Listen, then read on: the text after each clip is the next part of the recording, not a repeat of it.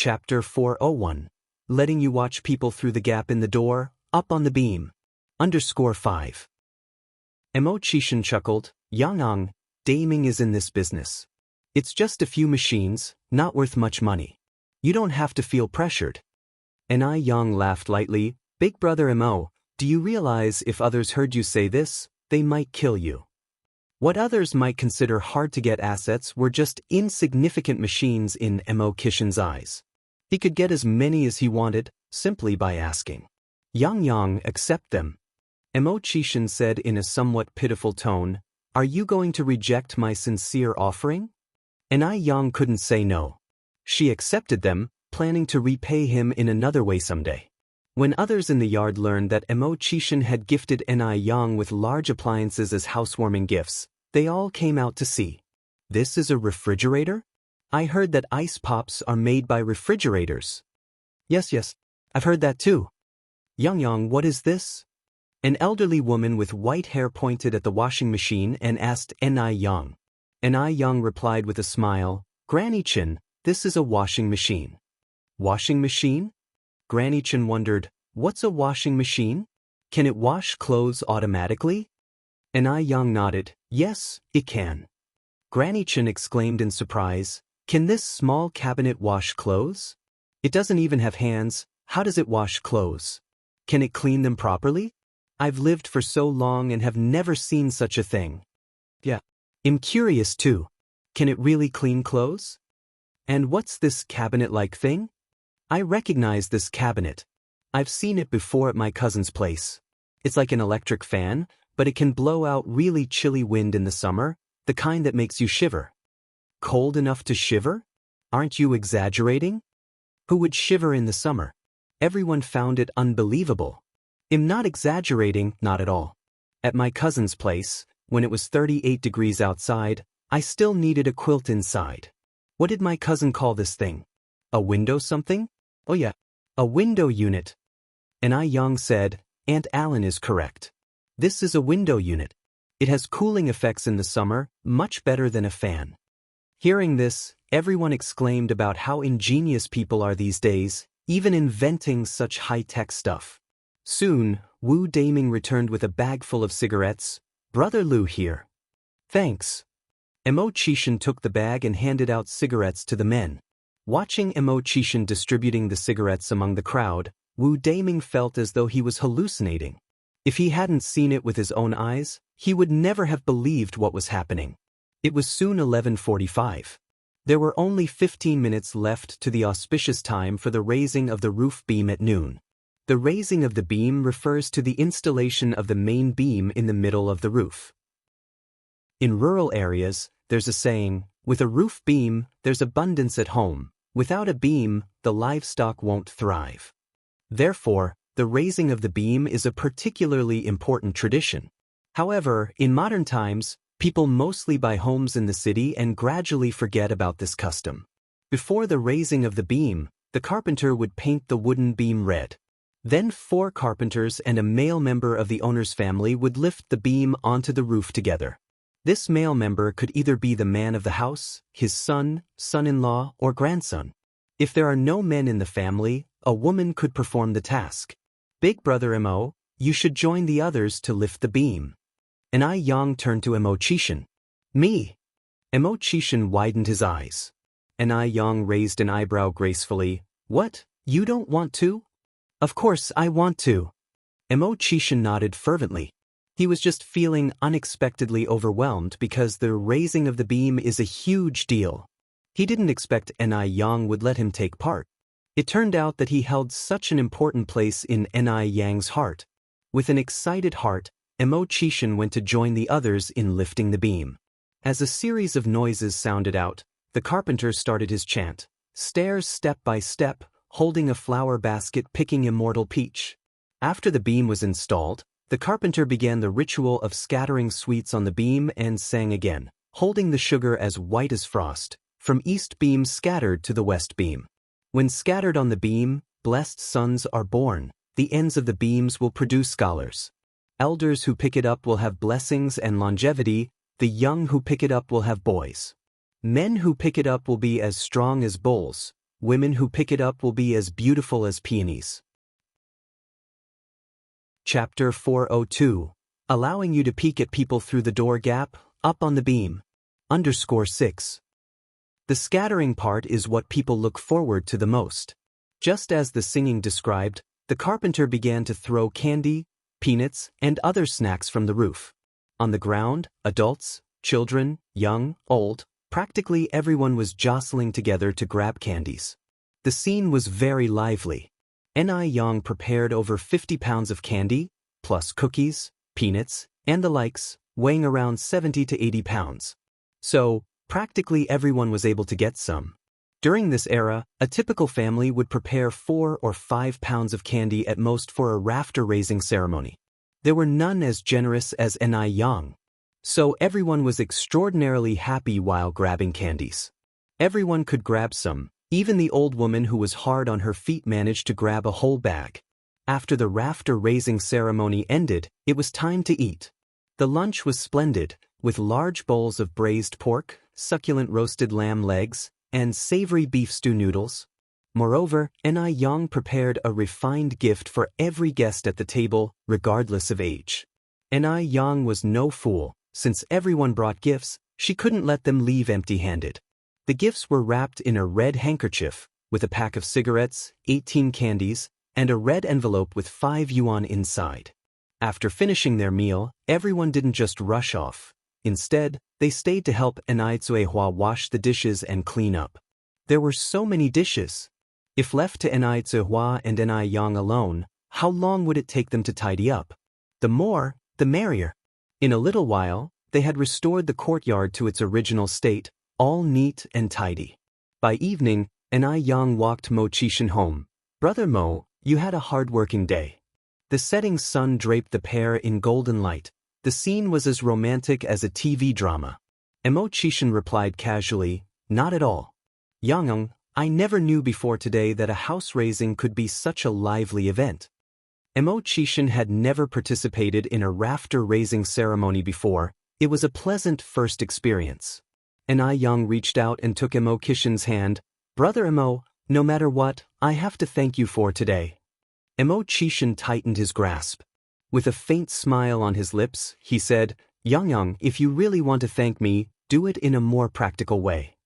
Yang knew he was teasing her again, and raised her eyebrows slightly. "You're thinking quite prettily, huh? Do you know what I'm thinking?" Mo Qishan looked down at Yang's profile. Under the setting sun, her profile seemed to glow. Her clear eyes hid constellations of stars, making people wish they could offer her everything beautiful in this world. "Wake up, stop dreaming." Yang removed her hand and pinched Mo Qishan's face. "It's daytime, not the time for dreams." Mo Qishan's face reddened from the pinch. He didn't make a sound, only a softened smile spread across his face. "Oh right." Yang suddenly changed her tone. "Brother Mo, did you hire a teacher for Xiaodai yet?" "I did." Mo Qishan replied. "Also, the publishers have been contacted. They think highly of Xiaodai's writings, saying she has the potential to become a writer." Yang nodded. "Xiaodai has always been smart." Yang grinned subtly. "Li Xiangxian's downfall is near. It's not far now." With a curve of her lips, Yang thought deeply. When they reached the fork in the road, Mo Qishan halted. "Okay, Yang, this is far enough. Better get back now." "Okay, brother, take your time on the road, be careful." Yang waved at Mo Qishan. After bidding Mo Qishan goodbye, Yang headed back, kicking at gravel along the road as she walked, lost in thoughts. Over at Li Xiangxian's. Since her last visit to the Mo family, Li Xiangxian's mood hadn't been good. Even though she was now Baichuan's girlfriend, the old Mr. and Mrs. Mo were not as enthusiastic as before. Moreover, the couple Mo Rongping and Xiao Jiao didn't seem fond of her. Otherwise, during the banquet, Mo Rongping and Xiao Jiao wouldn't have made her feel uncomfortable in public. What should she do now? Li Xianxian sat at the desk, her expression filled with worries. Even if she were a famous writer, without being able to marry into the Mo family, it would all be in vain. Becoming a famous writer could only add luster to her. After all, She was limited in the amount of work she could remember. It seemed she had to find a solution once and for all. Li Xianxian squinted her eyes, and a cunning idea quickly flashed through her mind. Maybe she could advance through her child. A rich family like the Mo family would certainly value their descendants, and since Baichuan is the eldest son and grandson in the family, if she were to carry Baichuan's child, the Mo family would surely welcome her with open arms. Then she could become a truly prestigious figure. Baichuan is a responsible man, and Ai Yang is confident that as long as there's a child, Baichuan would be devoted to her and wouldn't think about that scoundrel Ai Yang. She must have a child. With this thought, a smug smile crept onto Li Xiangxian's face. She picked up her purse, went to the pharmacy, but the first pharmacy didn't have what she wanted, so she went to the second, the third, and finally found what she wanted in the fifth. Today was the day to receive the test scores. Ai Yang went to the city on her bike early in the morning. Because it was early, the streets were not crowded. Suddenly, a child ran onto the road. Ai Yang's heart skipped a beat, and she quickly hit the brakes. Screech! A harsh braking sound resonated. The child seemed stunned. His face turned white in an instant, and he looked like he had forgotten how to react. "Hey kiddo, are you okay?" Ai Yang quickly stabilized her bike, got off and approached the child. "I'm all right." The surprised child shook his head weakly. This was a boy of about 4 or 5. Because of malnutrition, he was thin and pale. His clothes were ragged. One foot had a shoe on, the other did not. "Where are your parents, kiddo?" Ai Yang asked next. Chapter 403, Even More Beautiful Than a Fairy, the mother-daughter duo who are actresses _1. The little boy looked up at Ai Yang, fear in his eyes as if shrouded by a layer of gray. After a moment, he spoke in a tear-choked voice, "My dad is at home, can you not look for him, please?" Ai Yang laughed and said, "Don't worry, I won't look for him. Little one, remember to be cautious when crossing the roads. Stick to the pavements, no running. It's dangerous, understand?" The little boy nodded, his eyes welling up with tears. Ai Yang took out some candies from her pocket. "Here, have this and stop crying. Big boys don't cry, they only shed blood." The little boy looked at the colorful candy, wiped his tears away, but didn't dare take it. There was something profoundly humbling about the gesture. "Take it, no need to be polite with me." Ai Yang shoved the candy into the boy's hand and pocket. "By the way, what's your name?" The little boy sniffled. Fua." Ai Yang gently patted Fua's head. "Fua, I'm leaving now." Fua nodded. After Ai Yang left, Fua took a piece of candy out of his pocket. He carefully unwrapped it and put the candy in his mouth. It tasted so sweet. So sweet. "So, this is what candy tastes like." Fua held the candy wrapper up to his eyes, looking up at the sun.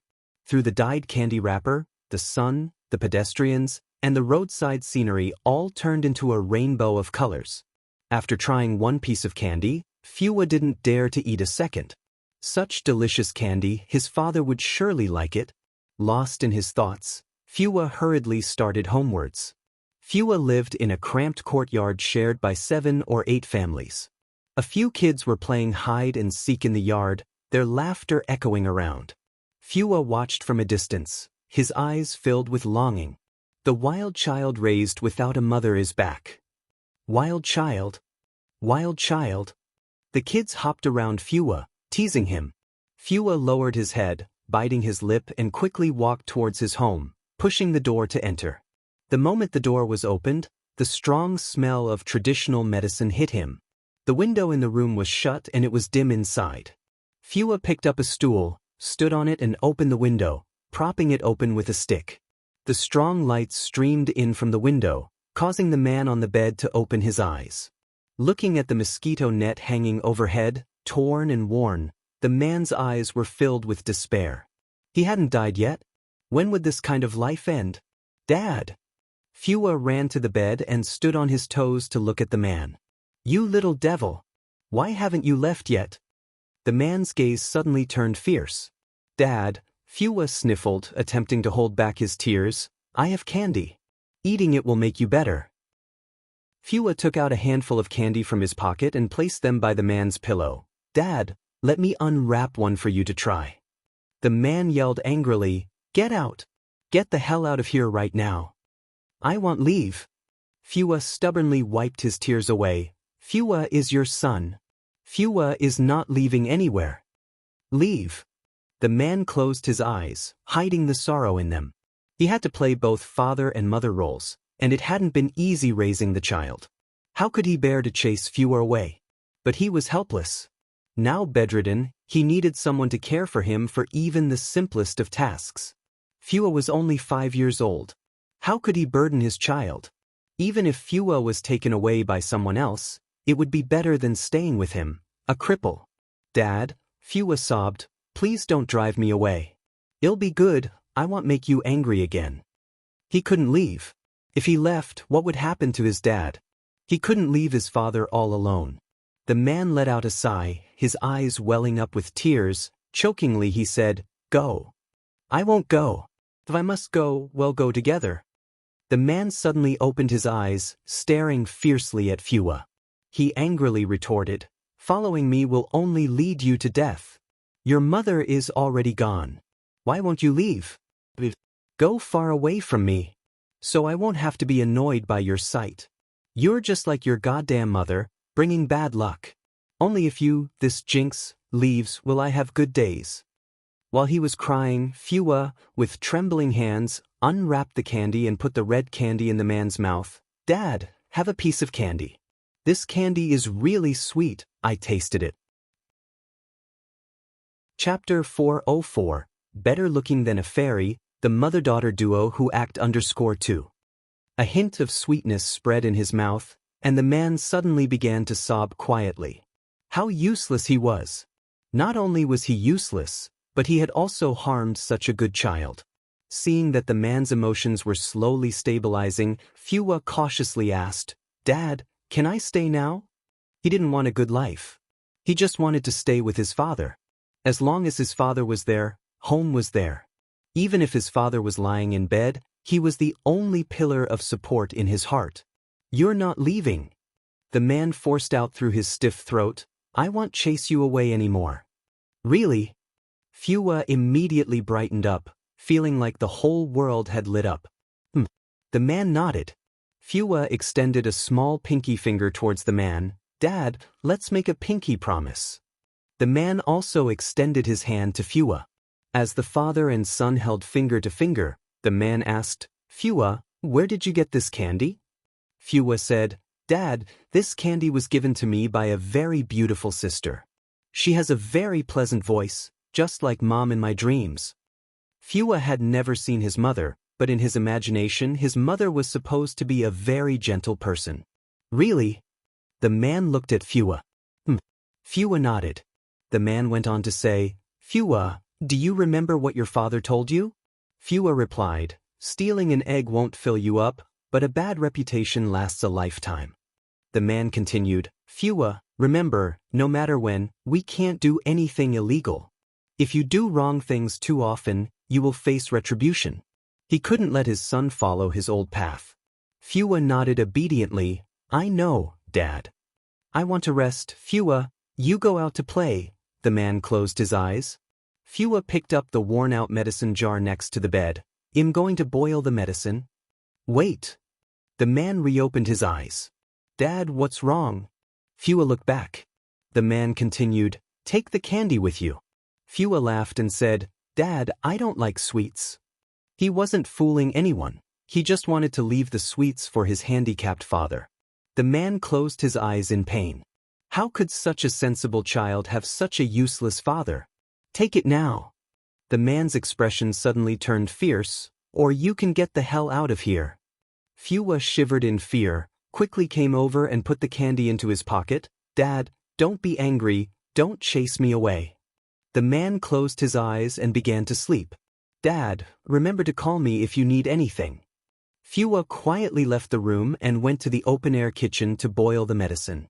Looking at the 2 remaining packets of herbal medicine, Fua sighed. The medicine would only last for 2 more days. What to do? While boiling the medicine, Fua grabbed a small handful of coarse rice from the bottom of the rice vat and put it on a broken tile to make porridge. In a short while, the porridge was ready. The strong smell of herbal medicine was mixed with the faint aroma of rice. Fua spooned all the cooked porridge into a big bowl, dipped his finger in the bowl, smeared some rice soup around his mouth, and then carried the porridge into the room. "Dad, it's time to eat." Fua spoke gently. Although the man's legs were paralyzed, his upper body and hands were still normal. He propped up his upper body to sit up. "Why is there only one bowl? I have already eaten." Fua burped. "I ate 2 large bowls of porridge. If you don't believe me, check my mouth." There was indeed some rice soup around Fua's mouth. Only then did the man feel relieved and started to eat his porridge. "Dad, I'll go out now." Fua went outside, scooped up a large spoonful of cold water from the vat, and drank it all at once. Drink more water, eat a piece of candy, and you won't feel hungry. Anai Yang rode her bicycle to school. Today was the day the transfer student grades were released, so the campus was crowded with people. From a distance, Han Xiaoyu saw Anai Yang, who stood out from the crowd. She rushed over. "Anai Yang.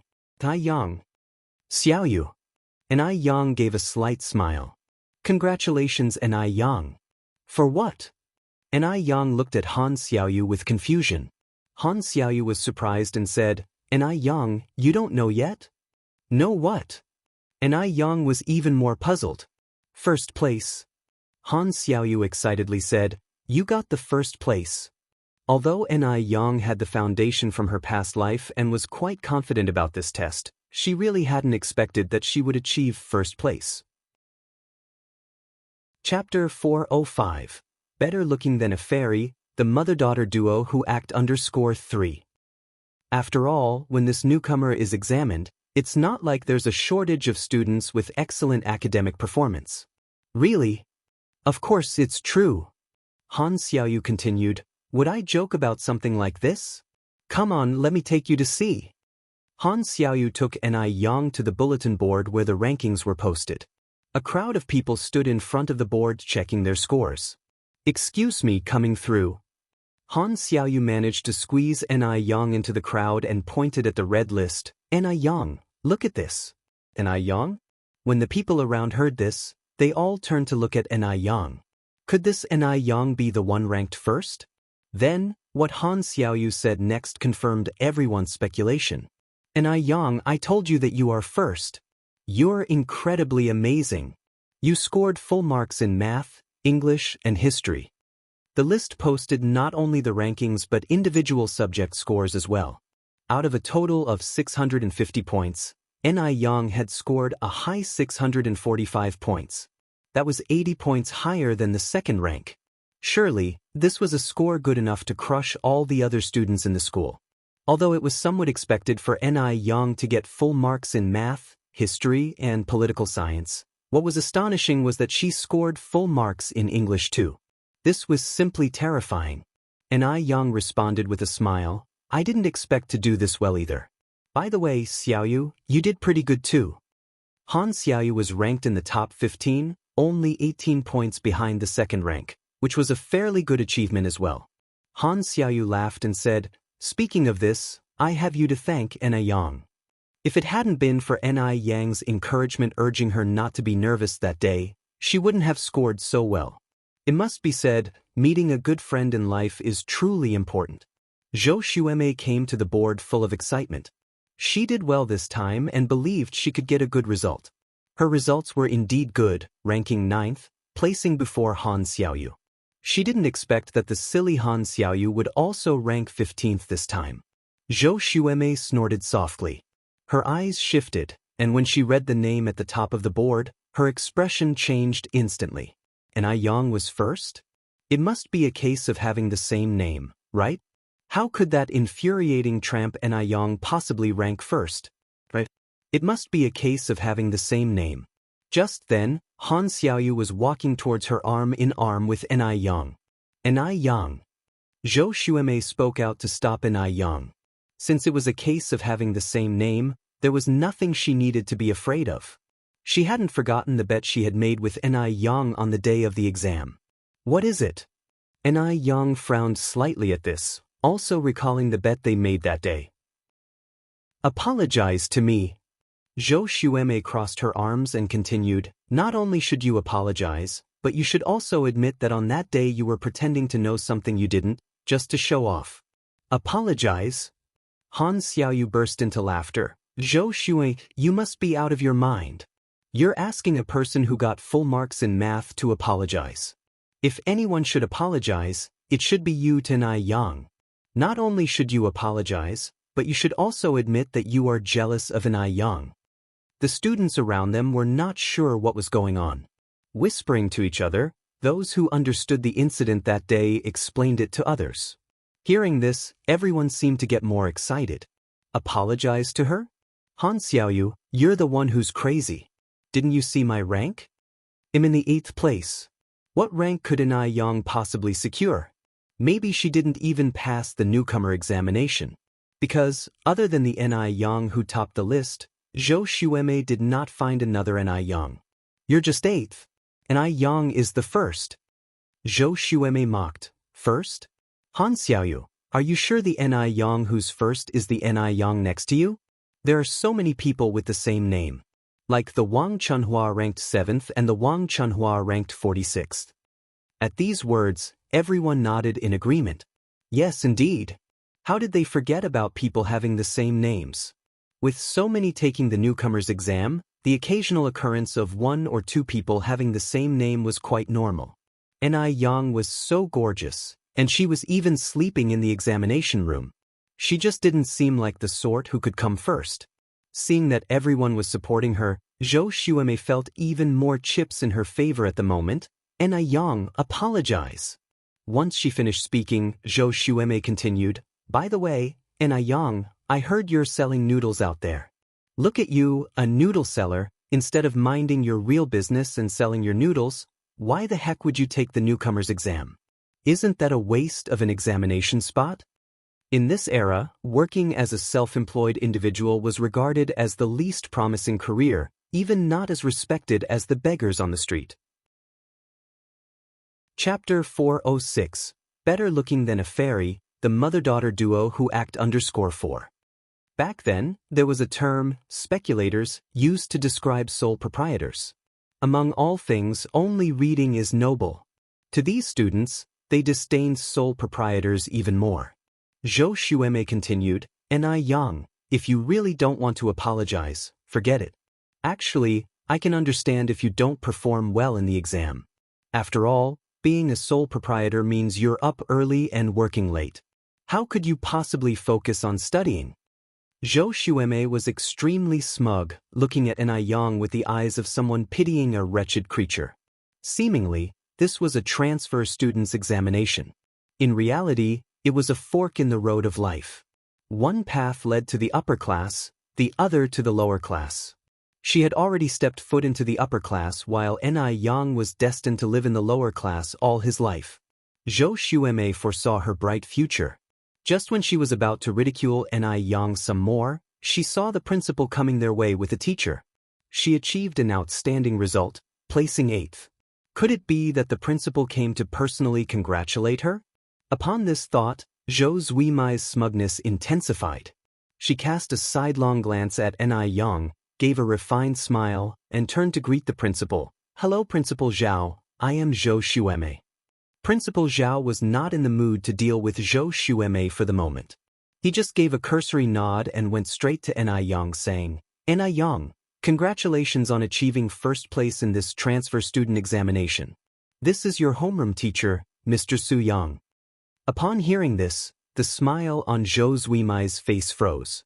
She had just mocked Tenai Yang for possibly sharing the same name with a top student. Unexpectedly, reality just delivered her a resounding slap in the face. How could this be possible? How could Tenai Yang be the top student? She took the exam so seriously and still only came in 8th, while Tenai Yang had been sleeping during the exam. Did Principal Zhao mistake someone else for Tenai Yang? Or did Tenai Yang cheat? Principal Zhao, you must have mistaken someone else for Tenai Yang. It's impossible that Tenai Yang could be top. Principal Zhao was quite happy now, and didn't notice the malice in Zhou Zuimai's assertion. He smiled and said, No mistake, the first place is indeed this Ni Yang. Zhou Xueme retorted, Principal Zhao, then Ni Yang must have cheated. What did she mean by cheating? Principal Zhao didn't like this remark. The transfer students' exam papers were personally printed by him, the grade leader, and 3 other excellent teachers. The questions were selected by them personally, and definitely nobody else knew about it. During the exam, each class was supervised by 6 teachers, with an additional few patrolling outside. There was no chance for the students to cheat. Before Zhao could say anything, Teacher Su indignantly reprimanded, Zhou Xueme, this is a character insult to Ni Yang and to all the teachers at our school. Ni Yang did indeed rank first, so I wonder, whose work could she have copied? Apologize to Ni Yang immediately. Upon hearing this, Zhou Zuimai's face turned pale instantly. She had indeed spoken out of turn. Ni Yang was first, who else's work could she possibly have copied? Moreover, her words questioned not only Ni Yang but also offended all the teachers at 3rd middle school. After all, the fact that cheating exists in an exam indicates negligence from teachers.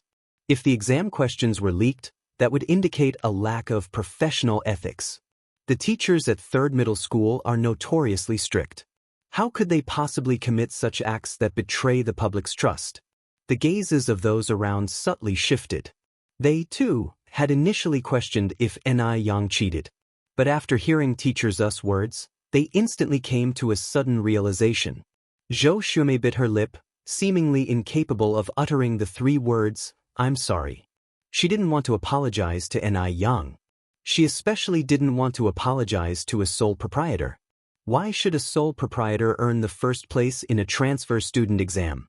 This was utterly unbearable. Ni Yang slightly smiled and said to Zhou Xueme, if you really don't want to apologize, then I won't force it. After all, you've been busy being jealous and accusing others.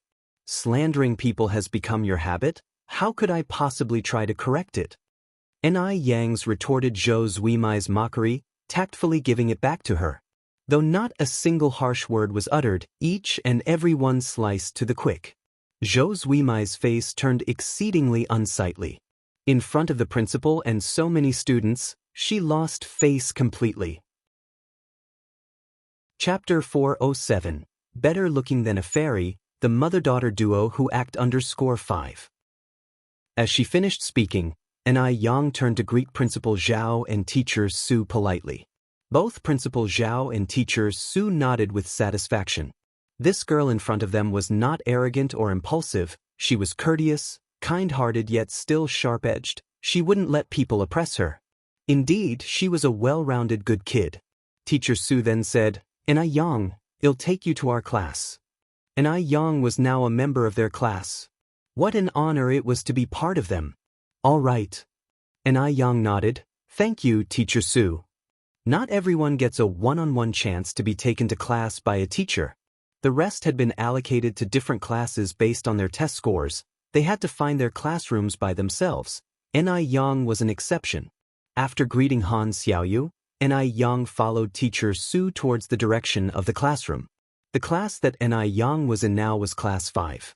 Class 5 had a total of 66 students. The whole room was incredibly crowded. In front of every desk, there was a tall stack of books. The most eye-catching was the Huanggang exam paper.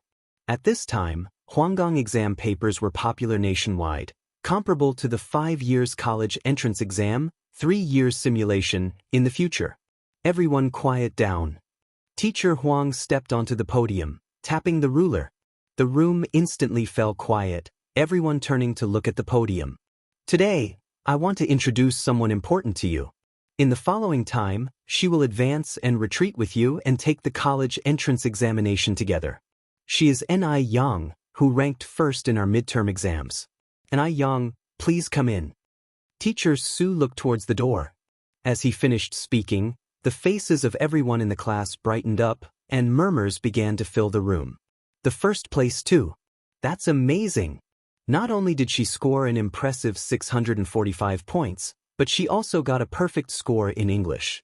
Her academic performance was so good. Wonder what she looks like in real life? Would she be very ugly? Under the expectant gaze of the crowd, Ni Yang walked in and gracefully stood on the podium. Hello everyone, I'm Ni Yang. Ni as the single-person slang, and Yang is from the phrase, the sun on the blue field warms the jade and creates smoke. As she finished speaking, she picked up a piece of chalk from the podium and wrote 2 large characters on the blackboard.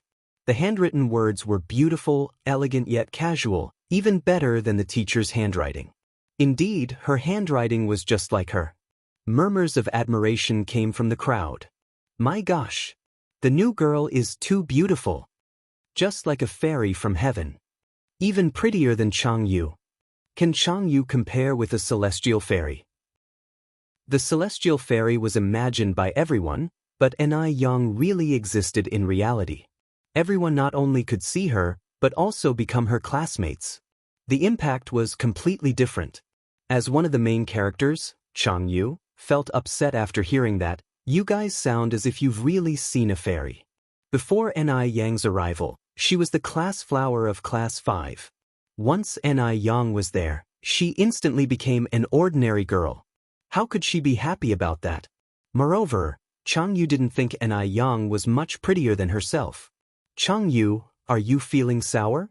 Changyu closed her Chinese book and turned to look at the boy speaking. You think you've seen a fairy before? I haven't seen a fairy, but I know the new girl is much prettier than you. Changyu sneered. What's the use of being pretty? I heard she's just a peddler. After she goes to university, she'll be a university student. Before Zhu Yuanzhang became an emperor, he was just a beggar. What's the use of being a university student? She could even become a billion-dollar heiress in the future. At that time, she would make everyone regret their actions today. Changyu quietly clenched her fist.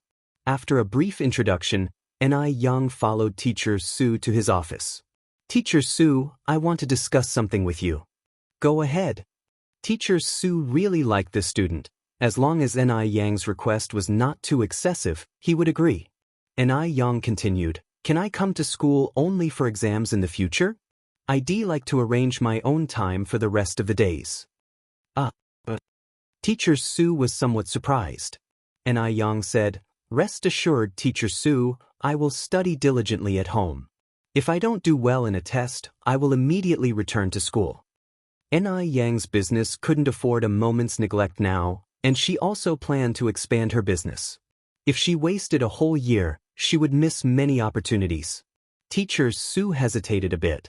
That doesn't comply with the school rules. It didn't make sense for the student not to attend school. What if her performance drops? Chapter 408. Better Looking Than a Fairy, the Mother-Daughter Duo Who Act _6. Ni Yang smiled and said, rules are inflexible but people are adaptable. I promise I won't let my grades drop. After much persuasion, Teacher Su finally agreed. However, Teacher Su made Ni Yang sign a pledge, stating that if her grades dropped, she would have to return to school immediately. Walking out of the office, Ni Yang felt light on her feet, as if she had shed a heavy load from her shoulders. She was beautiful, and she quickly caused a sensation on the campus. That's Ni Yang. Is it the Ni Yang who came in first? Yes, it's her. My God, she's both talented and beautiful. Li Wei stood in the crowd, listening to the murmurs around him, and looked towards Ni Yang. She was walking under a row of camphor trees, her silhouette as elegant as a fairy untouched by the mundane world. She came in first. Ni Yang scored 645 points in the exam. Li Wei came third in his class in the last monthly exam, scoring only 588 points. Ni Yang was a full 57 points ahead of him. It's as if she has already set foot in a top-tier university. Even prestigious overseas universities would invite Ni Yang. Li Wei couldn't describe what he was feeling, he just felt extremely uncomfortable. Why hadn't Ni Yang failed in her exam? If Ni Yang had failed, he could have comforted her, but now, he didn't even have the confidence to strike up a conversation. Li Wei glanced at Ni Yang, and then turned in the opposite direction. From now on, he must study harder, hoping to achieve excellent results in the college entrance exam and become the top scholar in the city. He must be stronger than Ni Yang. Since their last meeting, Persuaded by Shangguan Shi, Shangguan Dehui decided to spend some time getting to know Lin Fang. The two people arranged through the introducer to meet at a cafe tomorrow at 10 in the morning. After listening to the introducer, Lin Fang was overwhelmed with joy. Although she already knew that Shangguan Dehui had a good impression of her, she couldn't help being excited after hearing the definite answer from the introducer. That's the Shangguan family. The real wealthy family. After sending the introducer away, Lin looked at Chang Yu. Xiaoye, what do you think your mother should wear tomorrow?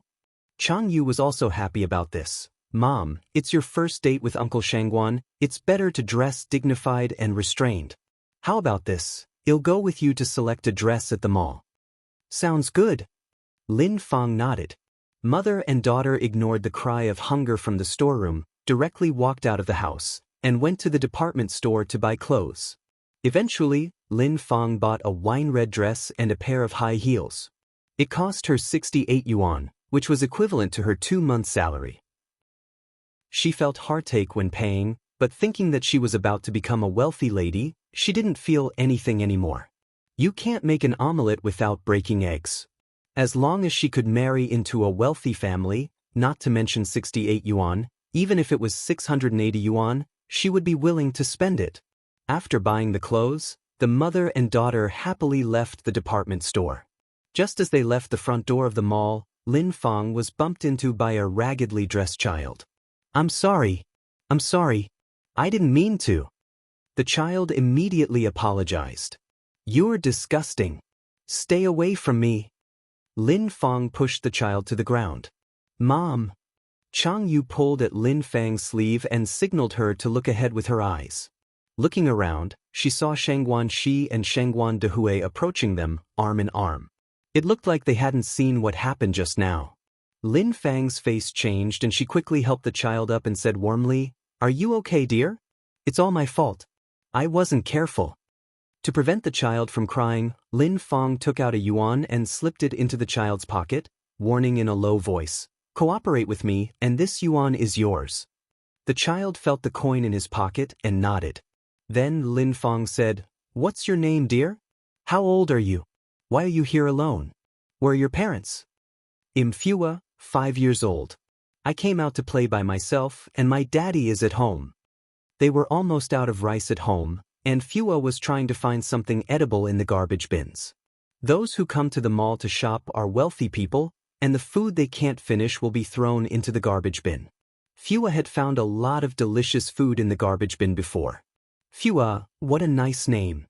Lin Fang continued, Your clothes are all torn. Would you like Auntie to buy you a new dress?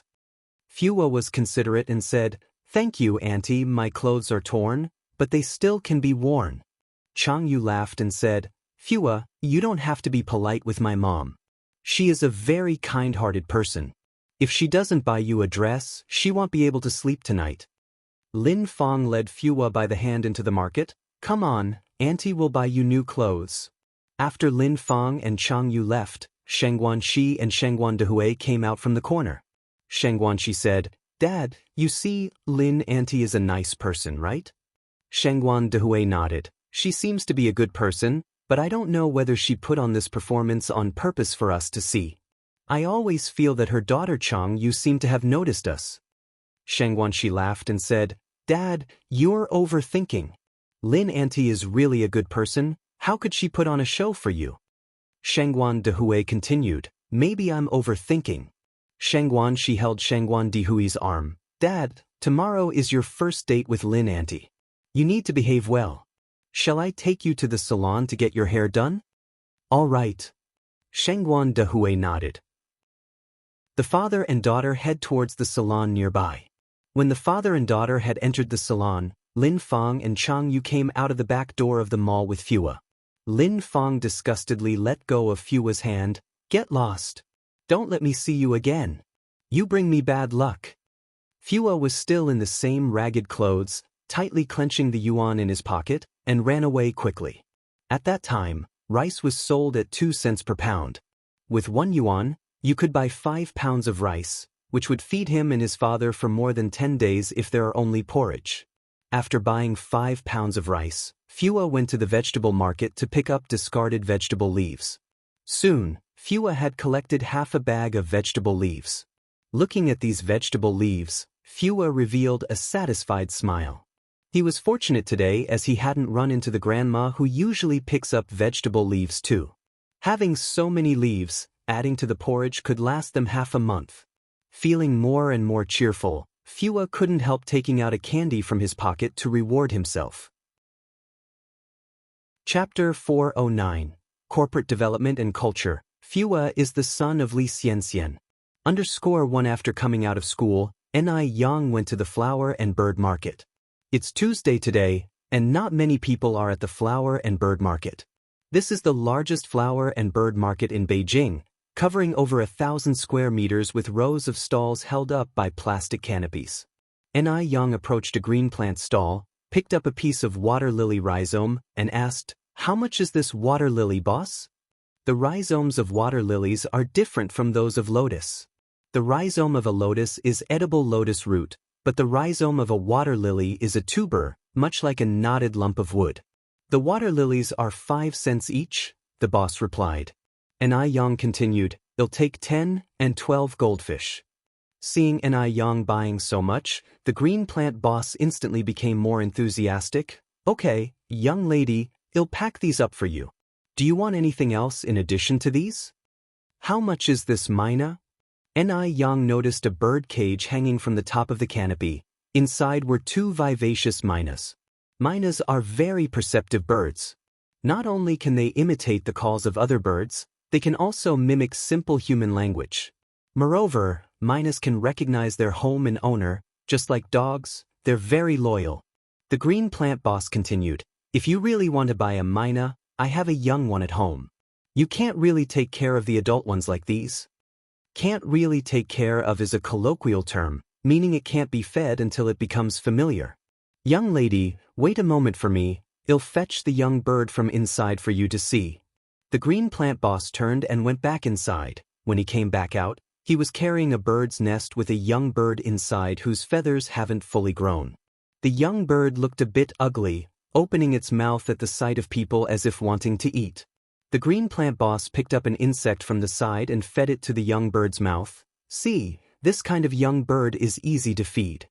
Speaking of mynas, it's indeed better to start feeding them from when they are young. Ni Yang went on, "How much is this young bird?"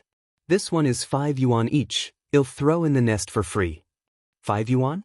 At this time, a laborer's day wage is just 1 yuan. Does the boss really think she's a fool? Ni Yang didn't say much and simply replied, "I will take it for 1 yuan." The green plant boss laughed, "Young lady, don't joke with me. I won't even be able to cover the cost if it's 1 yuan. Ni Yang said, "Then forget it, I'll go look at other places." With that, Ni Yang turned and walked away. The green plant boss had seen this tactic many times. He didn't believe Ni Yang would really leave. He had been in business for many years and could tell at a glance that Ni Yang liked the young bird. He believed that Ni Yang would come back in about 5 minutes. It was precisely because he was sure that Ni Yang liked this young bird so much that the green plant boss deliberately marked up the price. The green plant boss leisurely lit his air-cured tobacco, lay down in his deck chair waiting for Ni Yang to return. About 10 minutes later, the green plant boss saw Ni Yang's figure again. The green plant boss immediately brightened up, sitting up from the deck chair. Just as he was about to tease Ni Yang, he saw the water lily rhizomes and bird cage in her hands, and his smile froze on his face. Bought it already? Didn't Ni Yang really like that young bird just now? How did she buy from other shops so quickly? The green plant boss felt bitter in his heart for a moment. He wished he could turn back time and sell it to Ni Yang for 1 yuan. If he had sold it for 1 yuan, he could have at least earned 50 cents. With the water lilies and goldfish, he could have made around 1 yuan from this deal. Now, not only did he not make a single cent, but he was also left irritated. When Ni Yang got home, she first settled the young myna's nest on the osmanthus tree in the yard and then fed it a few worms. Then she took a pail and a shovel, ready to dig some river mud to plant the water lilies. It was early summer, the river was not very deep, so Ni Yang easily dug up a large pail of river mud. Besides the river mud, Ni Yang also picked a large rock, which can be placed in the pond for decoration. Sister Ai Yang, well help you. A few children ran over from a distance, one of them took the rock, and two others helped lift the pail. Xiaohua, Penghu, Guichang, thank you. The three boys laughed and said, Sister Ai Yang, no need to be polite. Ai Yang is now the most popular person among this group of children. She is pretty, and her speaking voice is pleasant. All the children like her a lot. Chapter 410. Business Development and Culture. Fua is the son of Li Xianxian. _2. As soon as they arrived at the Ni family's courtyard, the children dropped everything and bolted. They did this because Ai Yang was just too warm-hearted. If they didn't run away quickly, Ai Yang would definitely give them more candies and snacks. The kids weren't helping Sister Ai Yang just for food. Though they were young, they were sensible. Looking at the children scampering away, a faint smile floated on Ai Yang's face, and the sunlight shining through the leaves dappled her with a halo. If the scene had to be described in two phrases, they would be, the time is peaceful, life is stable. Having brought the buckets and stones into the yard, Ai Yang began planting her water lilies. She poured river mud into the pond, burrowed the roots of the lilies into the muck, then filled it with water and set the goldfish in. The goldfish proved resilient. They swam happily through the pond as soon as they were put in. The pond's drainage and waste system were designed exceptionally. There was no need to worry about foul-smelling water. Now all that was left was to wait for the lily pads to sprout. Sixth sister-in-law. Wu Daming's voice called from outside. It's here. Ai Yang rolled up her sleeve and walked outside. Sixth sister-in-law. Wu Daming hopped off the farm vehicle. I have delivered the sterilizer and the other machines. Which room do you want me to move them into? Ai Yang smiled and replied, move them to the new house. While building the new house, Ai Yang designed 3 additional small bungalows behind it for a sterile room to make skincare products. If she was planning to expand her skincare product business, she must make it official so that her competitors would have no grounds for criticism. The market was a battlefield, and with the experience from her past life, Ai Yang would not let down her guard. All right. Wu Daming turned to look at the agricultural vehicle. You guys, come down. 3 more people hopped off the farm vehicle. Now with Wu Daming, 4 people in total helped carry the machines into the house. The walls inside the bungalow were lime-washed and the floors were laid with tiles of the same color. The inside looked clean and tidy. There were a total of 3 sterilizers, 1 for each room. In addition to the sterilizers, Ai Yang had also requested 6 cream-making and mixing machines. Wu Daming was a very responsible person. Once he had placed the machines and made sure they were powered correctly, he said goodbye to Ai Yang. Wu Daming, wait a moment. Ai Yang called to him as he was about to leave. Sixth sister-in-law, is there anything else you need? Wu Daming curiously asked. Ai Yang said, you forgot to collect the money. How much for the machines? Wu Daming had not expected Ai Yang to be willing to pay. After all, she was now officially with Mo Chishan. A normal person would take advantage of a little favor if they could. However, it seemed Ai Yang had no intention of taking advantage of him. Wu Daming hesitated for a moment, then said, Sixth sister-in-law, wait a moment. I'll check the account book in the car. Okay. Ai Yang nodded. After a short while, Wu Daming returned inside and said, Sixth sister-in-law, the machines net to a total of 60,000 yuan. Though 60,000 yuan was no small sum, it was a fair price for all these imported machines. Transportation was not well developed at that time, and sometimes it took a lot of effort and connections just to buy the things one wanted. Ai Yang then said, I don't have that much cash on hand right now. You give me an account number, and I'll do a bank transfer for you tomorrow. All right. Wu Daming nodded, took a piece of paper from his pocket, and wrote down an account number for Ai Yang. Ai Yang slips the note into her pocket. The latest I'll wire you is tomorrow afternoon. Wu Daming chuckled, then said, I'm not in a hurry for the money. Wire it over whenever it is convenient for you. If there's nothing else, I'll leave now. Hold on a moment. Ai Yang went back into the house. Wu Daming did as told and waited. Shortly after, Ai Yang came out with a bag. She took out 4 small packages and handed them to Wu Daming and the workers behind him. These are the sweets we bought for the housewarming a few days ago. It's a small token of my appreciation. Wu Daming gratefully accepted them and said, "You are too kind, sixth sister-in-law. It's just a bag of candies." Wu Daming turned to the 3 workers behind him and said, "Why don't you thank sixth sister-in-law?" "Thank you, sixth sister-in-law." The 3 men voiced their thanks in unison. Chapter 411. Business Development and Culture. Fua is the son of Li Xianxian. _3. Sister Li, we'll be heading back now. Alright, take care on the way and be safe. Ni Yang escorted the 4 of them out. Upon getting into the car, one of the workers opened the bag of candy given by Ni Yang and exclaimed in surprise, "Wow. Sister Li is so generous. There's not just candy in here, but cigarettes too." "Cigarettes?" The others, upon hearing this, immediately perked up. They quickly opened their bags to discover that besides candy, there was indeed a pack of cigarettes. Another worker exclaimed, "There's a red envelope. Do any of you have a red envelope?" "Seriously, there's a red envelope?" Wu Daming, who was driving, asked in disbelief. "Yes, there's a red envelope," the worker replied while opening it. "I just don't know if it's empty." One worker who had already opened theirs joyfully declared, "It's not empty, there's money in it. I have 18 yuan here, check how much you guys have." "I also have 18 yuan." "Me too." Wu Daming pulled the car over to the side of the road and opened his own bag of candy to check. Heavens! Inside, there indeed was a red envelope and cigarettes. Ni Yang was incredibly sensible. It wasn't surprising she could manage business so well. "Yang, who was here?" Ni Zihua walked in from next door the moment Wu Daming had left. Although the new house was already built, it hadn't been finely decorated yet, so they were still temporarily living with Ni Chinghe. It was Wu Daming. Ni Yang explained, "Mom, Wu Daming sent over the machines for producing skincare products.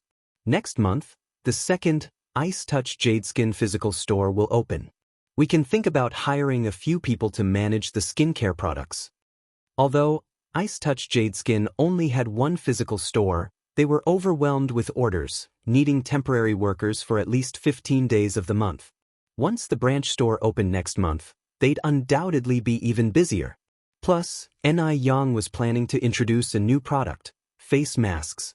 Yang Shulin had already sent over the mask samples last month. With Ni Yang's confirmation that there were no issues, the mask sheets would arrive in bulk at the end of the month. Ni Zuehua nodded. "Yang, how many people do you think we should hire?" Ni Yang thought for a moment. "Let's start with 5. "Alright, I'll mention it in the village tomorrow. Is the wage still 35 yuan? Let's set the wage at 40 yuan. Ni Yang continued, "Next month, I'll also raise Aunt Zhou and Aunt Wang's wages to 40 yuan. Ni Yang was a good boss. If she could afford meat, she wouldn't let her employees have thin gruel.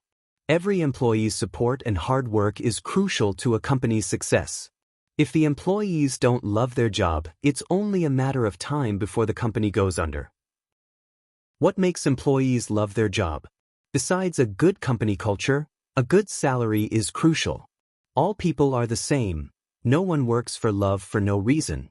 Ni Yang, having started from the bottom, understood workers' psychology well. Consider a simple example. 2 best friends held the same job, but they worked at different companies. If the salary of one was a third higher than the other, one wouldn't need to guess what would happen. The one earning less would attempt to switch to the other company, while the other would stay put, work hard, and not give anyone a chance to poach her. A company that makes its employees want to quit is not a good company. Ni Zuehua never interfered in Ni Yang's business matters. She simply nodded her head and repeated, "Alright, I'll bring it up in the village tomorrow. By the way, Mom, how much aloe vera and portulaca have we harvested lately?" Ni Yang asked. Ni Zuehua replied, "All the aloe vera and portulaca we've harvested recently have been used to make skincare products. We have no inventory left." Ice Touch Jade Skin, due to its effectiveness, had become popular all over Beijing. People from nearby cities had even heard of it and came to buy it. The number of employees at the Ice Touch Jade Skin physical store had increased from the initial 4 to 6. No inventory left? Ni Yang frowned slightly. What about the roses? Ni Tsuehua replied, we've harvested around 50 gene of roses. They've all been made into pure rose dew and rose essential oil. After distilling rose petals, 2 products can be extracted. One is rose essential oil, and the other is pure rose dew. Approximately 0.0025 g of rose dew and 0.0002 g of essential oil can be made from a single gene of rose petals. Chapter 412. Business Development and Culture. Fua is the son of Li Xianxian. _4. Therefore, rose essential oil is the most expensive essential oil in the world, also known as the queen of essential oils. Rose essential oil can balance female hormonal imbalances, nourish relieve menstrual pain, improve menopausal discomfort, and has good effects on skincare, such as whitening and nourishing the face, promoting the breakdown of melanin, calming, reducing stress, and promoting sleep. Whether it is sold individually or added to skincare products, rose essential oil has a very good effect. Meanwhile, rose hydrosol can be used to make face masks. Ni Yang calculated in her mind, then said, 50 kilograms of roses can only produce 0.125 g of hydrosol and 0.001 g of essential oil, which is far from enough. Mom, tell everyone tomorrow not to grow early rice or late rice today, but instead grow roses, aloe vera, and portulaca. No matter how much they grow, I will buy it all. The villagers of Jinghua village are generally kind-hearted. They worry that buying too many aloes and roses will leave Ni Yang with a loss. Although growing flowers and aloe vera makes much more money than growing rice, each household only grows a small amount of them, primarily focusing on growing rice. After thinking about it, Ni Yang continued, if no one believes me, tell them that if they want grow these plants, then I can only buy them from other villages. In fact, collecting these goods outside is very simple. The price given by Ni Yang is so high that as long as she opens her mouth, people will deliver goods to her doorstep. The reason why Ni Yang chose to purchase within Jinghua village is because she wants to lead everyone to prosperity. First small money, then big money. Okay, Mom understands. Ni Tsuehua replied. The next day, when Ni Tsuehua mentioned this matter under the big pagoda tree in the village center, everyone looked surprised. Yang Yang's mom, are you serious? You're not joking with us? According to what Ni Yang said before, aloe 1 cent per kilogram, portulaca 1 cent per kilogram, rose 2 cents per kilogram. If they planted these crops on all their land, they would earn at least 1 to 2,000 yuan a year. What does earning 1 or 2,000 yuan a year mean? You have to know, at this time the monthly rent is only about 10 yuan. Ordinary farmers can earn at most 1 or 200 yuan a year by farming. This is no different from getting rich overnight. And Tsuehua said very seriously, what's there to joke about such a thing? This is exactly what Yang Yang said, and she also said that if you all don't grow these crops, she can only go to other villages to buy them. How can they let other villages take advantage of such a good opportunity? Plant, we will plant when we go back. Our family was planning to sow rice seedlings tomorrow. Since you said so, Yang Yang's mom, I will plant aloe vera when I go back. Then my family will grow more roses and portulaca. Yang Yang really is our village's lucky star. Ever since she came to the village, our lives have been getting better and better, and we have more hope for the future. Yang Yang's mom, you must have earned a lot of good karma in your previous life to have such a good daughter like Yang Yang in this life. Hearing the praises for Ni Yang, Ni Tsuehua as a mother was also happy. Ni Yang is now handling the remittance procedure for Wu Daming in the bank. This era is different from future ones. In the future, remittances can be handled in 3 seconds by just transferring an account on your mobile phone. But in this era, you need to personally go to the bank counter to handle it and compare various pieces of information. It can't be done without 2 hours. Ni Yang had been sitting at the counter for more than an hour, and only half of the procedures had been completed.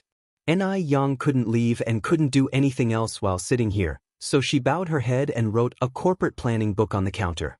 When her information is needed for verification, the bank teller can just call her. Miss N.I. The teller's voice echoed in the air again. N.I. Yang looked up and saw a handsome face. Psst, Shengguan-su. Where did the female teller just go? Shengguan-su seemed to see N.I. Yang's confusion, smiled and explained, my colleague needed to go out for a while, so she asked me to cover for her on the counter. N.I. Yang nodded. Mr. Shengguan is a good leader. It is not easy for a bank president to do this. Shengguan-su modestly said, I'm just a nominal leader. By the way, is the recipient called Wu Daming? Is the residential address at 399 Shihai Road? Yes. Direct remittance of 60,000 yuan? Shengguan-su asked again. Yes. N.I. Yang nodded. Chapter 413, Business Development and Culture. Fua is the son of Li Xianxian. _5. There are 2 remittance forms in total. Do you need a copy of the form mailed to the recipient? N.I. Yang replied, send it over. After all, 60,000 yuan wasn't a small amount, and without a mobile phone to receive payment information in those days. Okay. Shengguan-su gave N.I. the remittance form. Sign here. N.I. Yang took up the pen and swiftly signed her name. Her signature retained the style from her previous life, with a hint of cursive script, but she wouldn't make it difficult for people to recognize. Shengguan-su took the signed remittance form, and a look of admiration appeared in his eyes. The handwriting was simply too beautiful. It didn't seem like it came from the hand of a girl. Instead, it seemed like it was written by a boy, exuding an air of grandeur. During those days, women received a lower level of education on average. Most people who came to the bank would choose to use a thumbprint for identification, and some people's handwriting was crooked even when they wrote their own names. People like N.I. Yang were really too rare. No doubt, N.I. Yang really surprised him. Shengguan-su tore off the duplicated remittance form and handed it to N.I. Yang. Miss N.I., the money has been remitted. The recipient will receive it within 2 working days. We will be mailing the other copy of the remittance form later this evening. Okay, thank you. N.I. Yang expressed her gratitude politely. Shengguan-su gave a light smile. You're welcome, it's what we should be doing. After N.I. Yang left, the staff whispered amongst themselves, do you think our bank manager has taken a shine to Miss N.I.? Falling for Miss N.I. isn't surprising at all. She's so beautiful and so rich. What exactly does Miss N.I. do? How is she so rich? Miss N.I. is the owner of New York Milk Tea Shop and Sour Fish Noodle Restaurant. Really? Of course it's true. Last time I went to buy milk tea, I saw Miss N.I. helping out in the milk tea shop with my own eyes. A tall, attractive female employee came over, laughing and saying, our bank manager is from a wealthy family, a true blue blood. It wouldn't be possible for a sole proprietor like her to reach his level, right? Indeed. How could they forget that, no matter how rich or beautiful N.I. Yang was, she was ultimately just a sole proprietor? N.I. Yang parked her bicycle in front of a traditional Chinese medicine store. The moment she entered the main entrance of the medicine store, she saw the boss grabbing a child by the ear and cursing as he came out, little beast. A bastard born without a mother. You dare to steal from me? If it happens again, I'll teach you what 8-2 tastes like. The phrase 8-2 was a popular euphemism for being put in jail during that time. The child immediately knelt on the ground, holding onto the boss' leg and pleaded, please help my dad, boss. He's really ill. I only have one father. He cannot die, please. I'm bowing to you. As long as you agree to save my father, I can be your servant. If his father weren't so sick, he wouldn't have risked stealing the medicine. Get lost. Get out of here. I'm not a charity. People die every day in this world. If I were to save everyone, could I handle it? The store owner kicked the boy away. His words were realistic but also cruel. N.I. Yang went over and helped the child up. Are you all right? Upon looking, N.I. Yang was taken aback. Wasn't this the young boy Fua she met last time? Fua. Fua recognized the lady who had given him candy that day. Sister. Fua, what happened to you? Fua, holding back tears, said, Sister, my dad is very sick. Can you save him? Please. The compassionate nature of a doctor would not allow Enai Yang to ignore such a plea. "Where do you live? Take me to see your father." Upon hearing this, Phua, seeing the last glimmer of hope, his downcast eyes suddenly filled up with hope. "Sister, my home is at 15 Walt Road." Enai Yang followed by asking, "Can you tell me what condition your father is in now?" Although Phua was young, he was able to describe his father's condition simply. Enai Yang preliminarily discerned that it was an infection caused by a leg injury. She entered the medicine store to buy some emergency aid medicine, then rode her bike together with Phua back to his home. It was still the same crowded courtyard. Chapter 414. Business Development and Culture. Phua is the son of Li Xianxian. _6. There were several children playing with mud in the courtyard. They wanted to tease Phua when they saw him approaching but stopped at the sight of Enai Yang, who was walking beside him.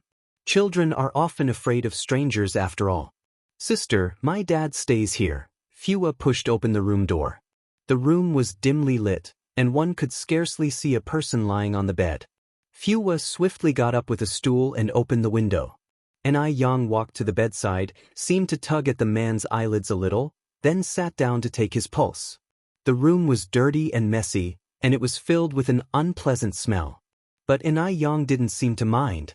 Looking at Enai Yang, Phua's voice trembled a bit as he asked, "Sister, can my dad still be saved? His father has been running a high fever since midnight yesterday and hadn't had anything to eat or drink since." "Your father will be fine, don't worry." Enai Yang's voice was soft and gentle, carrying a calming influence like a spring breeze in April. Feeling reassured, Phua asked, "Really?" Enai Yang nodded, "Absolutely." The man was not severely injured. His legs were initially paralyzed from a fracture, but this condition became progressively worse due to lack of prompt treatment and eventually led to a coma. Another reason was the environment. Living conditions here were very poor. The bedding was moldy and the furniture was covered with dust. Such conditions were conducive to bacterial growth. Enai Yang gave the man a pill to reduce his fever and inflammation, then said, "Phua, can you wait for me here? I'm going out for a while." "Okay," Phua nodded. About half an hour later, Enai Yang returned with a brand new bedsheet and a bag of herbal medicine. 5 minutes later, 2 middle-aged women arrived as well. The sudden arrival of strangers made Phua a bit nervous. Enai Yang explained, "Don't be scared, Phua. These 2 aunties are here to help clean up." The 2 women were diligent. After greeting Enai Yang, they began to clean. Enai Yang then asked, "Phua, could you heat a bath for me?" "Sure," Phua nodded. "I'm on it." Helping out made Phua very happy. Shortly after, Phua came back in and said, "Sister, your bath water is ready." Enai Yang removed a bag of herbal medicine and handed it to Phua. "Phua, pour this bag of herbal medicine into the bath." "All right," Phua took it. After a while, 2 robust men came in from outside. "Is Comrade Enai Yang here?" "I'm here," Enai Yang, who was giving the man an injection, responded. The 2 robust men walked into the room, hesitating. "Comrade Enai Yang, are we to bathe this fellow?" Enai Yang nodded, "Yes."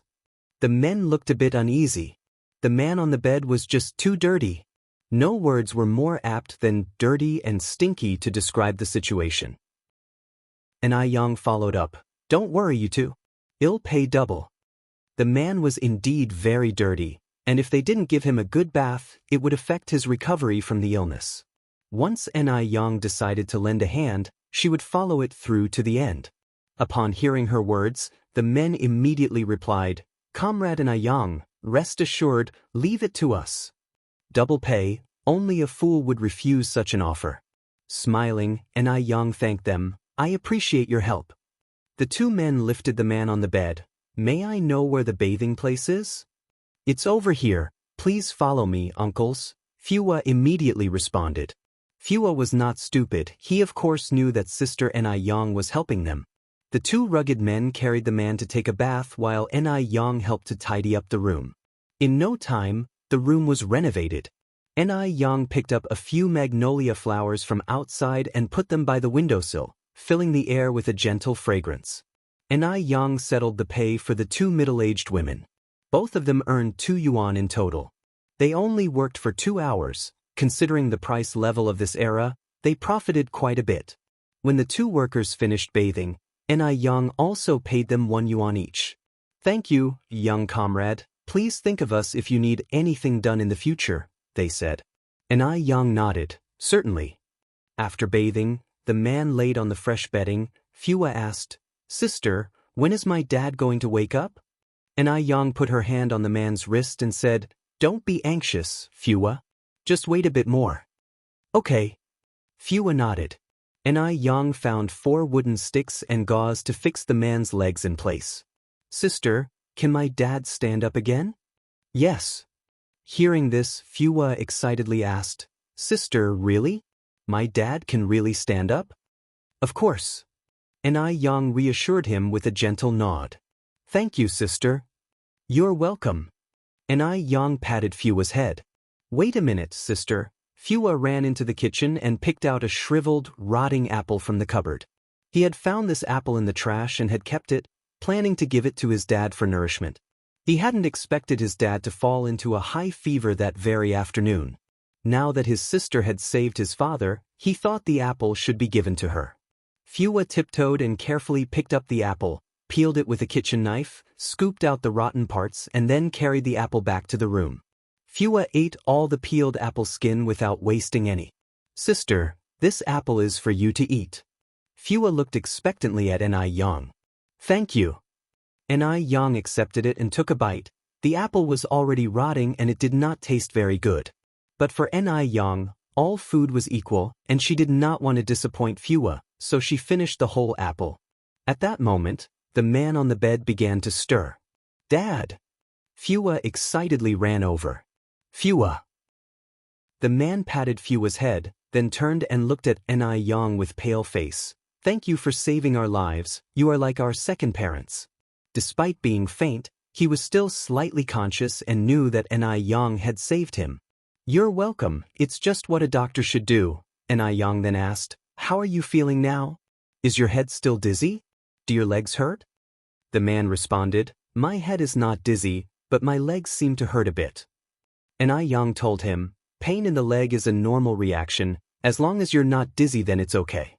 The facilities are limited here, so I just gave you a simple fixation. Your injury is not very severe, so you should be fine after a few days of taking medicine." The man choked with emotion. He didn't know what to say.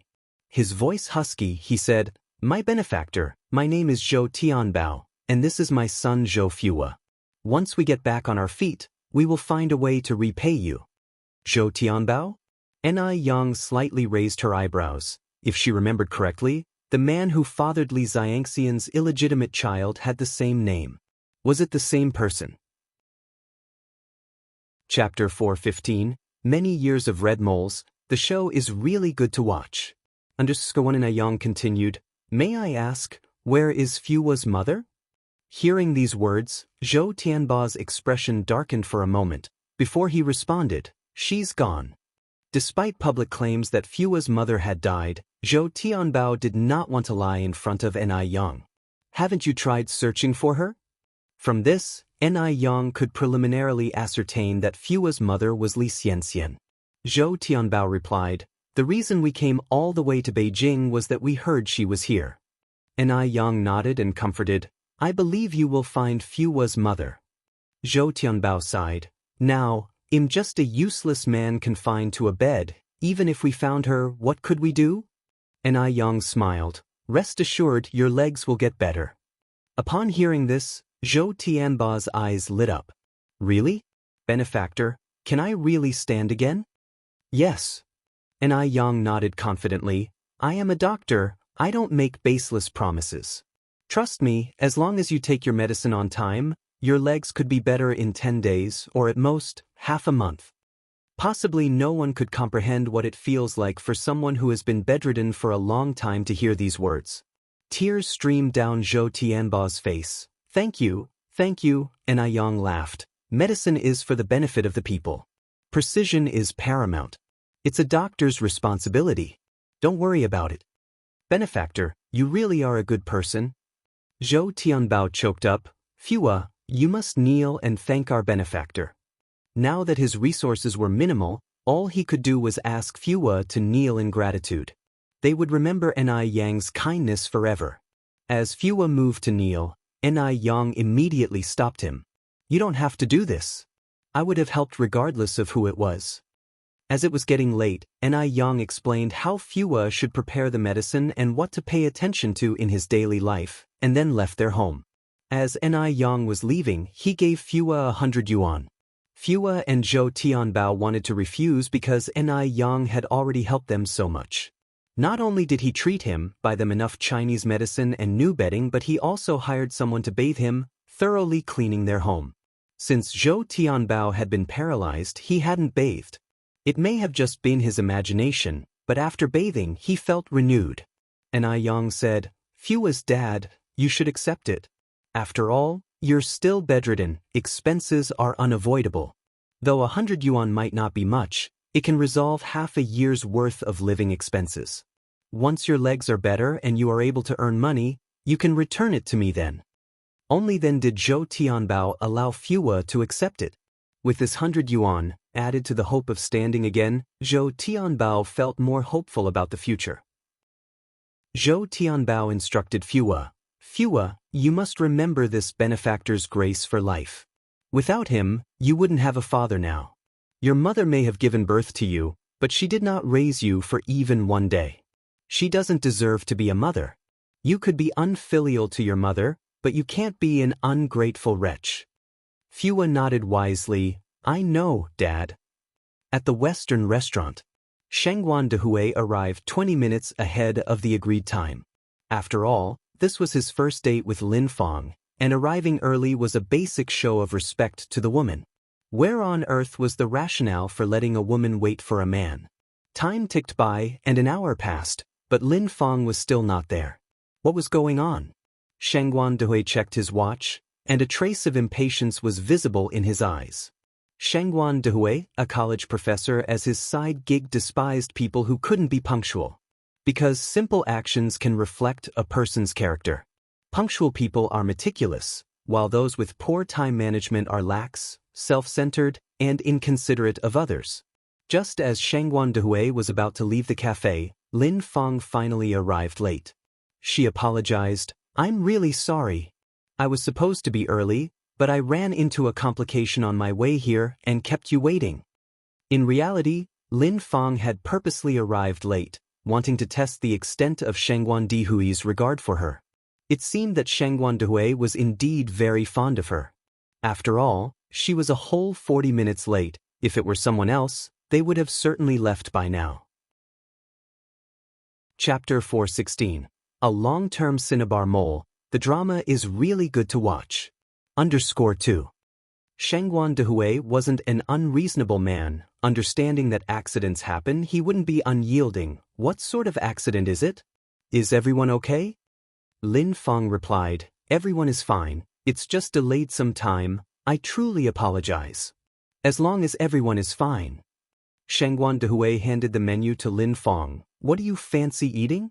Accepting the menu, Lin Fang browsed it and said, I would like a filet mignon done medium rare, and a fruit salad.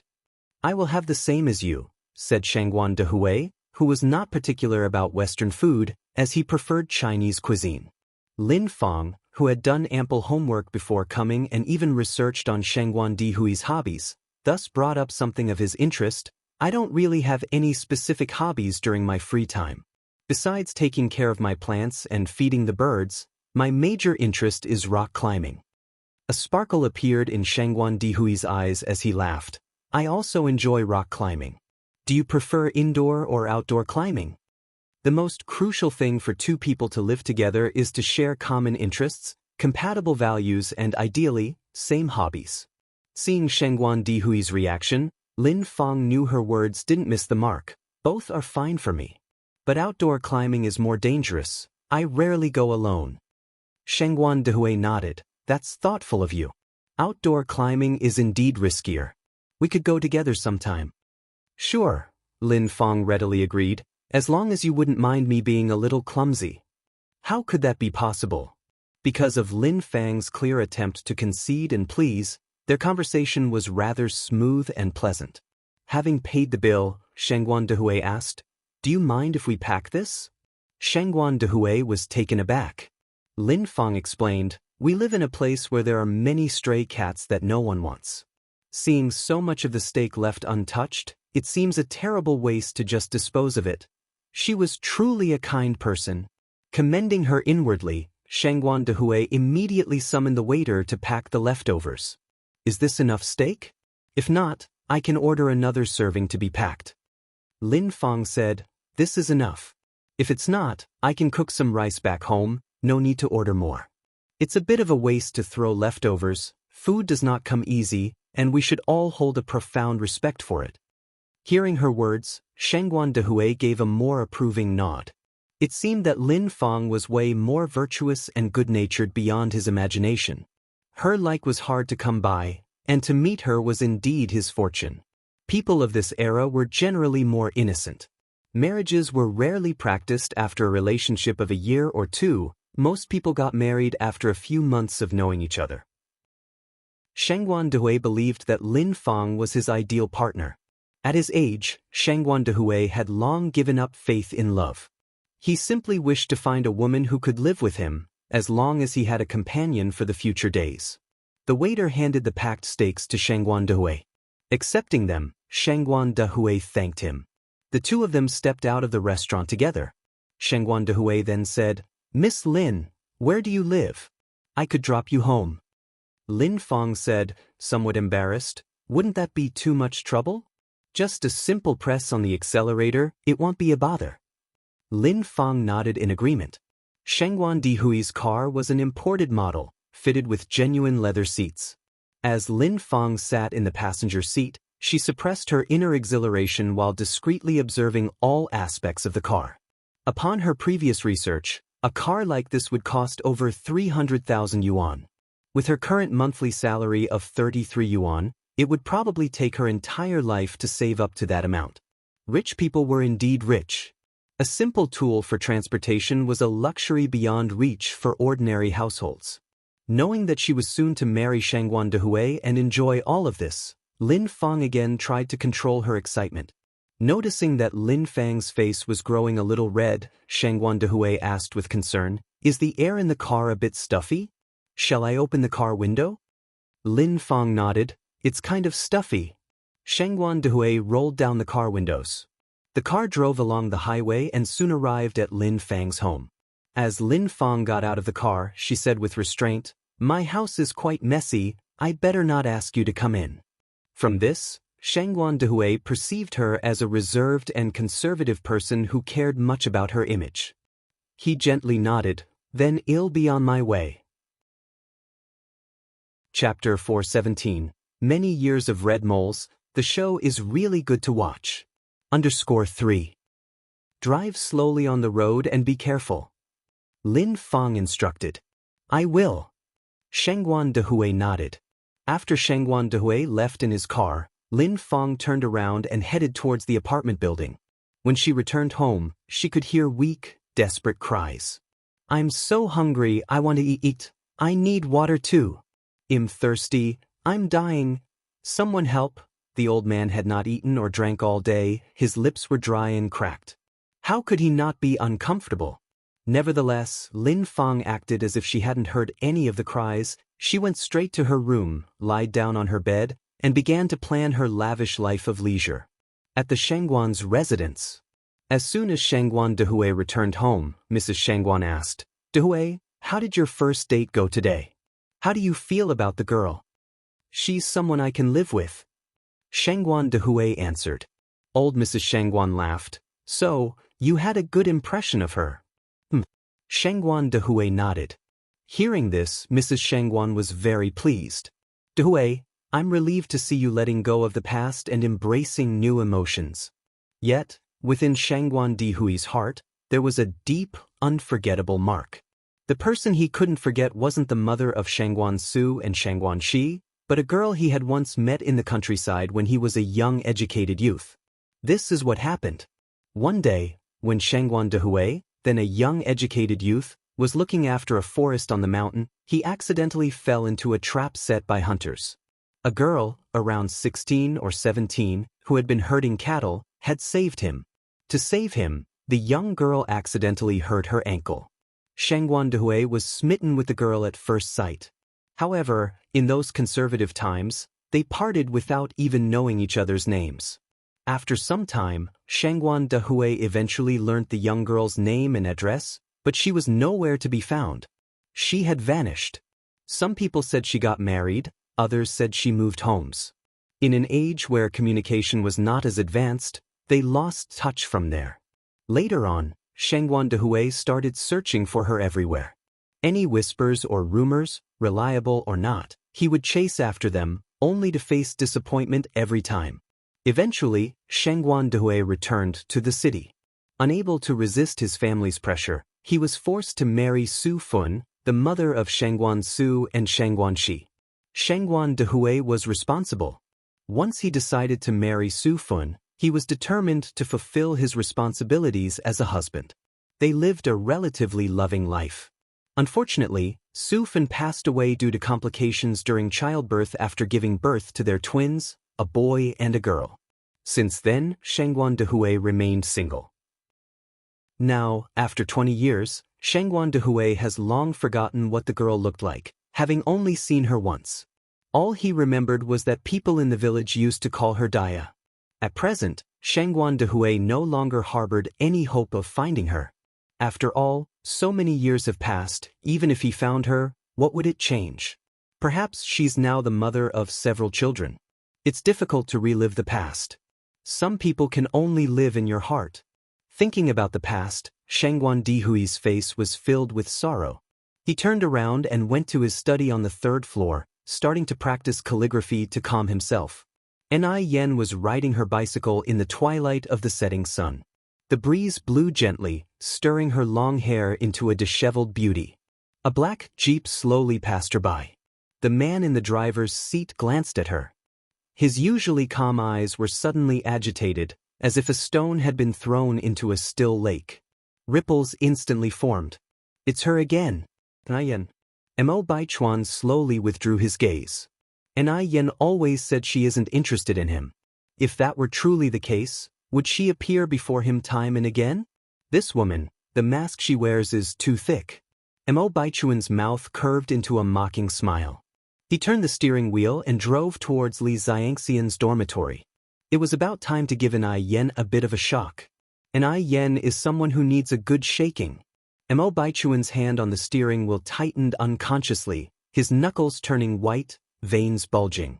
Ni Yen didn't go home immediately. Instead, she stopped at the vegetable market to buy groceries and flour. Upon returning home, she ran into Gooden playing with little Ni Yun.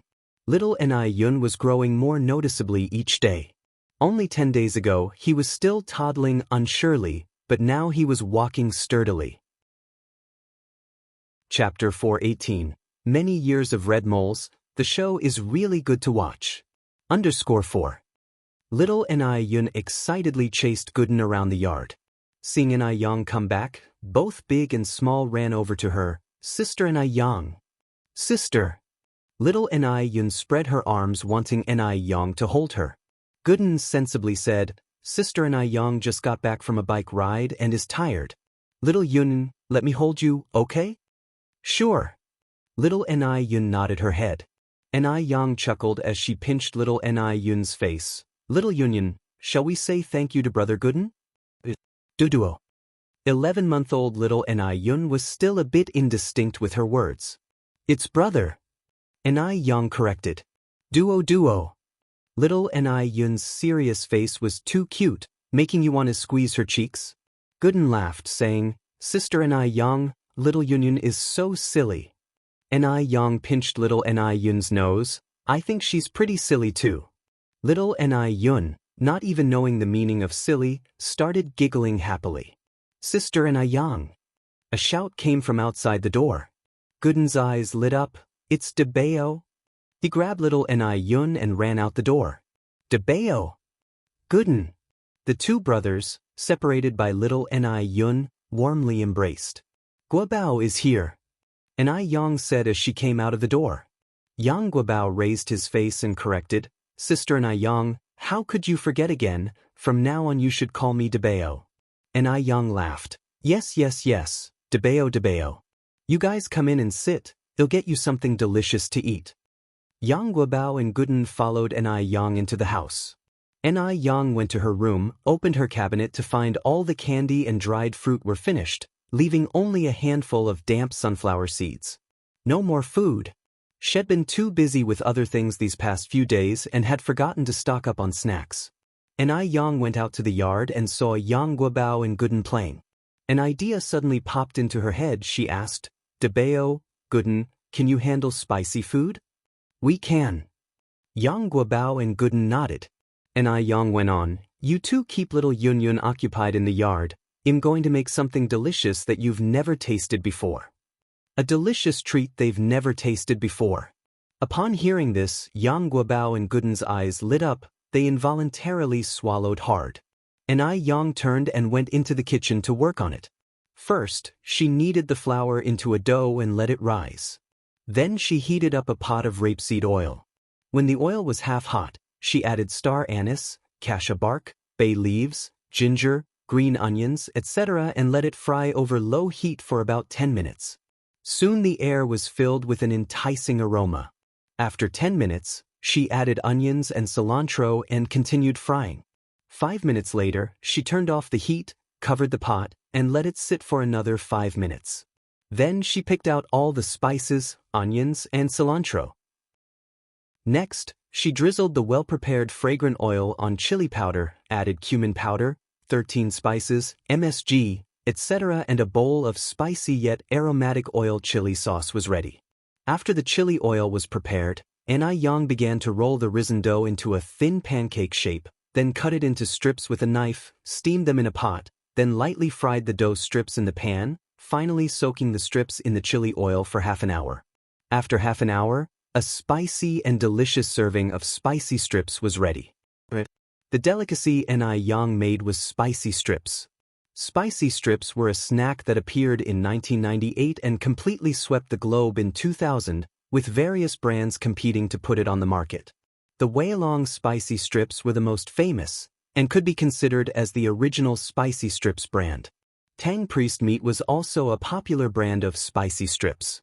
Yang placed the prepared spicy strips onto the table. Gooden, Debeo, come and try. We're coming. Gooden and Debeo quickly ran over. Gooden picked up a strip and took a bite. The spicy strip was numbing, spicy, and even slightly sweet. It had a pleasant chewy texture, and every bite was filled with flavor. It was addictive. The more you ate, the more you wanted. Delicious. It was so delicious. Sister Yang, what is this? Why is it so delicious? Yang Guobao licked every bit of the red oil off his fingers, then licked each finger individually. Gooden was so excited that he couldn't even speak, eating with his mouth full of oil. Yang laughed. This is called a spicy strip. Spicy strip. Yang Guobao continued, Sister Yang, how is this made? I've never tasted something so delicious in my life. Chapter 419. Many Years of Red Moles. The show is really good to watch. _5. Yang explained, the origin of the spicy strips is Xiangnan Pingjiang. I saw the method of making it from a tree and then learned it. Yang Guobao nodded. Sister Yang, you are truly amazing. After swallowing the spicy strips in his mouth in one breath, Gooden shouted out, Long live Sister Yang. Yang laughed. I've made a lot of spicy strips. You guys can invite the other kids in the village to come and eat together. Alright. Well, go invite them now. Gooden and Yang Guobao were very eager to share these delicious snacks with everyone else. In no time, they returned with more than a dozen children in tow. Yang had made 5 big plates of spicy strips, and the children devoured them all. As a result, the already amazing Sister Yang became even more amazing in the eyes of these children. By the time they finished the spicy strips, it was already evening, and Yang began to prepare dinner. Dinner was still made up of 4 dishes and a soup, focusing on dietary fiber and breast enhancement. The next day, Yang took Tsuehua to the city to try Japanese food. At this time, there were already 3 Japanese restaurants in the city, but Ni Yang took Ni Tsuehua to the largest one in the downtown area. This Japanese restaurant was doing quite well. It had a total of 3 floors, and the decor was very classic and romantic, making it a perfect date spot. Ni Yang ordered dishes such as sea urchin mixed with jellyfish, salmon sashimi, grilled eel, tempura, etc., and also ordered desserts and fruits. Little Ni Yun was sitting on her baby chair, holding a slice of watermelon and nibbling away. The sashimi and sea urchin were raw. Ni Tsuehua had never tried them before and was a bit put off. She frowned and said, "Yang Yang, why do foreigners like to eat these unpalatable raw ingredients?"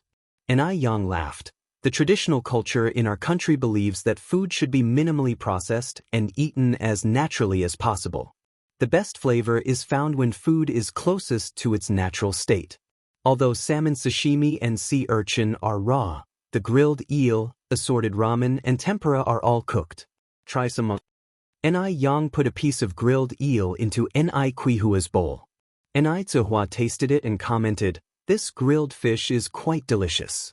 Ni Yang continued, "Although the sashimi is raw, the flavor isn't bad once you get used to it." Ni Tsuehua asked, "Yang Yang, is it very expensive to eat here?" Ni Yang laughed, "It's not too expensive." "How much is this meal?" Ni Yang thought for a moment, then said, "Probably more than 300 yuan. Japanese restaurants in 1984 were not cheap, especially high-class ones. When Ni Tsuehua heard that this meal cost more than 200 yuan, she tasted the salmon sashimi again, chewed carefully, and said, "It feels like eating raw fatty meat. It's too greasy and slightly fishy, not tasty." She could also tell that the portions were very small. There were only 7 or 8 slices of fish in a plate. The rest was ice and shredded radish used as garnish. Ni Yang picked up a piece of salmon. "You can't eat it like this, Mom. You have to dip it in soy sauce and wasabi." "This green thing is wasabi?" Ni Tsuehua continued, "What is wasabi? I've never even heard of it before." Wasabi is a condiment, also known as wasabi root. It's a bit spicy and is great for getting rid of the fishy taste. Try it. Ni Yang spoke as she placed a piece of salmon dipped in wasabi and soy sauce into Ni Quihua's bowl. Ni Tsuehua tasted it and nodded. The flavor does seem to have improved quite a bit since before. After speaking, Ni Tsuehua asked again, "Won't there be parasites in this raw meat?" In the countryside, people were extremely hesitant to eat raw meat. If she hadn't witnessed the medium-rare steak at the Western restaurant earlier, Ni Tsuehua would absolutely refuse to eat raw fish. Ni Yang explained, "Mom, salmon live about 8,000 meters deep in the sea, so under normal circumstances there would be no parasites. Furthermore, before it is consumed, it is generally frozen at -30 degrees Celsius to kill any parasites, so even if there were any they would be dead. You don't have to worry." 2. Oh. Ni Tsuehua nodded, finally able to relax. Halfway through the meal, Ni Yang excused herself to go to the washroom. On her way to the washroom, Ni Yang came across a person she found very annoying. Mo Baichuan. Mo Baichuan was sitting at a dining table, leisurely eating his sashimi. As a scion of a wealthy family, his dining etiquette was very distinguished. Ni Yang withdrew her gaze, not intending to greet him, and continued towards the washroom. Chapter 420, Many Years of Red Moles. The show is really good to watch. _6. Ni Yang saw Mo Baichuan and of course, Mo Baichuan saw Ni Yang as well. In fact, from the moment Ni Yang entered the shop, Mo Baichuan had noticed her. The only reason he appeared so calm was to imply that he no longer cared about her. No matter what Ni Yang did, he would not even bother to take an extra glance at her. He was going to make her beg him for mercy. How long could she last under his complete indifference? Mo Baichuan picked up a napkin and wiped the corners of his mouth, a mocking glint flashing in his eyes. Ni Yang was just about to enter the restroom when she heard the faint murmur of conversation. The voices were too familiar, which made her halt unconsciously. "Li Xianxian, stop right there." It was Zheng Xianjing's voice. Li Xianxian turned around and said disdainfully, "Who do you think you are? Why should I stop just because you told me to?" Li Xianxian. Zheng Xianjing stared at Li Xianxian, speaking in a chilly tone. I've known Brother Baichuan for 23 years. We were childhood friends. If you have any sense, you would stay away from Brother Baichuan, or else all your efforts will be wasted. She had grown up with Mo Baichuan. If she hadn't bet on the wrong person previously, she wouldn't have given this vile woman, Li Xianxian, a chance to take advantage. Zheng Xianjing was full of regret. She had been so foolish to believe that Mo Qishan was Mr. Mog. Li Xianxian chuckled and said, I'm sorry, but I am currently Baichuan's girlfriend. Zheng Xianjing, what gives you the right to tell me this? Do you have any sense of shame left for wanting to snatch someone else's boyfriend? Zheng Xianjing was disgusting. How could she dare to provoke her, the legitimate girlfriend, so openly? I have no shame? Zheng Xianjing, visibly trembling with anger, pointed at Li Xianxian and said, When I got to know Brother Baichuan, you were nowhere to be seen. The shameless one here is you. You stole my Brother Baichuan. You cheeky, vile woman. Li Xianxian responded with a broad smile, seemingly unaffected. I could steal Baichuan away because Baichuan loves me. Why don't you ask Baichuan if he loves you? Zheng Xianjing, aren't you ashamed of yourself? Has your mother never taught you how to be a decent person, and only taught you how to snatch men? It would be such a waste for someone like you not to be a hooker. Her last words were clearly provocative. A hooker? What is a hooker? In Guangguan, a hooker is another name for a prostitute. Li Xianxian had the audacity to call her that. Zheng Xianjing wished she could bite Li Xianxian to death. Why wouldn't this vile woman just drop dead? But Li Xianxian was not afraid of Zheng Xianjing. To Zheng Xianjing, the most she could become was a wealthy second-generation brat. Moreover, she wasn't even a legitimate descendant of the Zheng family. The day the old Madame Zheng loses her temper, she would become nothing. She wasn't worth fearing at all. Moreover, Mo Baichuan was Mr. Mog. One Zheng family, let alone 100, would mean nothing in front of Mo Baichuan. Bitch! Don't get cocky too soon. Zheng Xianjing's voice was distorted with rage. Bastard, Li Xianxian snorted dismissively.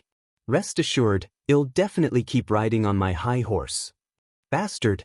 Zheng Xianjing was close to blowing a fuse. Li Xianxian actually had the audacity to call her a bastard. Watching Zheng Xianjing, Li Xianxian added fuel to the fire.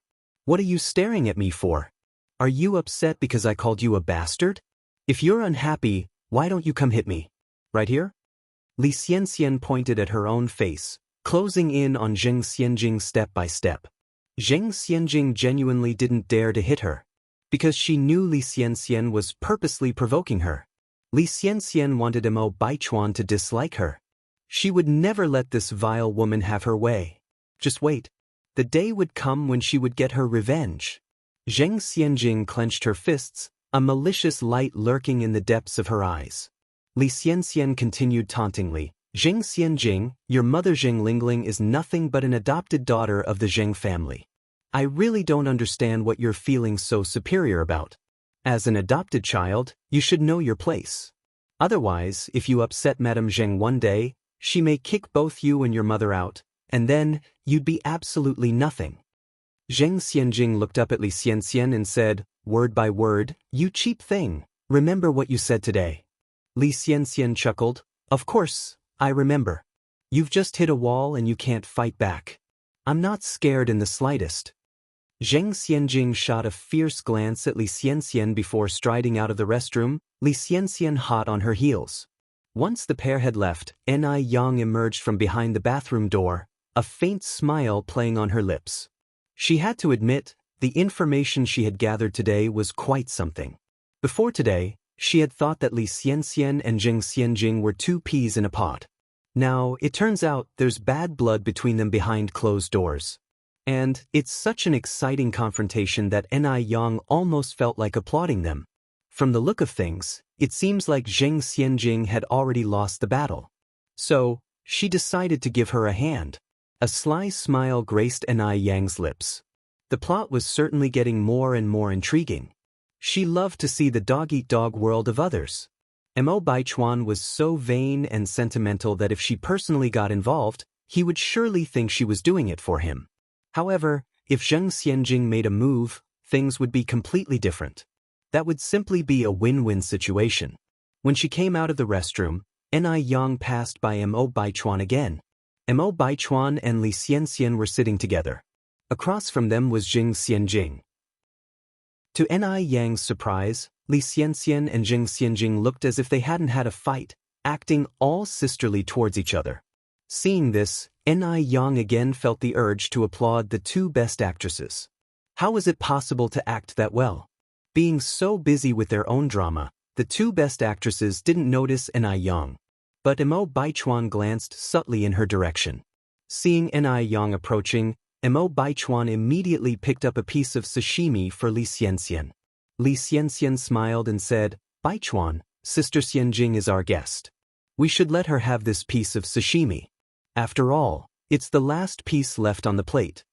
After saying that, Li Xianxian transferred the piece of sashimi in her bowl to Jing Xianjing's. Jing Xianjing looked at the sashimi in the bowl, gritting her teeth in anger, but forced herself to swallow it. Li Xianxian was openly provoking her. Her meaning was clear. Only the things she didn't want would be passed on to her, just like the piece of sashimi. Zheng Xianjing said with a smile, "Thank you, Sister Xianxian. Brother Baichuan, there's a movie this afternoon. Why don't we three go and watch it together?" Li Xianxian is enjoying this, is she? Well, she'd make sure Li Xianxian had a miserable time. Mo Baichuan glanced at Li Xianxian and pretended to dote on her. "This is up to Xianxian." Li Xianxian gasped in surprise, then said, "I've also looked at this afternoon's movie schedule. It doesn't seem like there is anything interesting to watch." Mo Baichuan obliged her by saying, "Then we won't go." Li Xianxian looked triumphantly at Zheng Xianjing. Zheng Xianjing grimaced, "Cheap thing, don't rejoice too soon." Ni Yang sat down at the dining table with a broad smile on her face. Little Ni Yun greeted her excitedly. Ni Tsuehua wondered, "Yang Yang, what good news have you come across? You have such a huge smile on your face." Chapter 421. Buying a restaurant, a promising future under Skorwan. Ni Yang was indeed laughing very heartily. How could she not be happy after watching such a drama unfold? But in Mo Baichuan's eyes, her laughter seemed forced. Because throughout the whole situation he didn't even spare an extra glance at Ni Yang. He treated Li Xianxian so well, and Ni Yang must surely feel jealous. But she also desired his attention, so she was forced to put on a brave face. Thinking of this, Mo Baichuan reached out and put another piece of sushi in Li Xianxian's bowl, knowing that this would surely provoke Ni Yang. Li Xianxian blushed slightly. "Thank you, Baichuan." Zheng Xianjing felt a mixture of emotions in her heart. It was overwhelming. If Li Xianxian hadn't butted in, the person accompanying Mo Baichuan right now would surely be her. How dare Li Xianxian, this wretched woman, act so arrogantly here? She must win back Mo Baichuan. Definitely. A nefarious glimmer surfaced in Zheng Xianjing's downcast eyes, but she maintained a soft smile on her face. "Mom? Guess what I saw earlier?" Ni Yang asked Ni Tsuehua. "What did you see?" Ni Tsuehua curiously asked. Ni Yang took a bite of her dessert. "I saw two dogs fighting." Ni Tsuehua gasped. "There's nothing unusual about that, dogs fight all the time. I see it every day in the village." Ni Yang just kept smiling, saying nothing. When they were almost done eating, Ni Yang called the waiter to pay the bill. "Miss, that would be 318 yuan in total," the waiter announced. "All right," Ni Yang handed over the money. Spending 318 yuan on a single meal, which equates to a common wage earner's 10-month salary, would have previously made Ni Tsuehua feel distressed. But now Ni Tsuehua had grown accustomed to it. As they earned more money, they encountered different things, their living standards increased and their perspectives widened accordingly. "Little Yun Yun, come to sister." Ni Yang gestured toward little Ni Yun. "Sister." Little Ni Yun extended her arms. Ni Yang picked up little Ni Yun, and Ni Tsuehua picked up her bag, following in Ni Yang's footsteps. Mo Baichuan's gaze unintentionally swept toward Ni Yang's side and discovered that her seat was already vacated. There was a mocking glint in his eyes. So, Ni Yang couldn't sit still anymore, could she? Mo Baichuan subtly withdrew his gaze, turned to Li Xianxian, finished eating? Let's head back once we're done. Okay, Li Xianxian nodded gently. Zheng Xianjing followed up. Brother Baichuan, where are we going this afternoon? Just as Li Xianxian thought that Mo Baichuan would certainly ask for her opinion, he responded, you guys can go out this afternoon, I have other matters to attend to. He had already provoked Ni Yang, so naturally there was no need to keep up the act with Li Xianxian.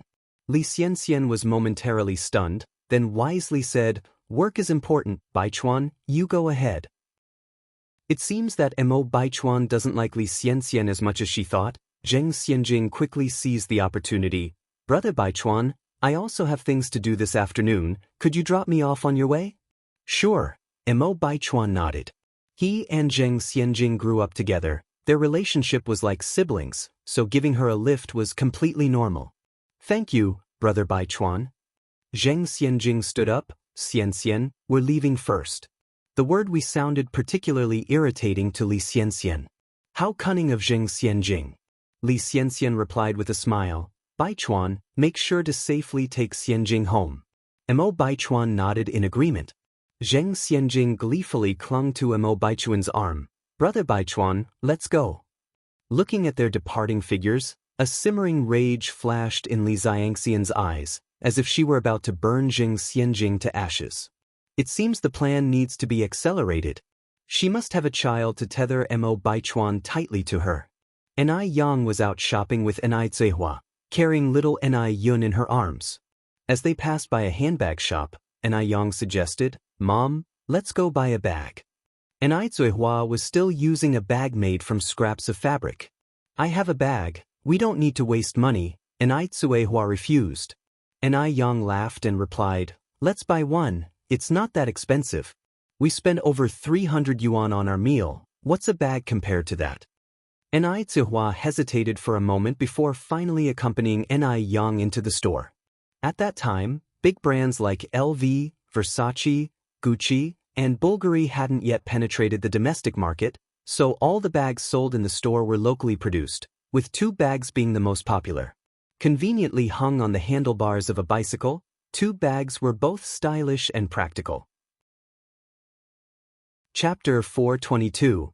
Buying a Restaurant, A Promising Future _2. Ni Yang picked out 2 bag styles, one in a cylindrical design and another lattice bag. The cylindrical one was for Ni Zihua, and the lattice handbag was for herself. Ni Zihua did need to carry many things when going out with the kids, so a cylindrical bag would be more convenient for her. The 2 bags cost 30 yuan.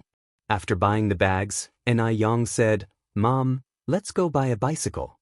Ni Zihua replied, why buy a bicycle? We already have one at home, don't we?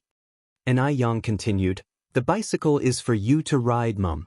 I'll make things more convenient for you when you're out. Ni Zihua always had to walk to the edge of the village and take the bus to get to the city, which took a lot of time. No need, Ni Zihua refused, I hardly go out anyway. Besides, Yun Yun is still too little to sit on her own. Even if there were a bike, I couldn't ride it. Let's buy one anyway. Then we'll install a child's seat on the back. Yun Yun can sit there. Convinced by these words, Ni Zihua decided to follow Ni Yang and buy a bicycle. A Phoenix brand bicycle was 275 yuan. Adding a child seat, the total cost was 280 yuan. The child seat available at the time was made of woven bamboo. It was completely natural and non-polluting and was very cool to sit on in the summer. As soon as she sat on the child seat, little Ni Yun started laughing joyously. Mother and daughter were walking forward while pushing the bicycle along. When passing by a bustling commercial street, they saw a group of people discussing something. Is this restaurant about to close down? The transfer fee is 2,800 yuan? No, wait. 1,000, 10,000. 48,000? Am I hallucinating? They're only selling an empty shell and still want 38,000. Has the boss gone mad? Whoever buys it is an idiot. Even 2008 is too much.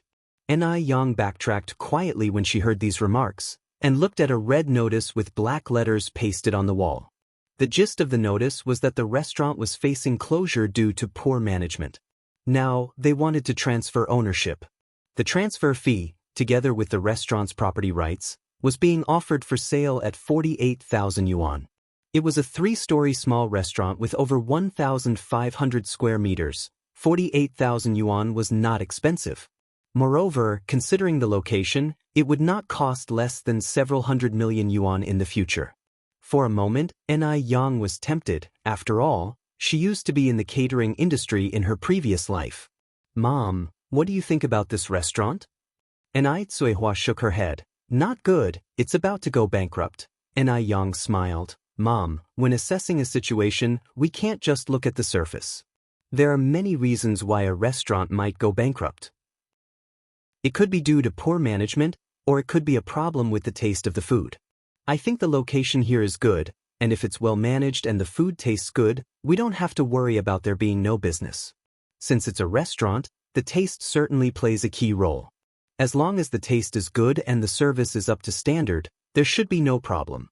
In this era, people's sense of service and being served isn't strongly developed. If they can train a team to provide quality service, like Hada Leo in the future, they can certainly stand out in this industry.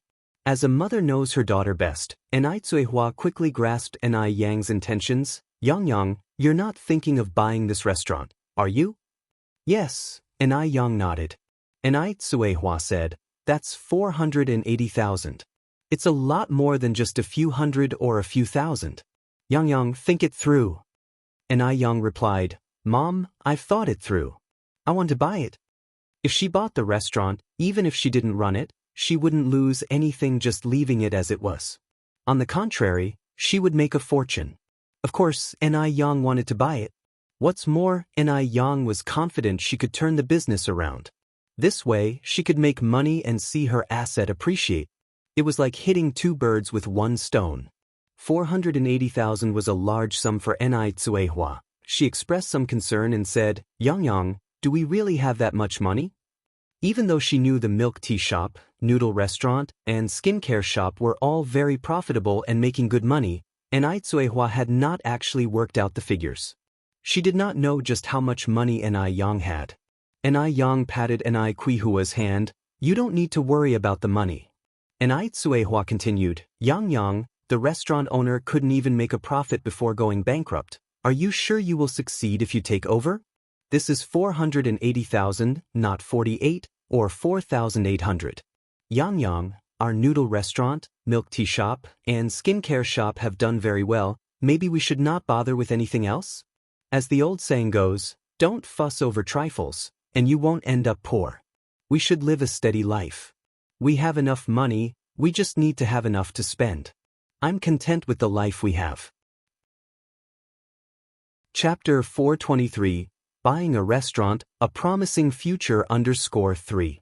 Perhaps it was because she had suffered many hardships in the first half of her life, but Ni Tsuehua now had no great ambitions and was very content with her current situation.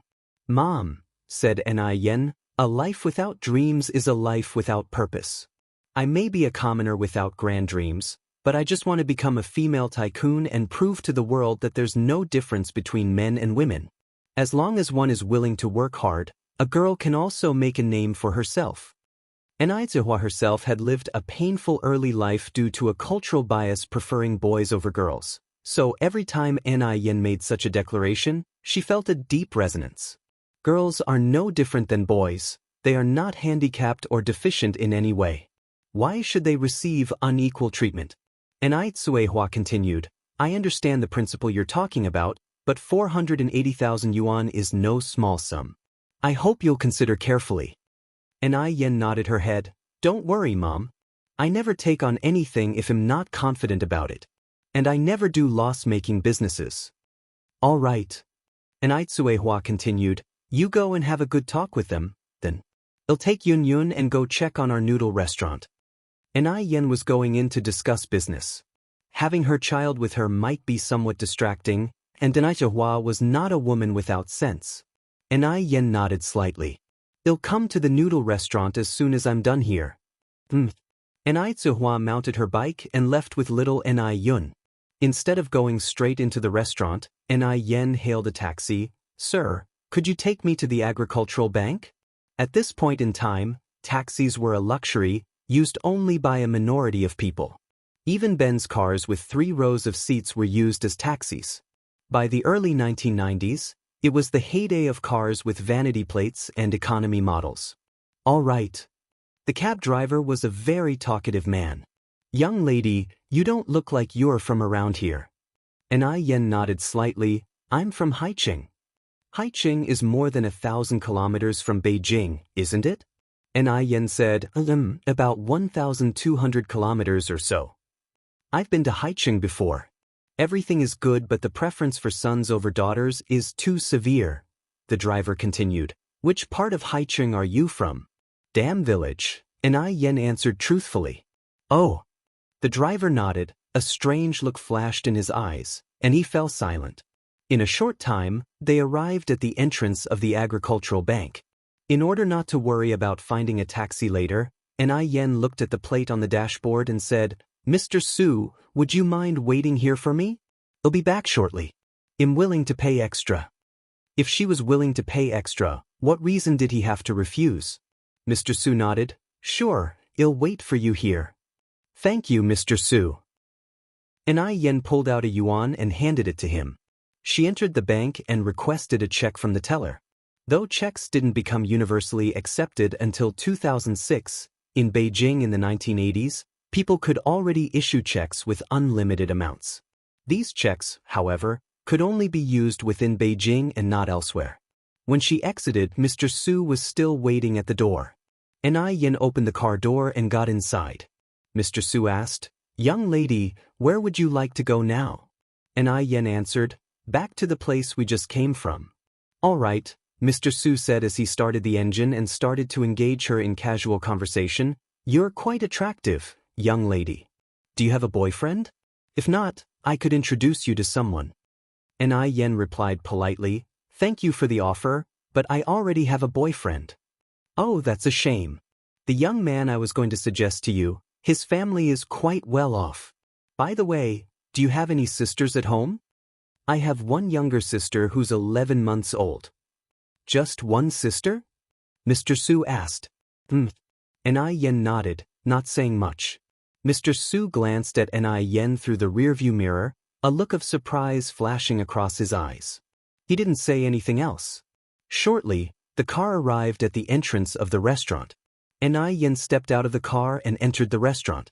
Watching Yen's receding figure, Mr. Su had a complex expression on his face. After a moment, he drove off. Although the restaurant was in the process of being sold, it was still in business. The waiters inside weren't very enthusiastic. Seeing Yen walk in, none of them even bothered to greet her. Yen walked up to one of them and asked, Hello, is your boss around? The waiter responded with indifference, Our boss is in the private room on the 3rd floor. Chapter 424. Buying a Restaurant, A Promising Future _4. Yang wasn't angry and she said, Could you take me there? Follow me. The waiter strode forward. The two of them arrived at a private room on the 3rd floor. Just as he knocked on the door, a smile appeared on the waiter's face. Boss. What can I do for you? The restaurant owner appeared to be a young man in his 20s. This lady is looking for you. The waiter took a step back.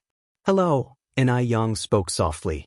At the sight of Yang, the young man blinked, then said, Hello. As Yang walked in, she said, I'm here to discuss the sale of your restaurant. At that, the young man seemed taken aback. Yang was thin and young. Although she was quite pretty, she didn't fit the image of a rich person. In this day and age, most of the rich were somewhat overweight. Rich people could afford to eat meat, their bellies were plump, so naturally, they were fat. Someone like Yang, clearly, looked like an ordinary person who couldn't even afford meat. How could she afford to buy a restaurant? The man expressed his doubts. Yang knew he had apprehensions. After all, she was quite young. This is a check. Yang placed a check on the table. Seeing the check for 480,000, the man expressed his confusion. Are you sure you're serious? The young man had seen the world and knew full well that the check wasn't fake.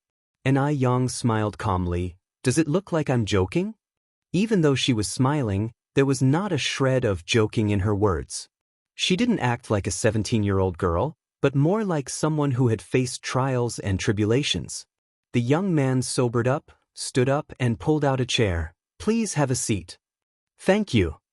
Ni Yang sat down gracefully. "Let me introduce myself. I'm Ni Yang. You can just call me Xiaoni, and I will be taking over your restaurant."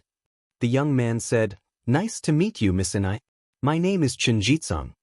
Chen Jitsong was 27 and a returned international student who embraced new ideas and was educated in the ways of modern schooling with no prejudice against small business owners. He studied hotel management abroad, considering his professional knowledge comprehensive. In school, he was an outstanding student, so his confidence in owning a restaurant and soaring in the industry was high. However, theoretical knowledge and practical experience turned out to be quite different. The restaurant had lost hundreds of thousands within a year. Chen Zikang's initial enthusiasm had turned into general despair. His family stopped funding the restaurant, so he had to sell it and return home to take over the family business.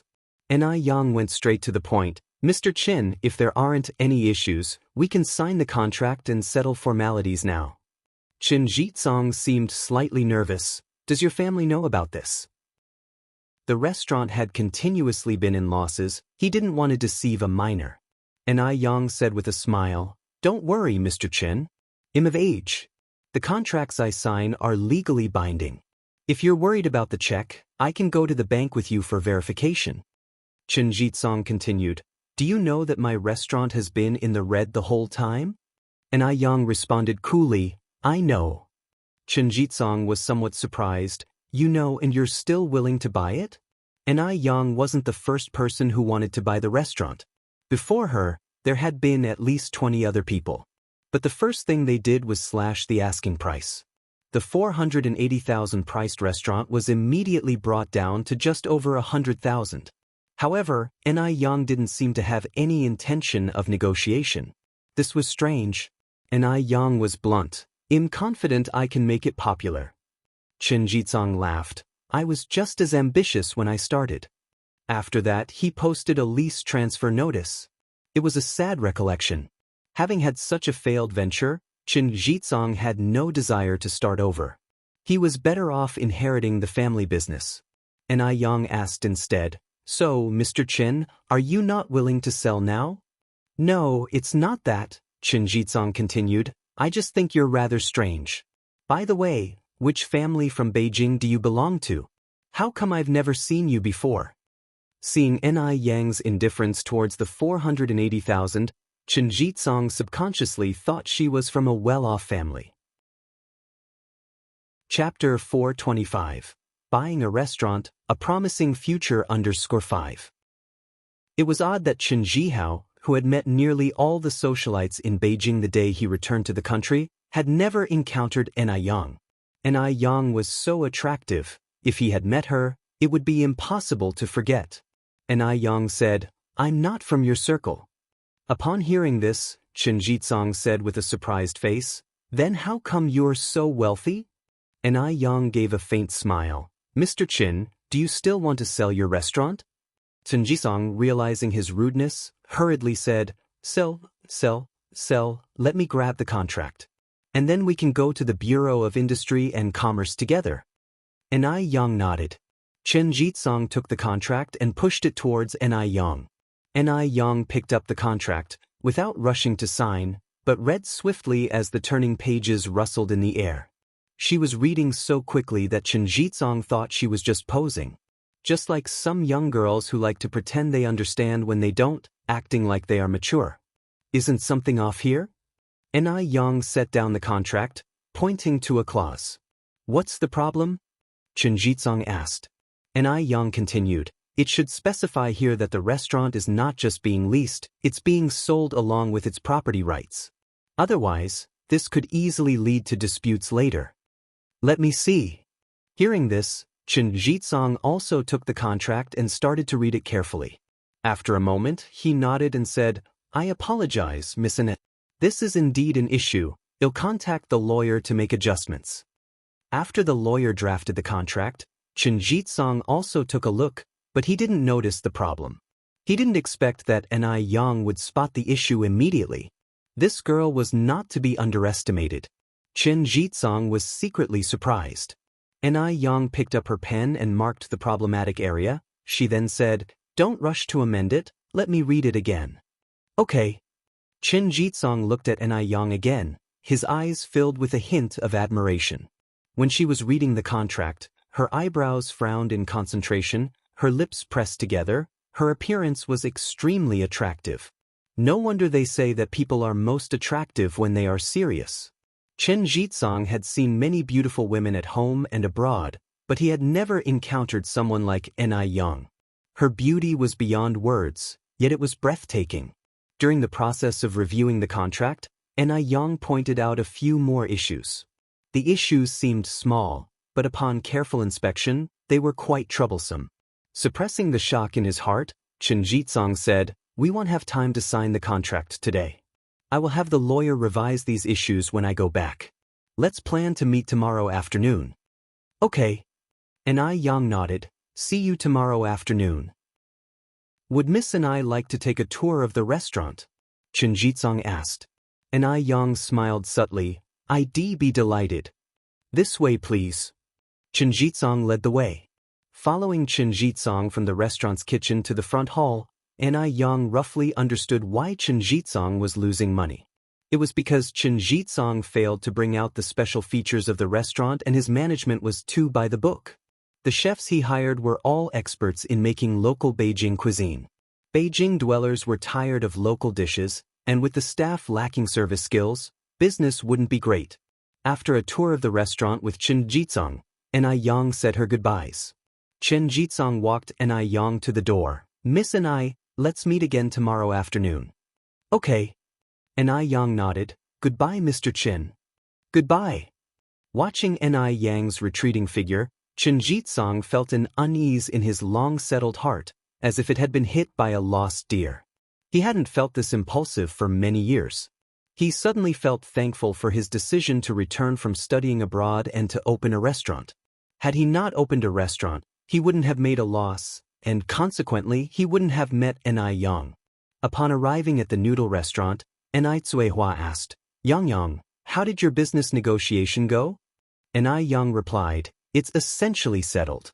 They'll be making the payment and discussing the contract tomorrow."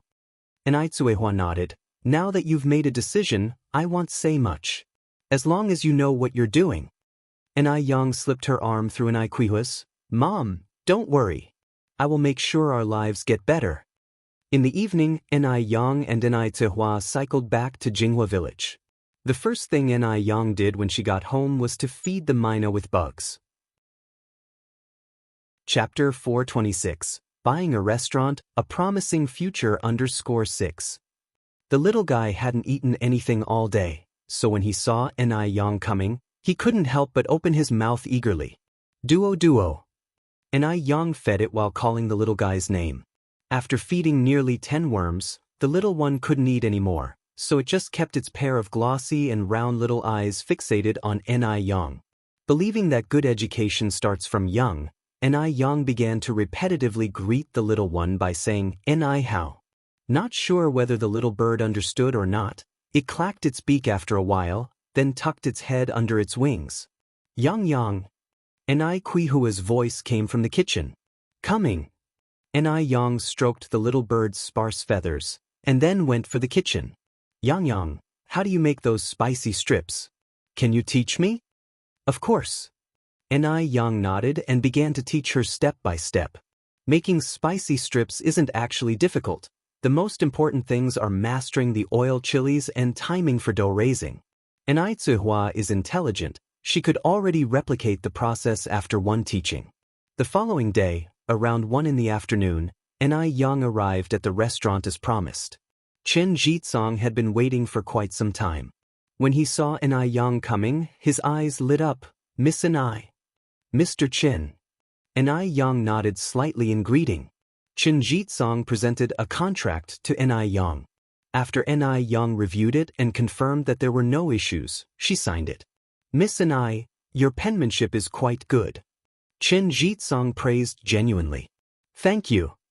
After the contract was signed, They went to the agency to handle various transfer procedures and to register the property. By the time all the procedures were complete, it was evening. The golden sunshine covered the earth. Chen Jizong handed all the keys of the restaurant to An Yang. Miss An I wish you a thriving business with abundant sources of wealth. Thank you. An Yang took the keys, wishing you too to find light amidst the darkness and a future full of promise. An Yang didn't intend to continue serving traditional dishes, nor did she plan to maintain the decor of the restaurant, but there were still quite a lot of supplies left in the restaurant, such as grain, oil, semi-finished dishes, meat, etc.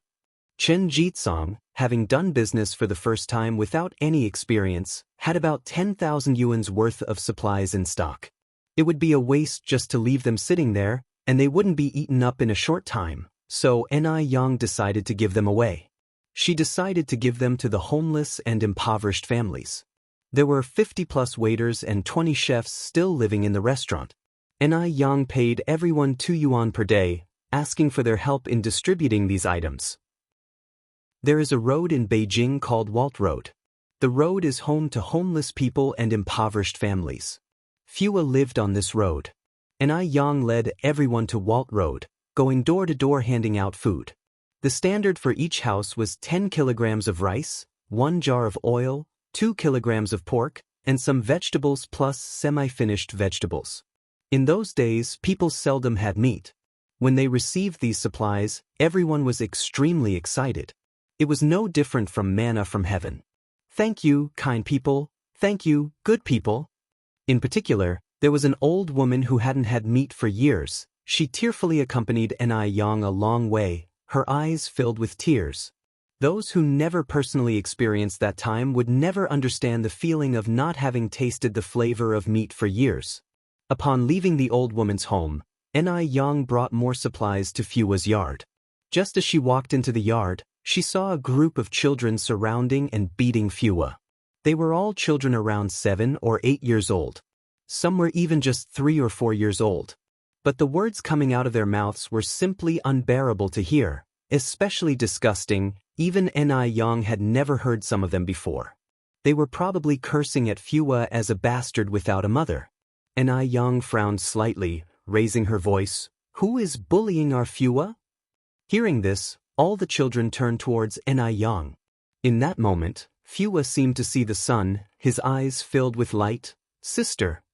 An Yang walked over, picked up one of the children who was bullying Fua the most brutally, and started spanking him. For the first time in his life, Fua felt the feeling of being defended. The mischievous child started crying loudly. The other children immediately ran off to tattle. It wasn't long before a woman walked into the yard, spitting curses. Which shameless beast is bullying our child? An Yang looked at the woman, responding with a cold voice. Raising a child who curses and hits people, that is the real shameless animal. The woman was just about to retort, but upon clearly seeing An Yang's face, she immediately changed her attitude. Good person, it's you. We are really sorry, our child doesn't know any better, it's our fault that he hit Fua. Xuanzi quickly apologized to the good person and Fua. The naughty child refused to apologize, stubbornly said, I will not. He is a bastard. The woman raised her hand and slapped Xuanzi hard across the face. Apologize. Crying, Xuanzi apologized to Fua, promising that he would never bully Fua again. Xuanzi's mother also emphasized over and over that she will discipline Xuanzi in the future. An Yang was not the type to hold a grudge when she was in the right. Upon seeing the mother and son like this, she decided to let it go. After this incident, Fua's friends all knew that Fua had a very formidable sister. No one dared to bully him anymore. Taking the opportunity of delivering food to Fua, An Yang also performed a checkup for Zhou Tianbao. She found that he was recovering particularly well. In a few more days he would be able to remove the stick from his leg and walk. The base. There weren't many classes during this period, so Li Xianxian returned to Mo Baichuan's side and continued to work as his assistant. Even though they were in a romantic relationship, apart from some public occasions, Mo Baichuan did not make any intimate moves toward Li Xianxian, not even a simple kiss or hug. Sometimes, Mo Baichuan would be so cold that it made Li Xianxian question whether they were indeed in a relationship, which made her more determined to have a child. Tonight, Li Xianxian prepared a careful candlelight dinner. With her makeup meticulously done, she sat at the dining table waiting for Mo Baichuan. After a long wait, finally, footsteps were heard outside the door. Looking up, Li Xianxian saw that it was indeed Mo Baichuan. Baichuan. Mo Baichuan slightly bowed his head as he took a seat across from Li Xianxian. Li Xianxian poured a glass of red wine for Mo Baichuan. The medium-rare Kobe steak pairs best with red wine. Baichuan, have a taste. Chapter 427. A not-to-be-missed drama. _1. The steak was personally fried by Li Xianxian.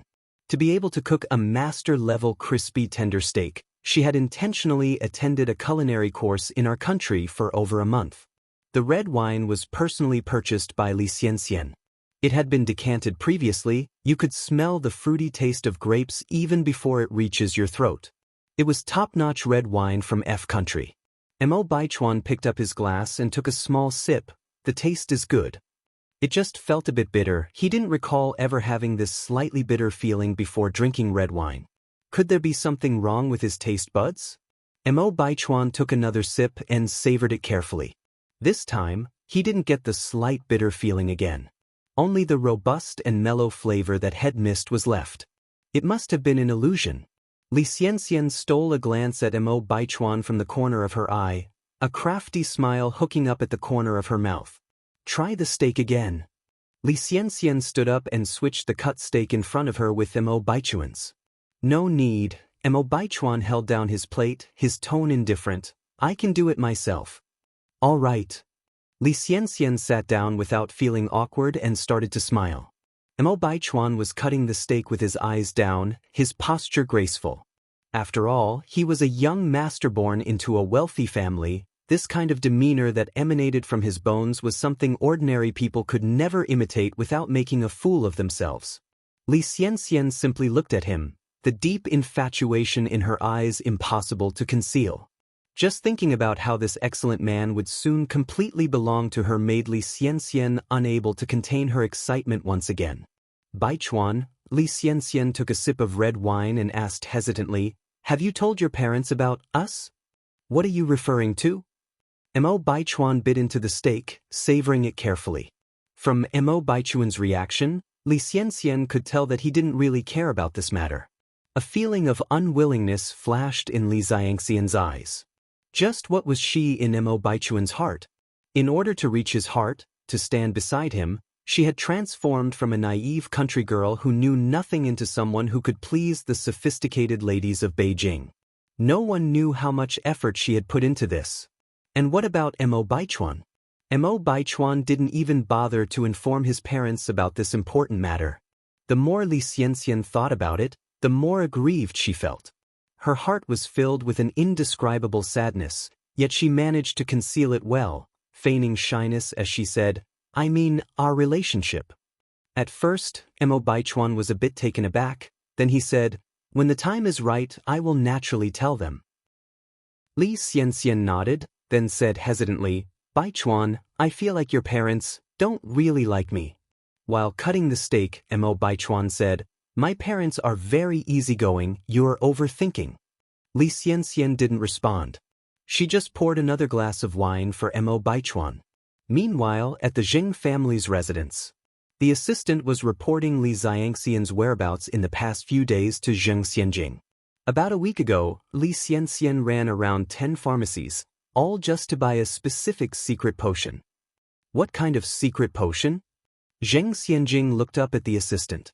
The assistant's eyes flickered. He leaned in and whispered in Zheng Xianjing's ear. Upon hearing this, Zheng Xianjing was shocked. Really? The assistant nodded. After Li Xianxian left the pharmacy, I had someone purchase an identical potion from the pharmacy.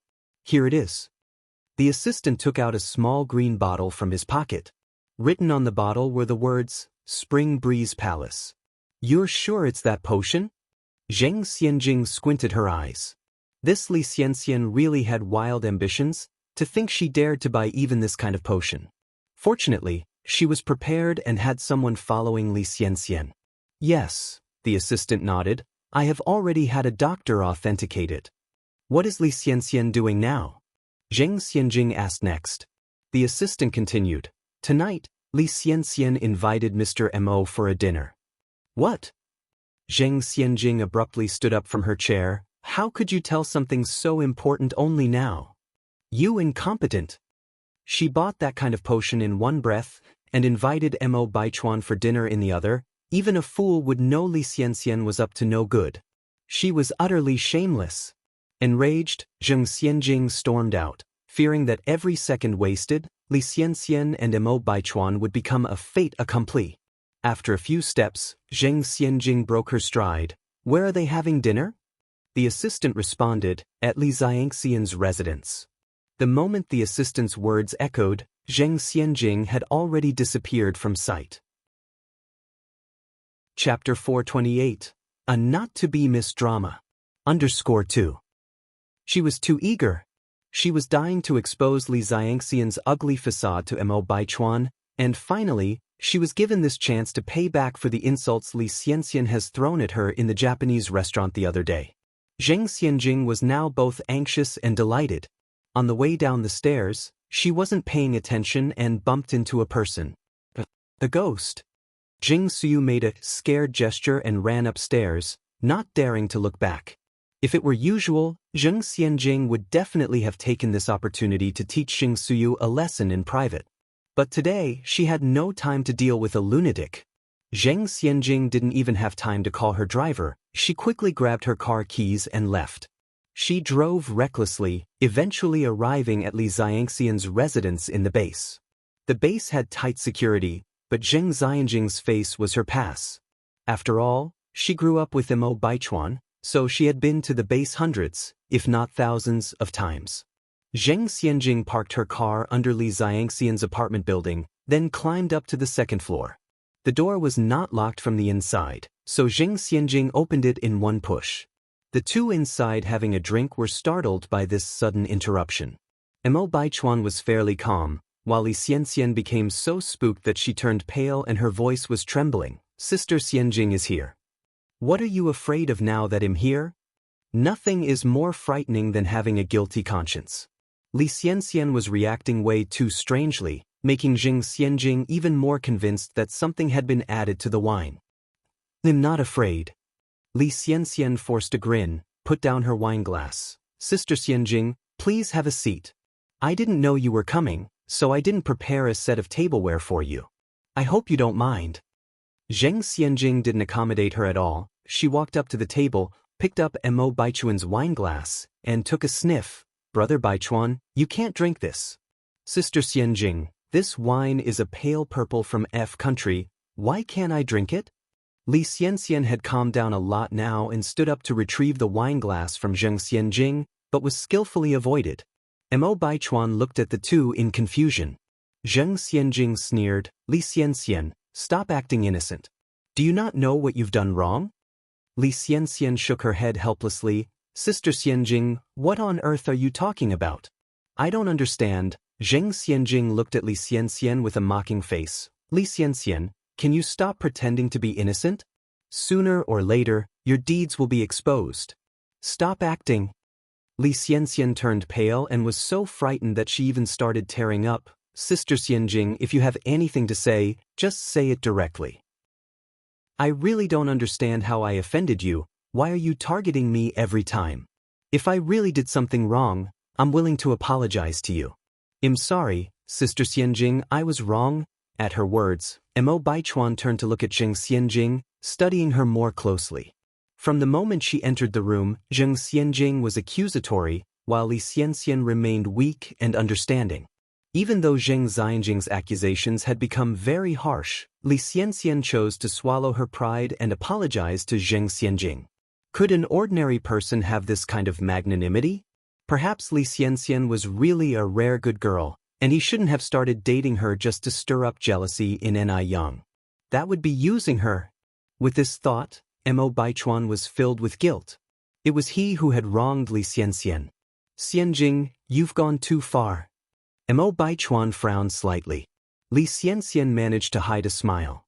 In her previous life, she was well versed in human psychology. She knew that the defender always had the advantage. As long as she took the initiative to apologize, even if she was in the wrong, she would appear right. You think you can outsmart me, Jing Xianxian? You're too naive. Brother Baichuan. Jing Xianjing turned to Mo Baichuan and said, Li Xianxian put an aphrodisiac in this wine. She's trying to trap you. You mustn't be fooled by this wicked woman. Aphrodisiac? Upon hearing this, Mo Baichuan's face instantly changed. No wonder he thought there was something different about the taste of the wine today. So it was drugged. Zheng Xianjing continued to speak. Li Xianxian, how can you be so shameless? You even stooped to doing such a filthy thing.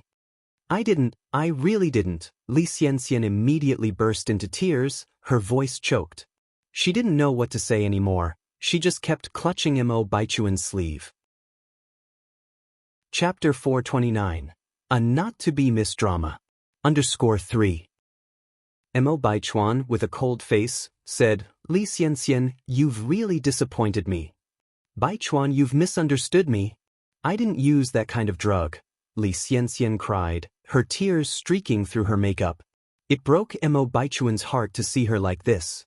After all, he had known Li Xianxian for more than 2 years.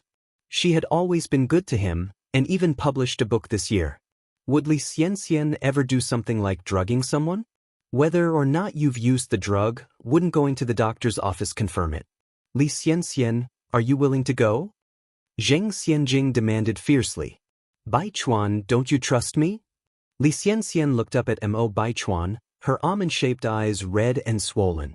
Mo Baichuan looked at Li Xianxian, wavering in his resolve. Brother Baichuan, Zheng Xianjing quickly countered, be calm.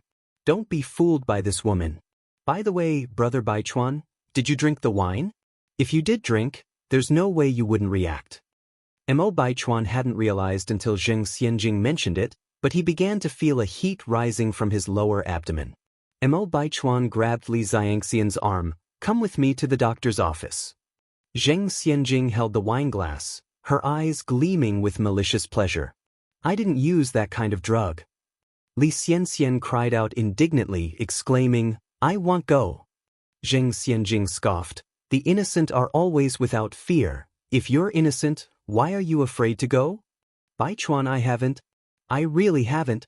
Believe me, Li Xianxian pleaded with teary eyes, directing her plaintive gaze at Mo Baichuan, this will affect my reputation for life. I hope you consider it all very carefully. Let's go.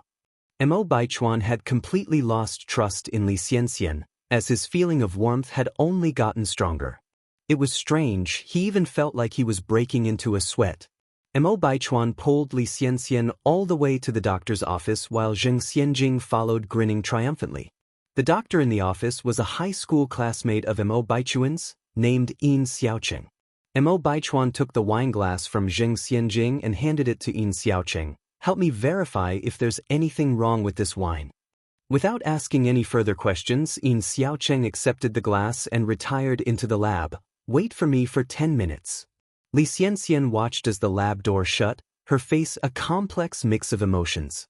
Zheng Xianjing looked at Li Xianxian's despair with a gratified smile. Who would have thought the impressive Li Xianxian would be reduced to this? After 10 minutes, the lab door reopened. Yin Xiaocheng, in his full lab gown, walked out. The smug look on Zheng Xianjing's face was brighter than ever. Mo Baichuan rushed up to him immediately. So, how was it? Yin Xiaocheng removed his mask. Nothing is wrong with the wine, but how about you too? What is the problem?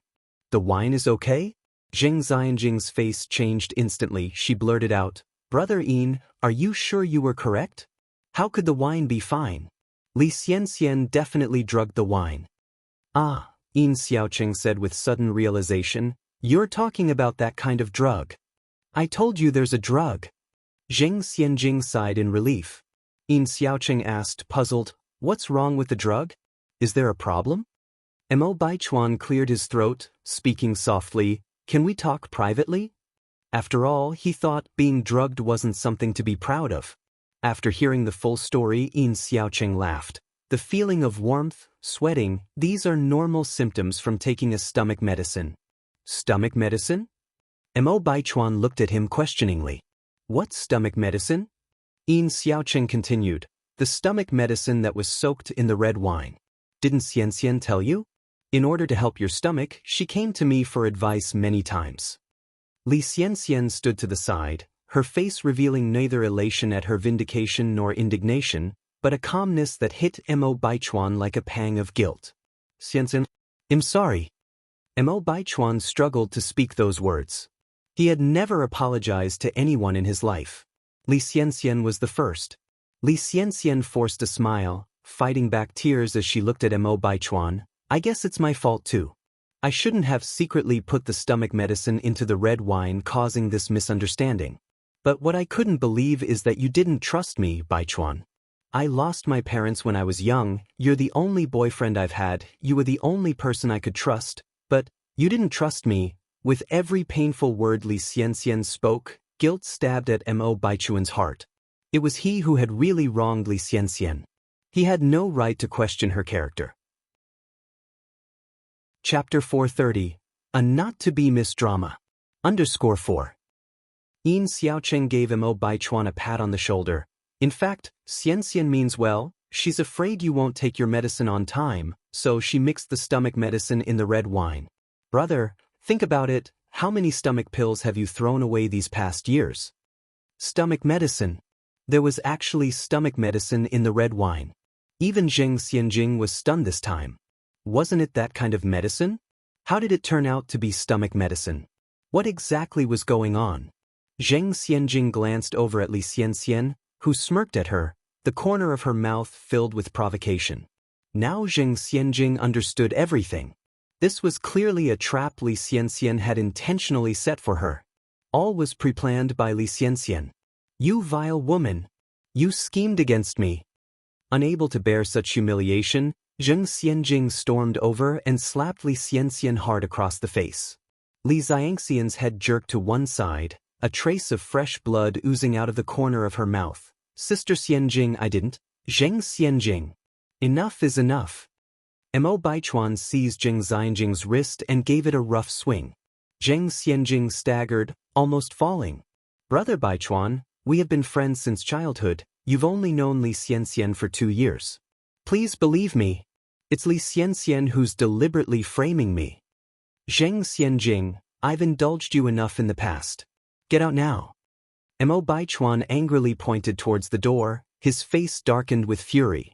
Li Xianxian walked up to Mo Baichuan and seemingly understandingly said, Actually, Sister Xianjing means well, she's grown up with you and didn't mean to cause harm. It appeared that Li Xianxian was finding excuses for Zheng Xianjing when in reality, she was adding fuel to the fire.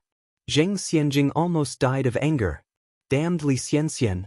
She never dreamt that she would fall so miserably into Li Xianxian's trap one day. But she wouldn't admit defeat. Zheng Xianjing immediately said, Brother Baichuan, I know I was wrong. Please don't be angry with me. Xianxian, please be magnanimous and forgive me. Not being entirely a fool, a hint of surprise flashed in Li Xianxian's eyes, and she generously said, I hope that Sister Xianjing will think twice before doing anything next time. Zheng Xianxian nodded hurriedly. Thank you, Xianxian, I promise there won't be a next time. The next time, she will repay Li Xianxian 100,000, tens of thousand times over for the humiliation she suffered today. Li Xianxian looked at Mo Baichuan. I'd like to take a day off to calm down. Okay. Without any hesitation, Mo Baichuan nodded in agreement. Then I'll leave first. I'll walk you out, Mo Baichuan said, trying to make up for his guilt, and caught up with Li Xianxian's steps. Li Xianxian turned back to refuse Mo Baichuan. Don't follow me, I want to walk alone. This was the first time Li Xianxian had refused Mo Baichuan. Mo Baichuan was taken aback for a moment, and then said, Then be careful on your own. Li Xianxian nodded, turned around, and walked towards the door. Her figure quickly disappeared from the base. Brother Baichuan, Zheng Xianjing hesitated to step forward. You should also go. Mo Baichuan pinched his temples.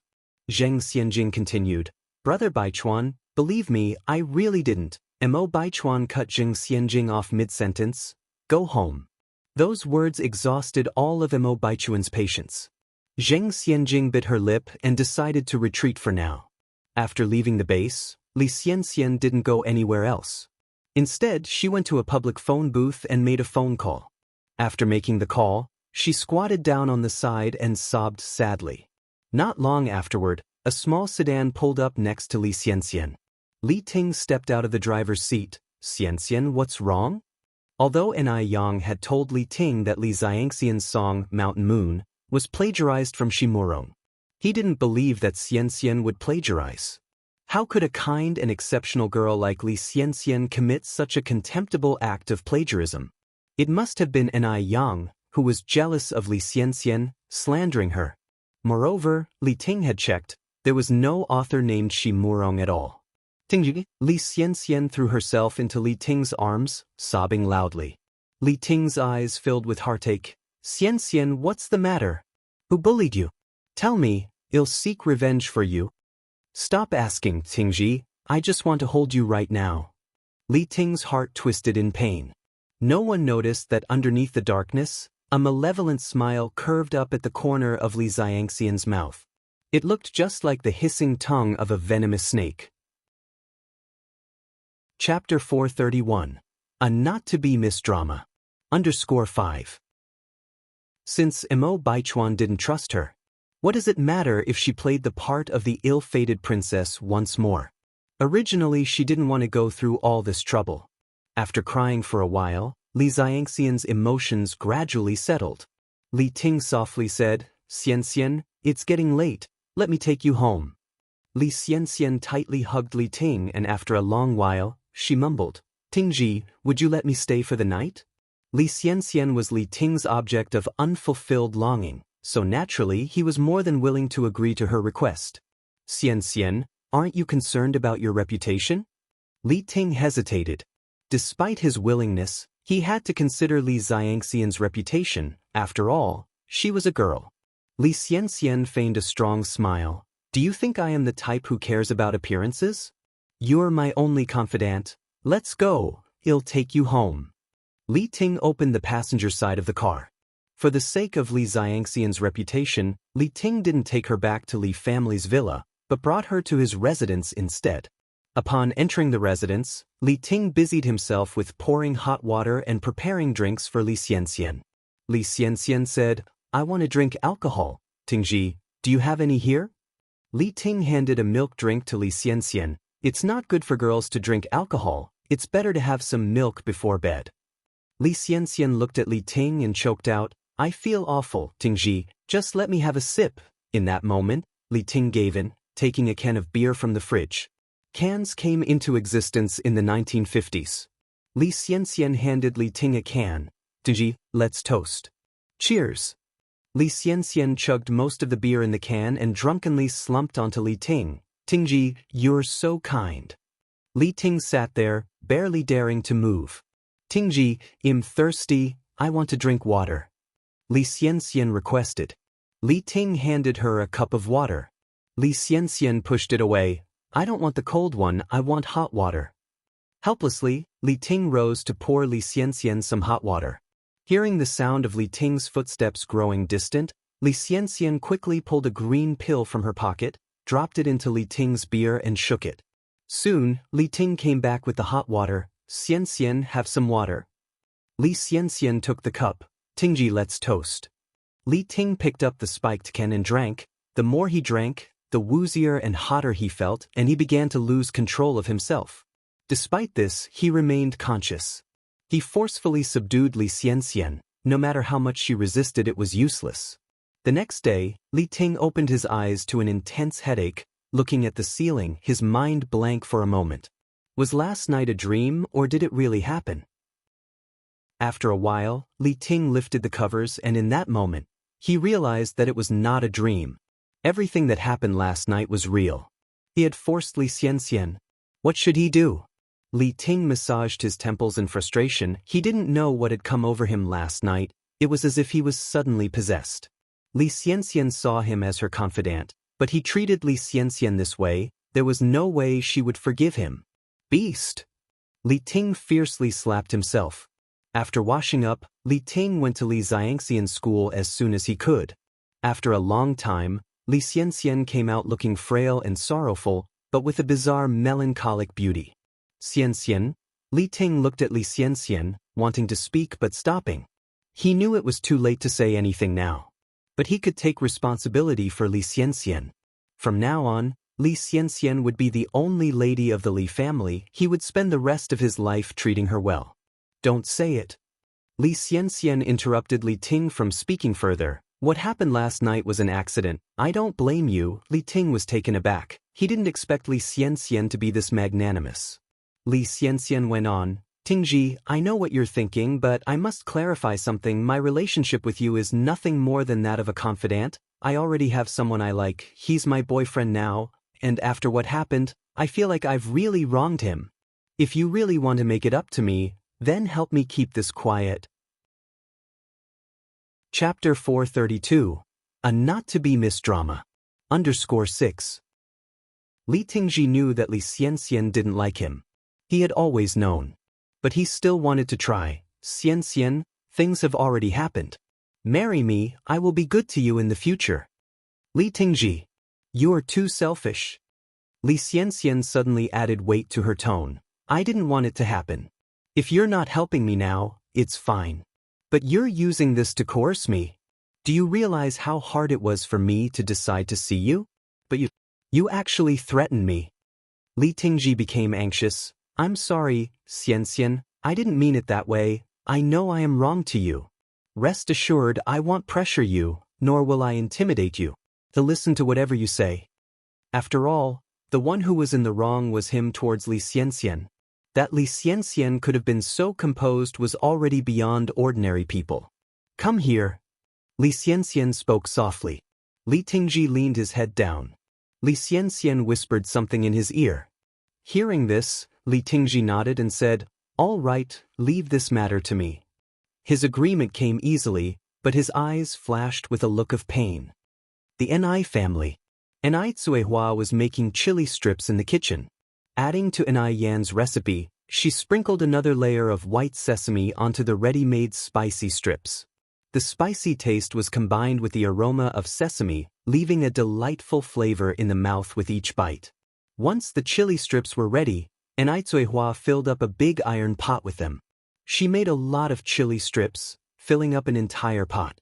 Ni Tsuehua pushed out her bicycle, fixed little Ni Yun onto the child's seat, covered the iron pot full of chili strips with a plastic bag, and finally tied it onto the bike. By the time all this was done, it was already 3:30 p.m. Ni Tsuehua rode her bike towards the city center. At 4 p.m., Ni Tsuehua parked her bike in front of a primary school at the city center. Yes, Ni Tsuehua had come to sell chili strips. Ni Yen was so outstanding, she didn't want to be a useless mother, idling away at home every day. She wanted to do something too. The chili strips tasted so good, she was certain they would sell out in front of the school gate. Ni Tsuehua took out the chili strips and displayed them on a big stone by the roadside. Little Ni Yun sat in the bike's rear seat, not crying or making a fuss, exceptionally obedient. At 4:10 p.m., the school bell rang for the end of the day.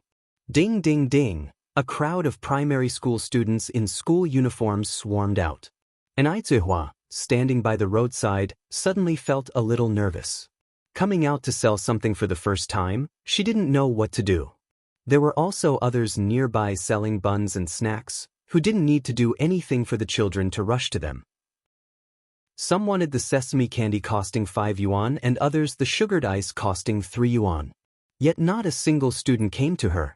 It was her first day setting up a stall and the big iron pot wasn't filled with colorful candies or delicious juice, so the children, not knowing what she was selling, naturally wouldn't come over. What should she do now? Ni Tsuehua wanted to call out, but lacked the courage. She didn't know how to call out and felt extremely embarrassed. So when all the students had left, Ni Tsuehua hadn't sold a single chili strip. This was a bit beyond Ni Kuihua's expectations. She had thought that it would be easy to do business, but she encountered a setback the day she started selling chili strips. At 5:30 p.m., Ni Tsuehua left with her cart, critically reviewing why she couldn't sell any chili strips. The main reason was pride. Others didn't know what she was selling or if it was nice, so naturally she couldn't sell anything. No, she needed to find a solution. Enai Tsuehua thought about this as she cycled. The next day, Enai Tsuehua went to the school gate as usual. Unlike yesterday, she brought along a cushioned fan today. When the students got out of school, she began to fan the air and announce, "Chili strips, 2 yuan each." The delightful aroma was successfully wafted out, and after shouting a few times, Enai Tsuehua found that it wasn't as embarrassing. Thus, she continued to call out a second time, a third time. However, since chili strips was a novel term, these children hadn't heard of it before and naturally wouldn't approach to inquire. Finally, a primary school student was drawn by the tantalizing smell and asked, "Auntie, what do you call this? It smells so good." With a little customer approaching, Enai Tsuehua was naturally joyous. "These are chili strips, fragrant and spicy, very delicious." "Is it exceptionally spicy?" Although the aroma was enticing, the child had never tasted it before and was a little hesitant. Enai Tsuehua picked up a small piece with a toothpick and passed it to the child. "Kid, why don't you try it?" "Thank you, Auntie." The little customer reached out to receive it. There wasn't a child capable of resisting chili strips. The spicy and numbing sensation was simply too good. Furthermore, Enai Tsuehua was generous with the seasonings, even adding her own special blend of spices, making the taste even more satisfying. People would hate to waste any bit, almost regretting not sucking their fingers clean. The little customer finished the bite-sized sample and was left wanting more. Immediately she asked, "Auntie, is it 2 yuan per chili strip?" "Yes." Enai Tsuehua nodded smilingly. "It'll take 3. The little customer immediately took out 6 yuan to give to Enai Tsuehua. Enai Tsuehua promptly wrapped the chili strips and handed them to her. Thanks to the first little customer's word of mouth, the second and third customers quickly joined in. In a short time, all the chili strips in the large iron pot were sold out. Enai Tsuehua felt it was as incredible as a dream. When she returned home, Enai Tsuehua counted the money she had earned from selling chili strips that day. Adding up all the small change, it turned out to be 6 yuan in total. 6 yuan a day meant 180 yuan a month. This was much better than an average salary worker. Moreover, she only had to sell for a short while at 4 p.m. each day. This wouldn't disrupt her household chores either. For several consecutive days, Enai Tsuehua went out to sell chili strips to supplement the family income. The term chili strip gradually circulated among a group of primary school students. The other vendors nearby saw how good Enai Tsuehua's business was and followed suit, causing envy. Today was Mo Baichuan's birthday. Mo Baichuan didn't want to be extravagant, but his good brother Li Tingji and several other friends insisted on holding a birthday party for him. Mo Baichuan couldn't refuse, so he had to agree. Because of the previous incident, Mo Baichuan always felt guilty towards Li Xianxian, so he went to invite her personally. Thinking of Enai Yen, he intentionally let the news slip to Enai Yen and also invited Mo Qishan to join. As he knew, Enai Yang would certainly come on the pretext of joining Mo Baichuan. Chapter 433. Mo Baichuan's Strategy, Big Brother's Marriage Proposal _1. So, Mo Baichuan's next move was to compensate Li Xianxian well, so as to provoke Enai Yang. The venue for Li Tingzi's birthday party for Mo Baichuan was a large restaurant in Beijing. By 7 o'clock in the evening, Mo Baichuan arrived punctually under Li Xianxian's dormitory. For her part, Li Xianxian showed up, looking beautiful and radiant before Mo Baichuan, not pretending to be ignorant, as though she had forgotten the incident of that day. Baichuan. Seeing Li Xianxian in such a magnanimous state deepened Mo Baichuan's guilt, and he took the initiative to open her car door. "Sit." "Thank you." Li Xianxian leaned in and sat. Within a short time, the car had arrived at the restaurant entrance. Thinking that Enai Yang and Mo Qishan were probably already there, Mo Baichuan took the initiative to link arms with Li Xianxian and proceed into the restaurant. Li Xianxian looked at their linked arms, a faint curve forming at the corner of her mouth. After tonight, Mo Baichuan would wholly belong to her. As soon as the two walked into the private room, They were showered with streamers by good friends hiding in the dark. Happy birthday! It was the first time for Mo Baichuan to introduce Li Xianxian to these friends, and the crowd teased him. Baichuan, who is the beauty beside you? Baichuan, won't you introduce her to us?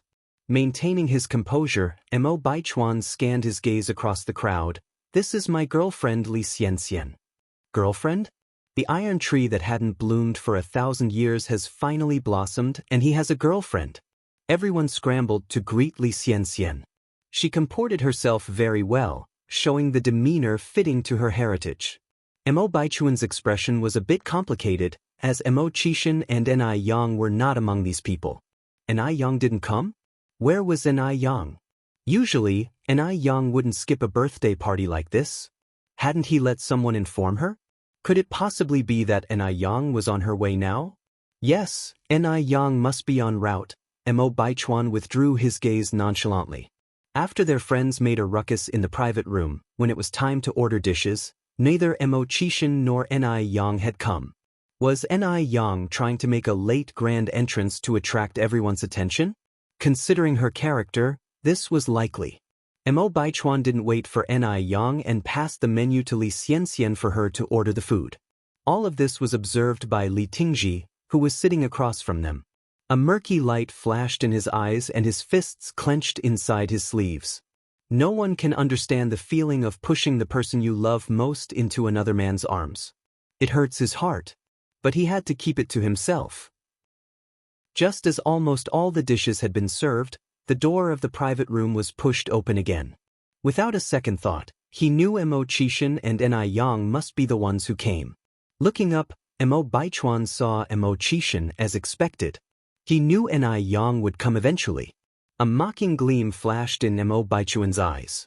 Nephew, happy birthday. I got held up and came late. Mo Qishan still seemed frivolous and careless as ever. The rest of the table showed disdain towards Mo Qishan's arrival. He was nothing more than a good-for-nothing. He wasn't worth their extra glance. If Mo Qishan weren't Mo Baichuan's uncle, he wouldn't even have the privilege to share a table with them. Although there were plenty of spoilt brats among the upper class, none was as utterly worthless as Mo Qishan. Uncle! Mo Baichuan stood up politely, pulling out a chair for Mo Qishan.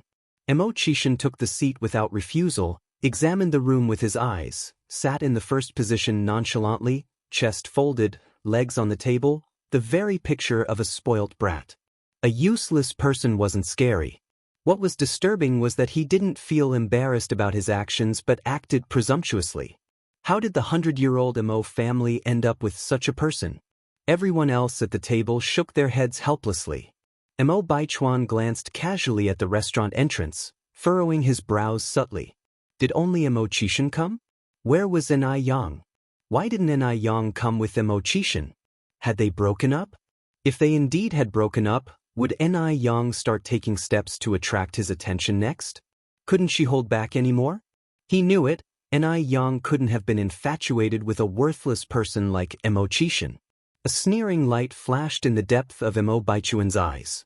Li Xianxian, looking at Mo Qishan with a smile, asked the question that lingered in Mo Baichuan's heart, Uncle, how come your fiancé did not come with you? Chapter 434. Mo Baichuan's Tactics, Bigwig's Proposal _2. The future sixth aunt-in-law? Upon hearing this, everyone else around was stunned. Mo Qishan has a girlfriend now. Who knows which girl is blind enough to be with this useless Mo Qishan? It must not be a decent girl, probably a gold digger out of the slums, only interested in the Mo family's fortune to date Mo Qishan. Otherwise, could this useless Mo Qishan possibly find a girlfriend in their circles? A gold digger and a good-for-nothing, what a perfect match they must be. Upon such thoughts, everyone's gazes became even more contemptuous. Without caring about the disdain from others, Mo Qishan picked up his glass, took a sip of red wine, and coldly said, Your sixth aunt is afraid of being bothered by some mad dog. A mad dog? Mo Baichuan's face turned dark. He didn't really want to lose his temper in front of his elder relative Mo Qishan. Ni Yang clearly was the one who dumped Mo Qishan, yet he twisted it up now. Pathetic, truly pathetic. He has no self-awareness at all. Li Xianxian pretended not to understand. What kind of joke are you making, uncle? Where would there be any mad dogs around? Mo Qishan gave a faint smile. Isn't it clear to you if there are mad dogs around? After finishing, he stood upright and looked down at Mo Baichuan. I've already wished you a happy birthday, nephew. I have to leave now due to other matters. Other matters? What kind of business could Mo Qishan have? Someone jeered. Young Master Mo, you seem to be a busy man. May I know what urgent business you need to attend to? The enjoyment of a warm evening in the embrace of love is also a big deal in life. You are right. Eating, drinking, and having fun are important too, right? At that, the room burst into laughter. Mo Qishan didn't get angry, took his hat from the waiter and put it on. The dark brim hid his elegant eyes and also the ridiculing expression in them. Interestingly, all of Mo Baichuan's friends considered themselves juniors in front of Mo Qishan, but Mo Baichuan didn't even attempt to intervene. He just got up and said, Uncle, let me see you out. Li Xianxian stood up and followed Mo Baichuan's pace. The two escorted Mo Qishan to the door. As Mo Qishan walked out, he looked up at the moon in the sky. The cold moonlight coated him with a silver halo, revealing a subtle mystique. Suddenly he missed Yang. Mo Qishan sighed lightly. Striving to present Yang with all the finest things in the world, he had been busy all these days. Counting the time, they hadn't seen each other for over 10 days. Sir. A black luxury car pulled up in front of Mo Qishan. Marcus got out of the car and respectfully opened the back door. Mo Qishan leaned into the back seat. Sir, in a few days, it will be Miss Ni's younger sister Ni Yun's first birthday. Do you need us to prepare a gift? Morris, who was sitting in the co-driver's seat, looked back at Mo Qishan. A spark flickered in Mo Qishan's eyes. No need, I will prepare it myself. Prepare the gift himself? Upon hearing this, both Marcus and Morris were slightly taken aback. It seemed that this Miss Ni really was special. Mo Qishan unbuttoned the second button on his white shirt and said, Clear my schedule for tomorrow morning. Understood. Marcus nodded his head. Inside the restaurant, in a private room, a group of people were clapping and singing happy birthday to Mo Baichuan. Li Xianxian cut the cake for Mo Baichuan herself. Looking at this beautiful and warm scene, Li Ting kept drinking, and even forgot about thing that Li Xianxian had asked him to do. Tingji, have some cake. Li Xianxian placed a piece of cake in front of Li Ting. Li Ting took one look at her and came back to his senses. Thank you, sister-in-law. Now, he ought to call Li Xianxian sister-in-law, because everyone in the private room was calling her sister-in-law. If he didn't, it would undoubtedly arouse suspicion. No worries. Li Xianxian smiled gently, but the look in her eyes served as a reminder. Li Ting immediately understood the meaning in Li Xianxian's eyes and raised his glass, looking towards Mo Baichuan. Baichuan, you are the birthday boy.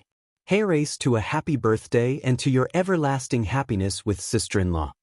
Thank you. Mo Baichuan raised his glass to toast with Li Ting.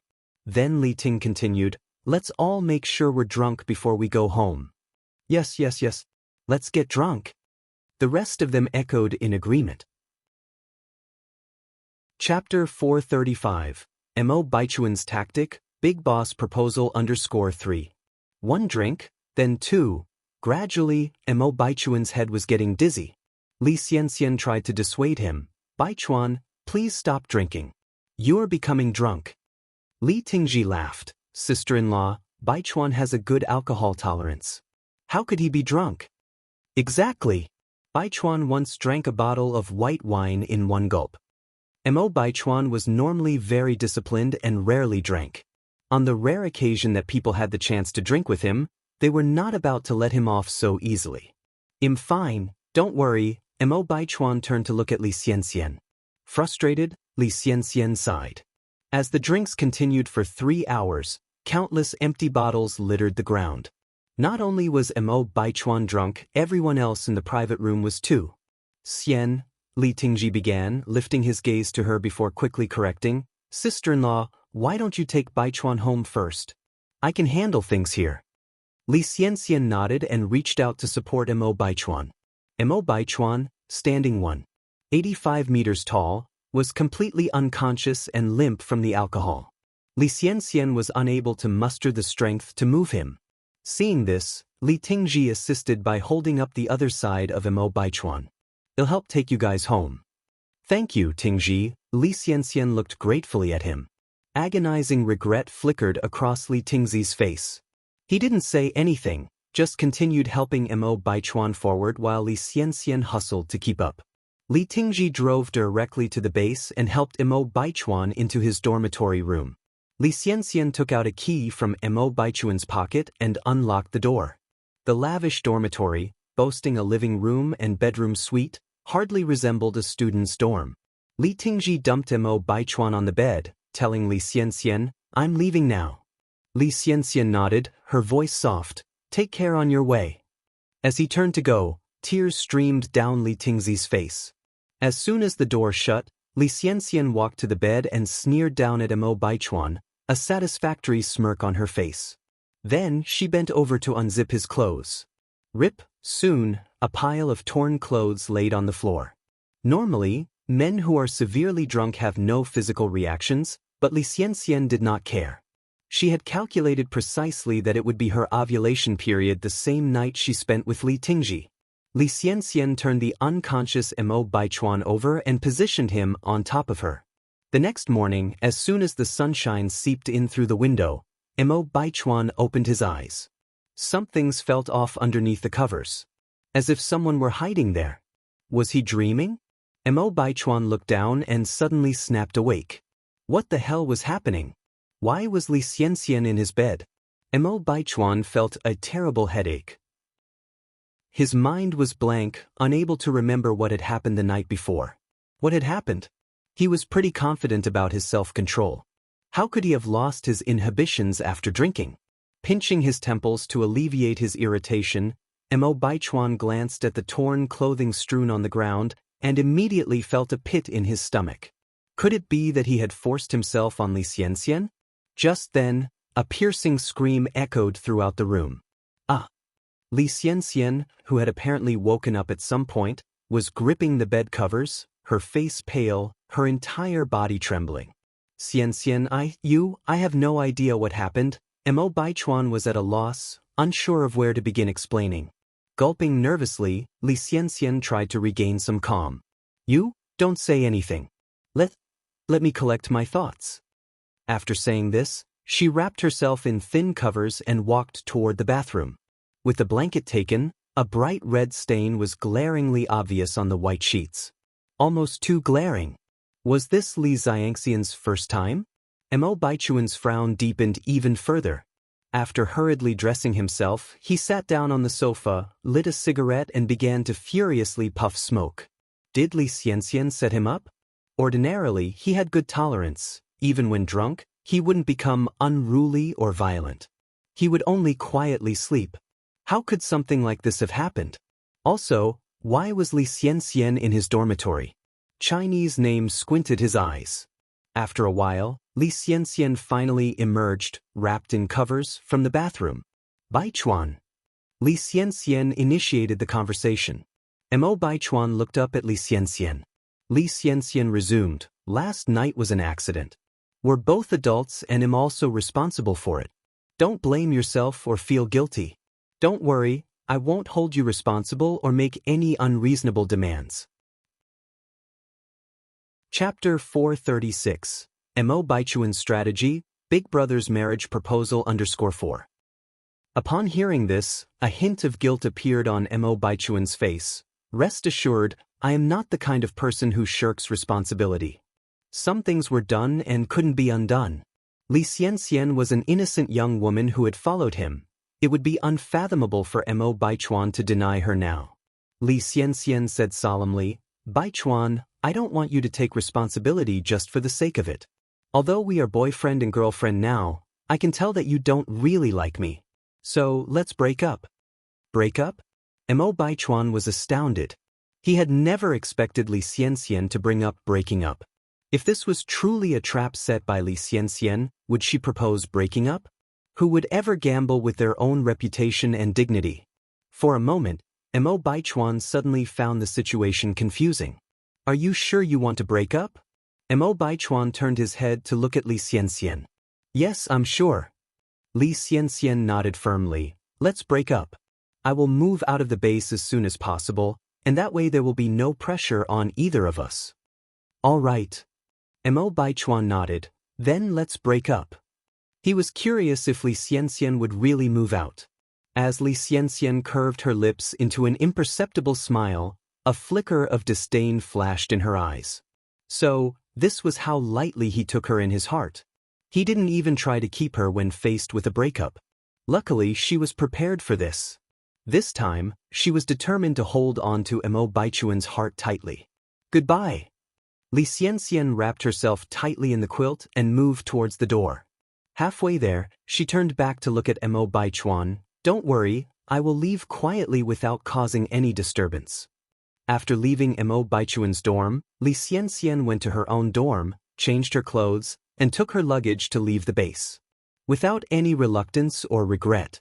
Just as Li Xianxian left, the dorm phone rang. Mo Baichuan walked over and picked it up. Hello. Baichuan, it's me. Li Ting's voice came from the other end of the phone. Mo Baichuan cleared his throat, then asked, Tingji, what's up? Li Ting asked with concern, you and sister-in-law were all right last night, right? Why do you ask? Mo Baichuan furrowed his brows slightly.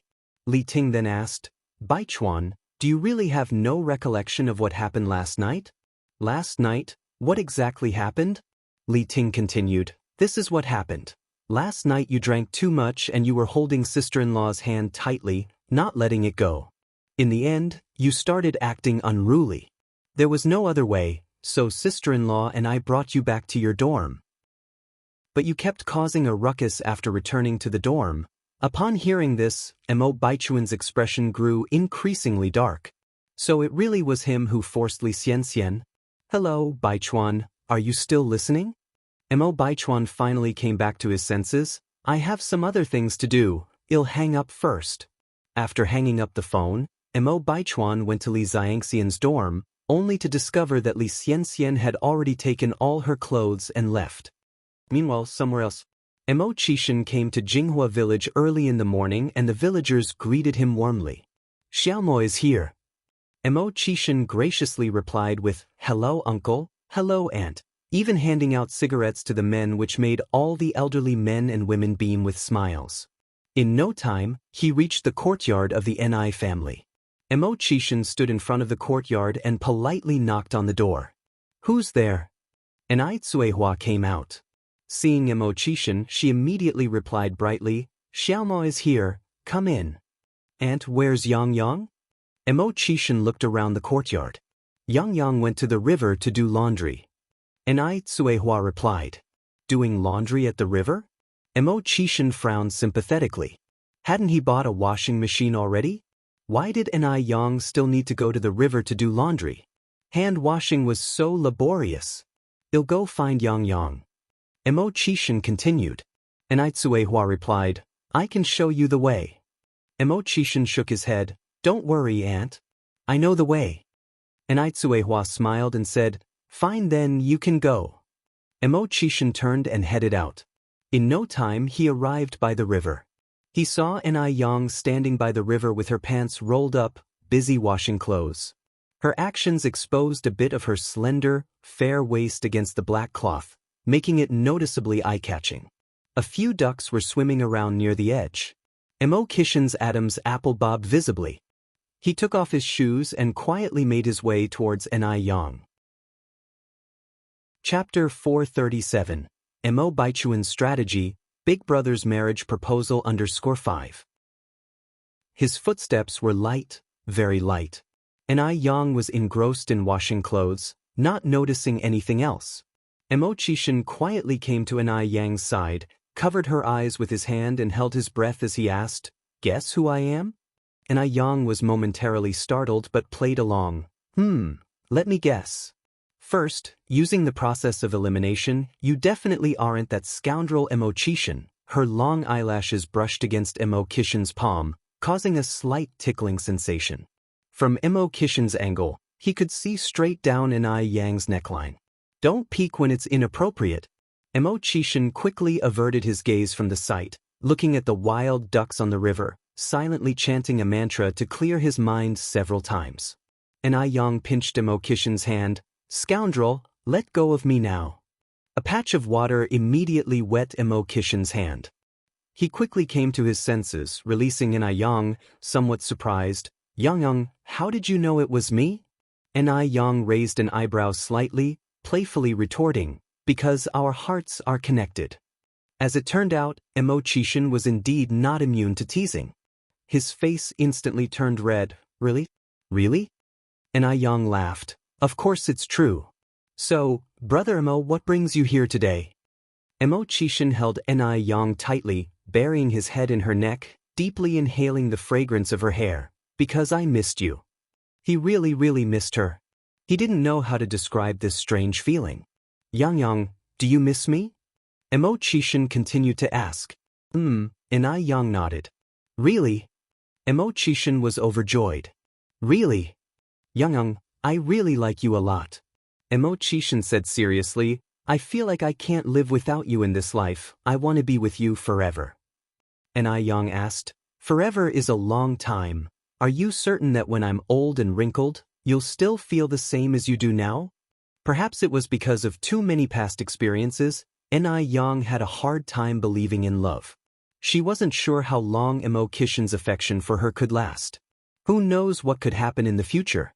Young, I'm 10 years older than you. You'll get old before you. You'll develop wrinkles before you do. As long as you don't mind me, I will always be there to protect you.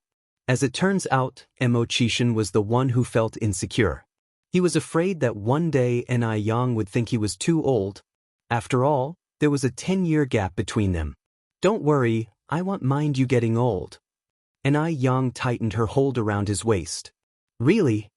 Emo Chishin seemed to be in a dream. Young was serious. "Really?" Emo Chishin continued, "Wife, when are we getting married?" Cough, cough, cough. "This scoundrel Emo Chishin is too presumptuous.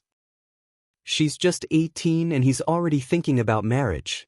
Young was nearly choked by her own saliva, and she pushed Emo Chishin away. "Scoundrel, what are you thinking?"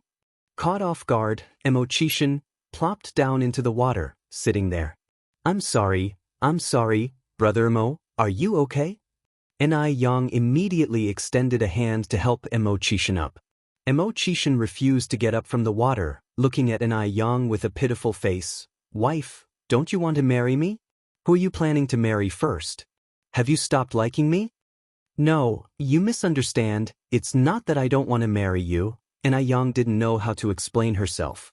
Upon hearing this, Emo Chishin brightened. "Then when are we getting married? Seriously? Again with this problem." Young kicked Emo Chishin lightly. "Scoundrel, I'm only 18. Does that conflict with marriage?"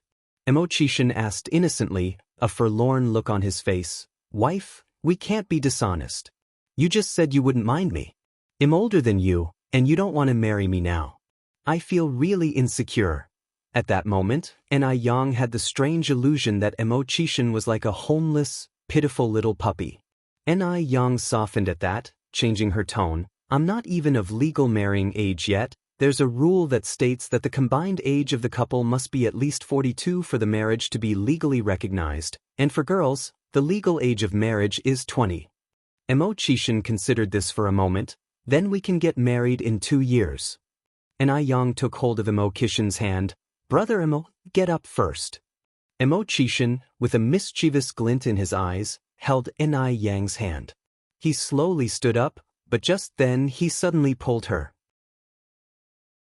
Chapter 438, Emo Baichuan's Strategy, Big Brother's Marriage Proposal _6. Bang! Both of them fell into the water simultaneously, splashing water everywhere. Young had not been prepared and ended up landed on Emo Kishin's body. Breathing entwined, they could clearly feel each other's heartbeat. Even Emo Chishin, the orchestrator of the whole thing, was stunned, his mind blank. Young didn't get up in a rush. She reached out to pinch Emo Kishin's face. "You dog, has your courage grown? You dare to conspire against me." I didn't," Emo Chishin stammered. Young increased the strength in her grip. "Still defending yourself." Mo Chishan controlled himself and said, Yang, could you get up first, please? Nope. Yang replied, didn't you not want to get up? Yang. Mo Kishan's pupils were as dark as ink, his voice low. Yang decided to back off, stood up and said, I will let you off this time. Phew. Mo Chishan let out a sigh of relief. If Yang hadn't gotten up, he just might have embarrassed himself. He might even have ended up scaring his wife away. Yang continued washing clothes. If you looked closely, her ears were slightly red. Mo Chishan stopped teasing her, took off his upper clothes, and dived into the river with vigor. Yang simply washed his clothes as well. The fell earlier had caused quite a bit of yellow mud to stick to Mo Kishan's white shirt. Yang's clothes were not spared either, got quite wet, but luckily, it was summer and the thin clothes dried quickly. Yang. Mo Chishan swam to the middle of the river, popped his head out, and called for Yang. What is it? Yang looked up. Can you guess what I caught? Mo Chishan continued. A fish. Yang guessed. Wrong. Mo Chishan shook his head. River clams. Mo Chishan still shook his head. It's not a snake, is it? Yang shivered at the thought. Mo Kishan's courage was indeed tremendous. He even dared to catch a snake. Incorrect. Mo Chishan shook his head again. If it's not a fish, not a river clam, and not even a snake, Yang couldn't guess what else in the river Mo Chishan could have caught. Yang, you're really clueless. Yang raised an eyebrow. Are you just messing with me and you didn't catch anything at all? Damn man. Mo Chishan laughed. Yang, how about we make a bet? If you guess correctly, I'll agree to something you ask. If you can't, you'll have to agree to do something for me. And I'll even give you a hint. Yang nodded slightly. Okay, go ahead. Mo Chishan continued. The thing I caught is alive, you've seen it before and you might have even eaten it. River shrimp. Wrong. Mo Chishan chuckled. Yang, you lost. I admit defeat, Yang added. Can you tell me what you caught now? Mo Chishan raised his right hand. It's this. Suddenly, the sound of quack quack quack echoed in the air. A wild duck. Yang would never have guessed that Mo Chishan would catch a wild duck. Wild ducks differ from domestic ducks. Not only are they much smaller in size, but they are also very agile and can fly high like birds. Under normal circumstances, it would be impossible to catch a wild duck bare-handed. Even professional hunters need to use guns. Mo Chishan quickly swam over to Yang and handed the wild duck to her, shamelessly asking, How awesome is your man? Yang slapped his face. Mr. Mo, can you have some shame, please? Mo Chishan continued, Yang, you lost, you have to agree to do something for me. Go ahead. Kiss me. Mo Chishan, lying on a rock in the river, said this very seriously. Yang's cheeks turned slightly red. How was she supposed to respond to that? Yang, don't go back on your word. Yang mustered up her courage. Close your eyes first. Mo Chishan obediently closed his eyes. Yang lowered her eyes slightly, quickly pecked him on the cheek, fleeting like a dragonfly touching the water. Even though it was only a moment, Yang's heart was thumping. Mo Chishan was in a similar state, calm on the surface, but an absolute mess inside. Wife, you are too perfunctory. After a while, Mo Chishan finally opened his eyes. He was incredibly grateful to be in the water right now. Yang knocked his head with a look of disgust on her face. Your face stinks. Stop acting smart after scoring points. It's okay as long as you smell nice, wife. Mo Chishan handed the wild duck to Yang. Wife, I will go for another swim. When Yang looked at Mo Chishan again, he was no longer visible on the water surface. A good while later, he reappeared from the opposite bank of the river. Yang untied her red hairband and tied the wings and feet of the wild duck with it, then put it in the bucket. After finishing washing the clothes, Yang took out the clothes that Mo Baichuan had worn and hung them on a tree by the riverbank to dry while she sat underneath the tree seeking shade and watched Mo Chishan swimming in the river. Yang, do you want to swim around too? Called Mo Chishan from the river. No thanks. Yang gave him a blank look. In broad daylight, If she did get into the water, she could likely become the guest of honor in the village news the next day. Yang, I've caught something again. Emo Kishin's voice echoed, full of excitement. Is it a fish? Yang, you are so smart. Emo Chishin raised a grass carp that weighs over 3 pounds. Yang just sat by the river and watched him, smiles flickering in her eyes. About half an hour later, Emo Chishin came up from the water. Right at that time, the clothes also dried. Emo Chishin put them on, took the bucket with the clothes from Yang. Yang smiled. I can carry it. Mo Chishin said, how could I allow you to do this kind of work while I, as your boyfriend, am around? Boyfriends are meant to do hard work. What else is the use of having a boyfriend? Yang patted his head. Good understanding, young man. Emo Chishin smiled. All credit to your coaching. Nobody else got such a privilege. Yang couldn't help but laugh. As they walked and talked, their handsome and beautiful scene made passing pedestrians compliment them heavily. Such a perfect match of talent and beauty. In no time, they arrived at the Ni family's house. It was already after 10 a.m., nearing 11 a.m. Yang suggested, Brother Emo, stay for lunch. I'll clean up the duck and grill the fish. Emo Chishin nodded. Yes, I'll help you. He seemed to have forgotten about the important meeting waiting for him at noon. Chapter 439. Big Brother. I am a person who loves to idle away his time. Help me one more time _1. Emo Chishin followed Yang into the kitchen. Tsuehua was originally busy in the kitchen. Seeing Emo Chishin and Yang arrive, she thought it would be best not to disturb the young couple. So, she left under the pretense of needing to look after the children. Yang, are we killing the duck too? Yang nodded. I'll do it. Emo Chishin rolled up his sleeves and volunteered. Can you handle it? Yang expressed doubt. A man is most bothered by a woman questioning his ability. I can handle it just fine.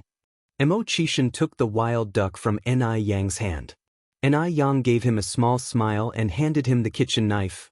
Here you go.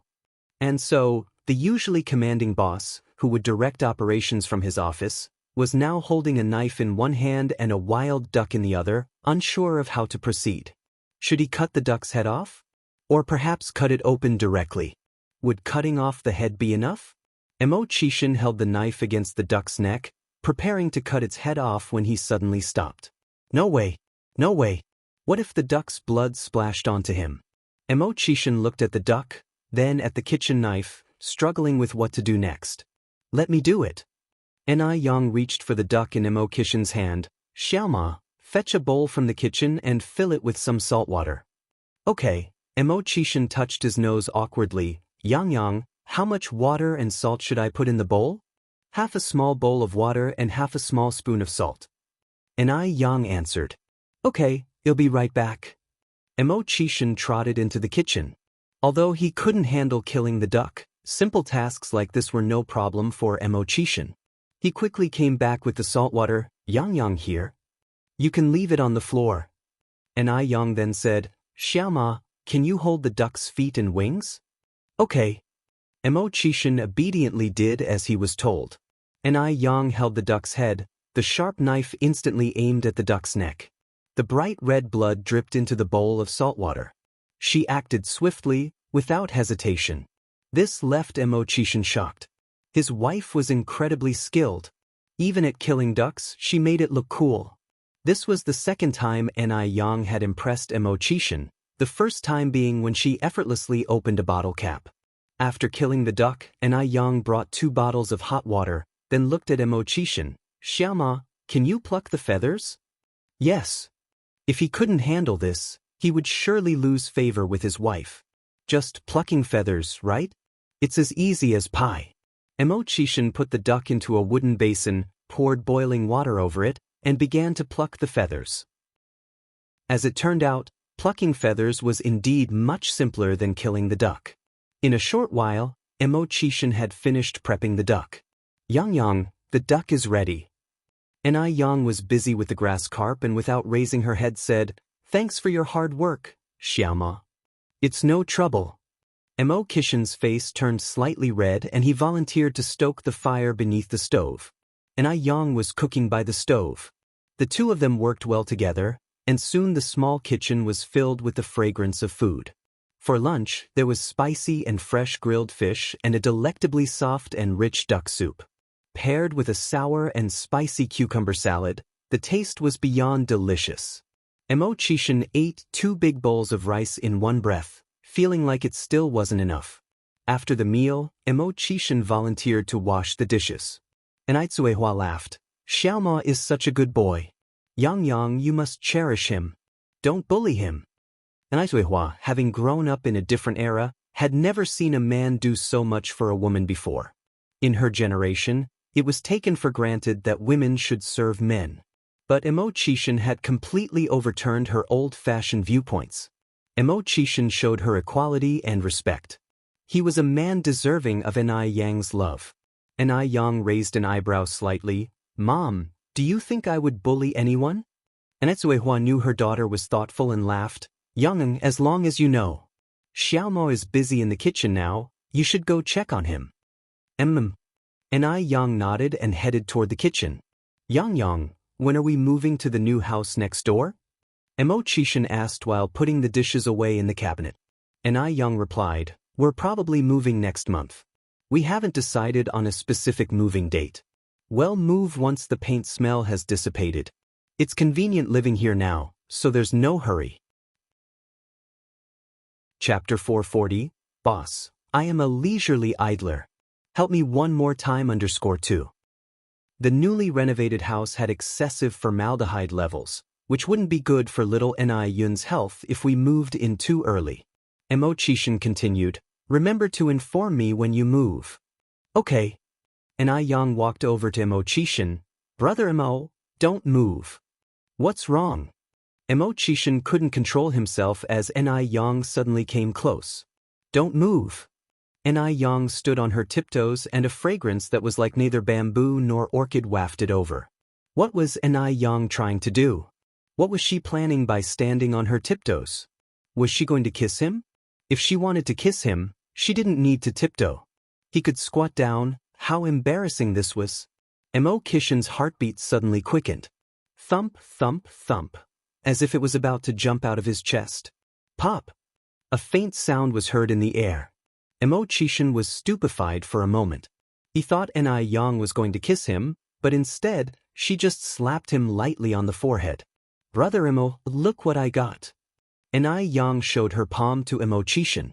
Mo Chishin lowered his gaze slightly, only to see a mosquito with a trace of blood in Yang's palm. So she was just killing a mosquito. Although Mo Chishin was a bit disappointed, he still flattered her. Yang, you're so awesome. Downtown business building. Morris and Marcus were anxiously pacing around the building. The duo kept checking their watches, wondering, why hasn't the boss arrived yet? The meeting was supposed to be at 12 o'clock, and now it's after 1 o'clock, but there's still no sign of Mo Chishin. Mo Chishin has always been disciplined, never late to meetings large or small. They didn't know what was going on this time. Had something happened? Morris asked Marcus, do you know where the boss went? Marcus shrugged, how would I know? The boss asked me to clear all his schedules for this morning, but he didn't tell me where he was going. Morris, with a worried look, said, did something happen to him? In this era of underdeveloped communications, it's so inconvenient.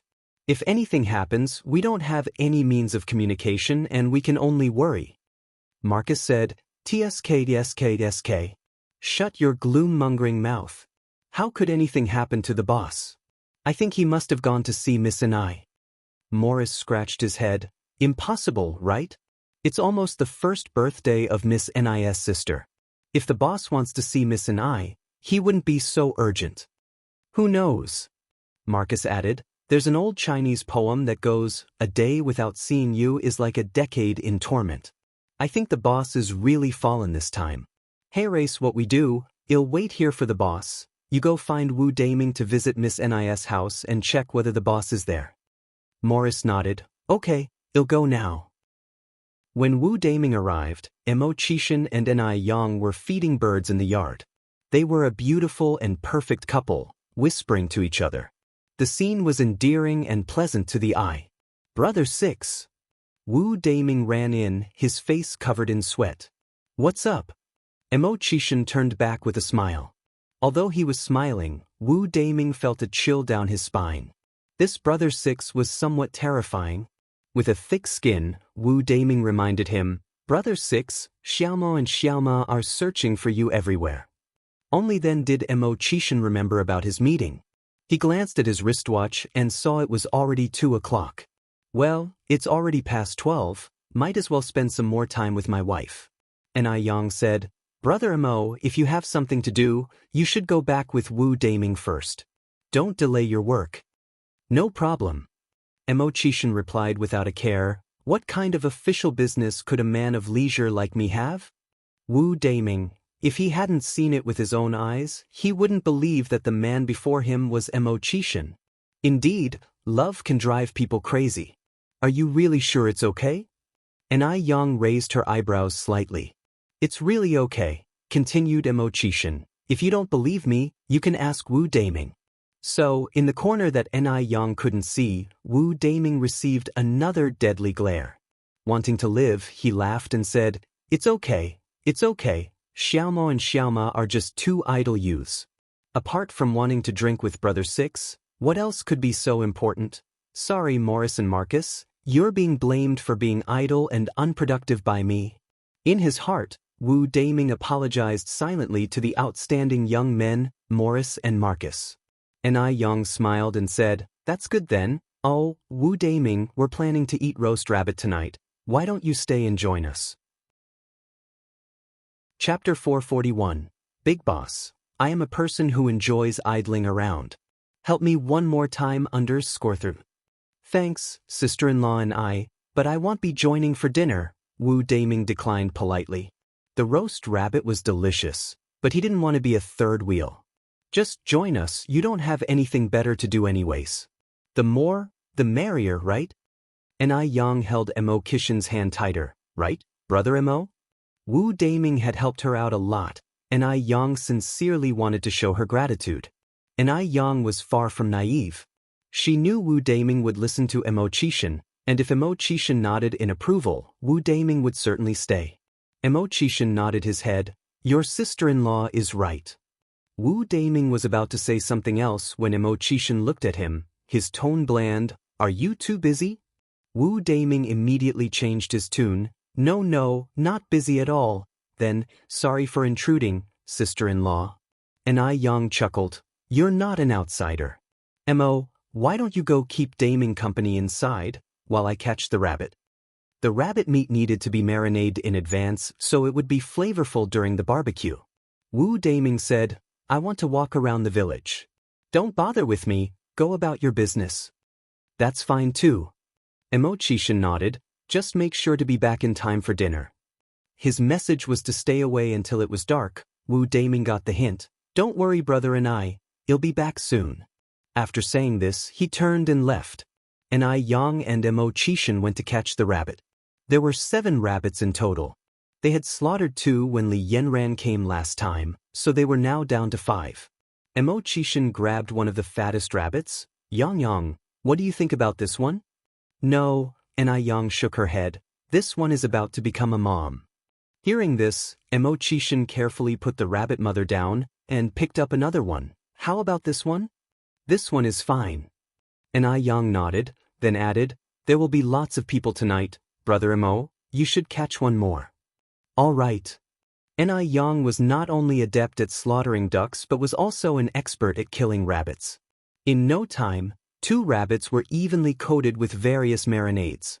Apart from rabbit meat, Ni Yang had also prepared enoki mushrooms, baby cabbages, chili, lamb, eggplant, and vermicelli. At this time, barbecues were not yet as popular as they would become in later years, and skewers were not available in the countryside. So, Ni Yang and Emo Chishan went to the bamboo grove to cut some bamboo. Emo Chishan was very skilled with his hands. Ni Yang just described the shape of the skewers, and as he cut the bamboo, he also whittled the skewers for Ni Yang. They were of uniform size, just like what you could buy on the street. Ni Yang marveled, Brother Emo, you're so skillful. Just so. The champion of the China's swordsmanship competition, Missouri Chishan modestly downplayed his prowess. After making the skewers, Mo Chishan sat in the yard and skewered the food while Ni Yang made the charcoal. Time passed second by second. In a blink of an eye, it was evening. By the time Ni Chingui and Wu Daming returned, Ni Yang had already prepared everything. The barbecue grill was long and people could sit on both sides, allowing everyone to grill and eat at the same time. Although it was summer, the mountain breeze made everything pleasantly cool. Oh, little Mo is here too. No wonder it's so lively today. Ni Chingui greeted Mo Chishan enthusiastically. And Ni. Mo Chishan stood up politely. Ni Chingui laughed. Little Mo, you don't need to be so formal with me. We're all family here, please sit. Finishing her sentence, she turned to Ni Yang. Yang, what are we having tonight? Looking around, she didn't see any vegetables. Surely they weren't planning to feed them raw food? Ni Yang replied, Aunt Ni, we're having a barbecue tonight. We'll be grilling and eating. Oh. Ni Chingui nodded, doubting in her heart whether grilling these seemingly dried-out potatoes and enoki mushrooms would actually taste good. As Ni Yang grilled the vegetables, brushing them with oil and sprinkling chili powder and cumin powder, the sizzling of oil soon filled the air. It smelled so good. It made everyone salivate. Shortly after, Ni Yang finished grilling a large batch of vegetables and served them to everyone. Delicious. Sister-in-law Ni, you're incredible. Wu Daming wolfed down his food, as if he would even swallow his tongue if he could. Ni Chingui quietly retracted her previous doubts. Ni Yang had also grilled a corn on the cob especially for little Ni Yun, who was nestled in Ni Quihua's arms, chewing blissfully on the corn. Despite being just shy of 1 year old, his teeth were already quite formidable. Chapter 442, Big Boss. I am a person who loves to idle away his time. Help me one more time _4. Seeing everyone eating so contentedly made Ni Yang very happy as well.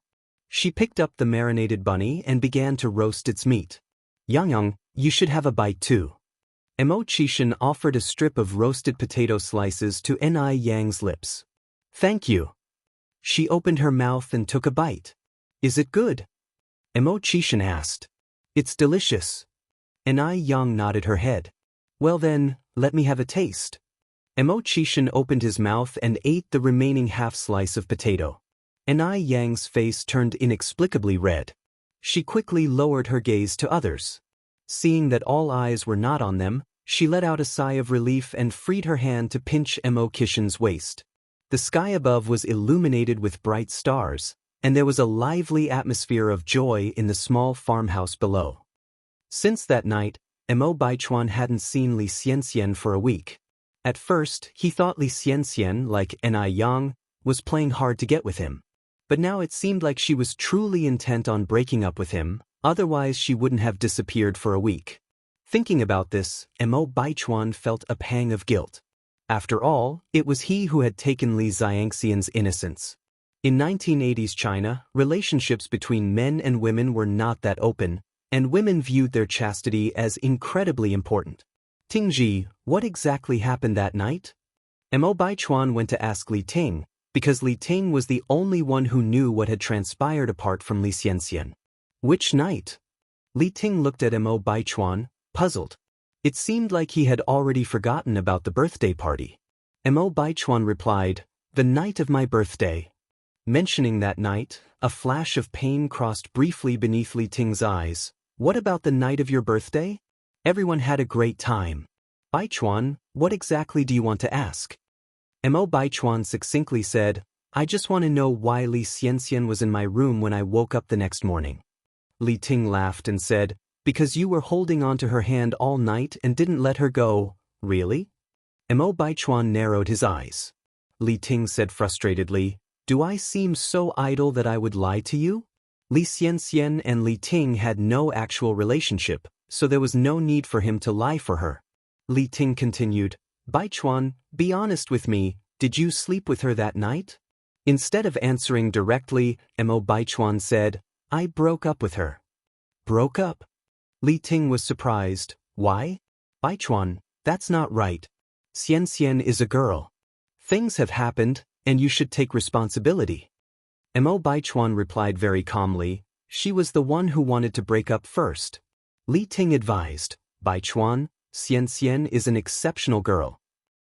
I really hope you do not miss out on her and step up to take on the responsibility of a man. Li Ting's expression was calm, but his heart was pounding. Had Li Xianxian broken up with Mo Baichuan because of him? Mo Baichuan lit a cigarette. Nowadays we advocate for freedom in love. If she doesn't want to, I can't force her. Li Ting sighed and a flicker of excitement appeared in his eyes. After leaving Mo Baichuan, Li Ting could hardly wait to find Li Xianxian. Xianxian, did you break up with Baichuan? Li Ting looked at Li Xianxian. Yes. Li Xianxian nodded. Xianxian, did you break up with him because of me? Li Ting asked excitedly. Li Xianxian bit her lip and then said, Tingji, I admit I did have a little interest in you, but I like Baichuan more. A heart can only love one person, so, I'm sorry, Tingji. I want to marry Baichuan, could you please help me again?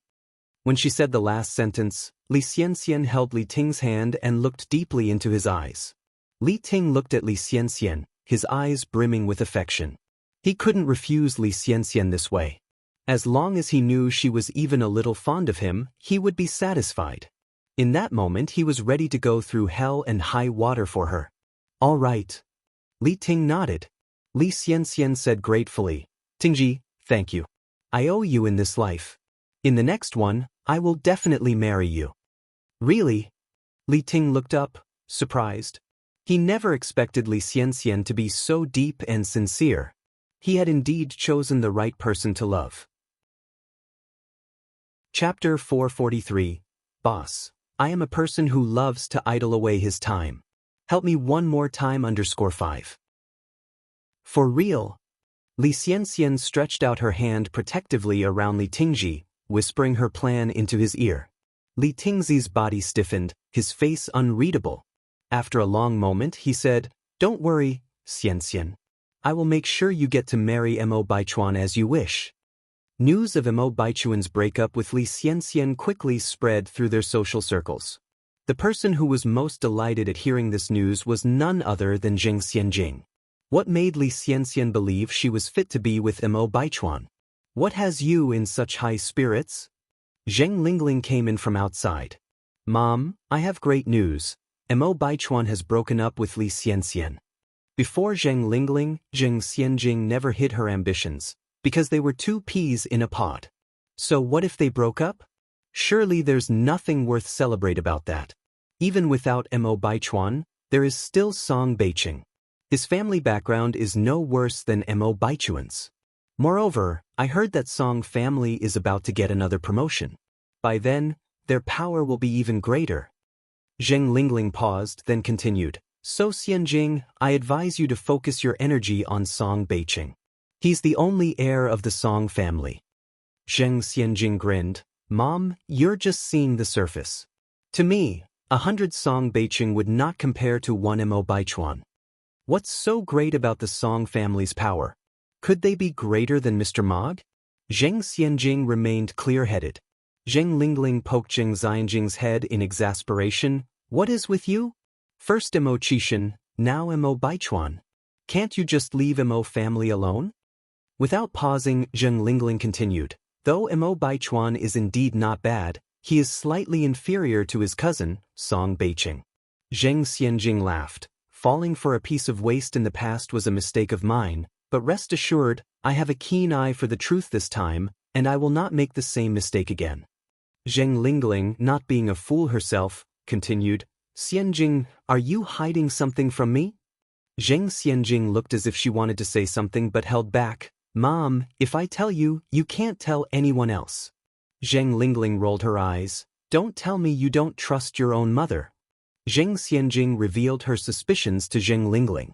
Zheng Lingling took a while to recover from the shock. Mr. Mog. It's Mr. Mog.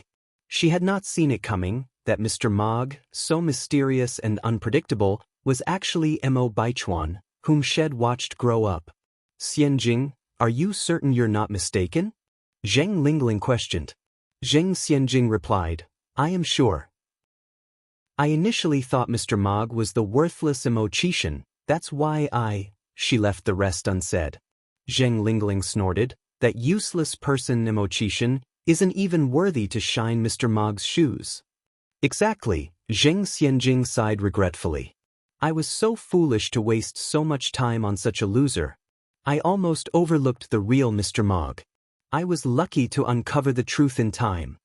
Every time she thought about this, Zheng Xianjing felt extremely fortunate.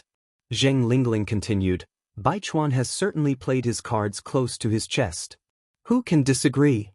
Zheng Xianjing nodded. If I hadn't seen it with my own eyes, who would have believed that he is Mr. Mog? Zheng Lingling frowned slightly, looking worried. Xianjing, I've heard rumors that Zhao Jingrong of the Zhao family has declared that she won't marry anyone but Mr. Mog. You will need to keep an eye on her so she doesn't steal Baichuan away. The influence of the Zhao family in Beijing far exceeds that of the Mo family and the Zheng family. Otherwise, Zhao Jingrong wouldn't be so bold to ditch Emo-Chishan at will. Moreover, Zhao Jingrong not only boasts a prestigious family background but is also pretty and well-educated overseas. These exceptional attributes make her a force to be reckoned with. Zheng Xianjing laughed. Mom, you can rest easy. Zhao Jingrong still doesn't know that Mo Baichuan is Mr. Mog. And even if she did, would Mo Baichuan marry someone who almost became his aunt through marriage with Emo-Chishan? Even if Zhao Jingrong loses her dignity, the Mo family would still want to keep their face. Zheng Xianjing was not worried about Zhao Jingrong, as she had no upper hand at all in front of Mo Baichuan. You're tuning in to the Passion Pages YouTube channel. We're so grateful for your support, and don't forget to subscribe to join us on this incredible journey through captivating stories. Your generosity through donations truly makes a world of difference, as it's the primary source of revenue that allows me to expand and enhance this channel for you. Thank you from the bottom of my heart for being a part of this adventure.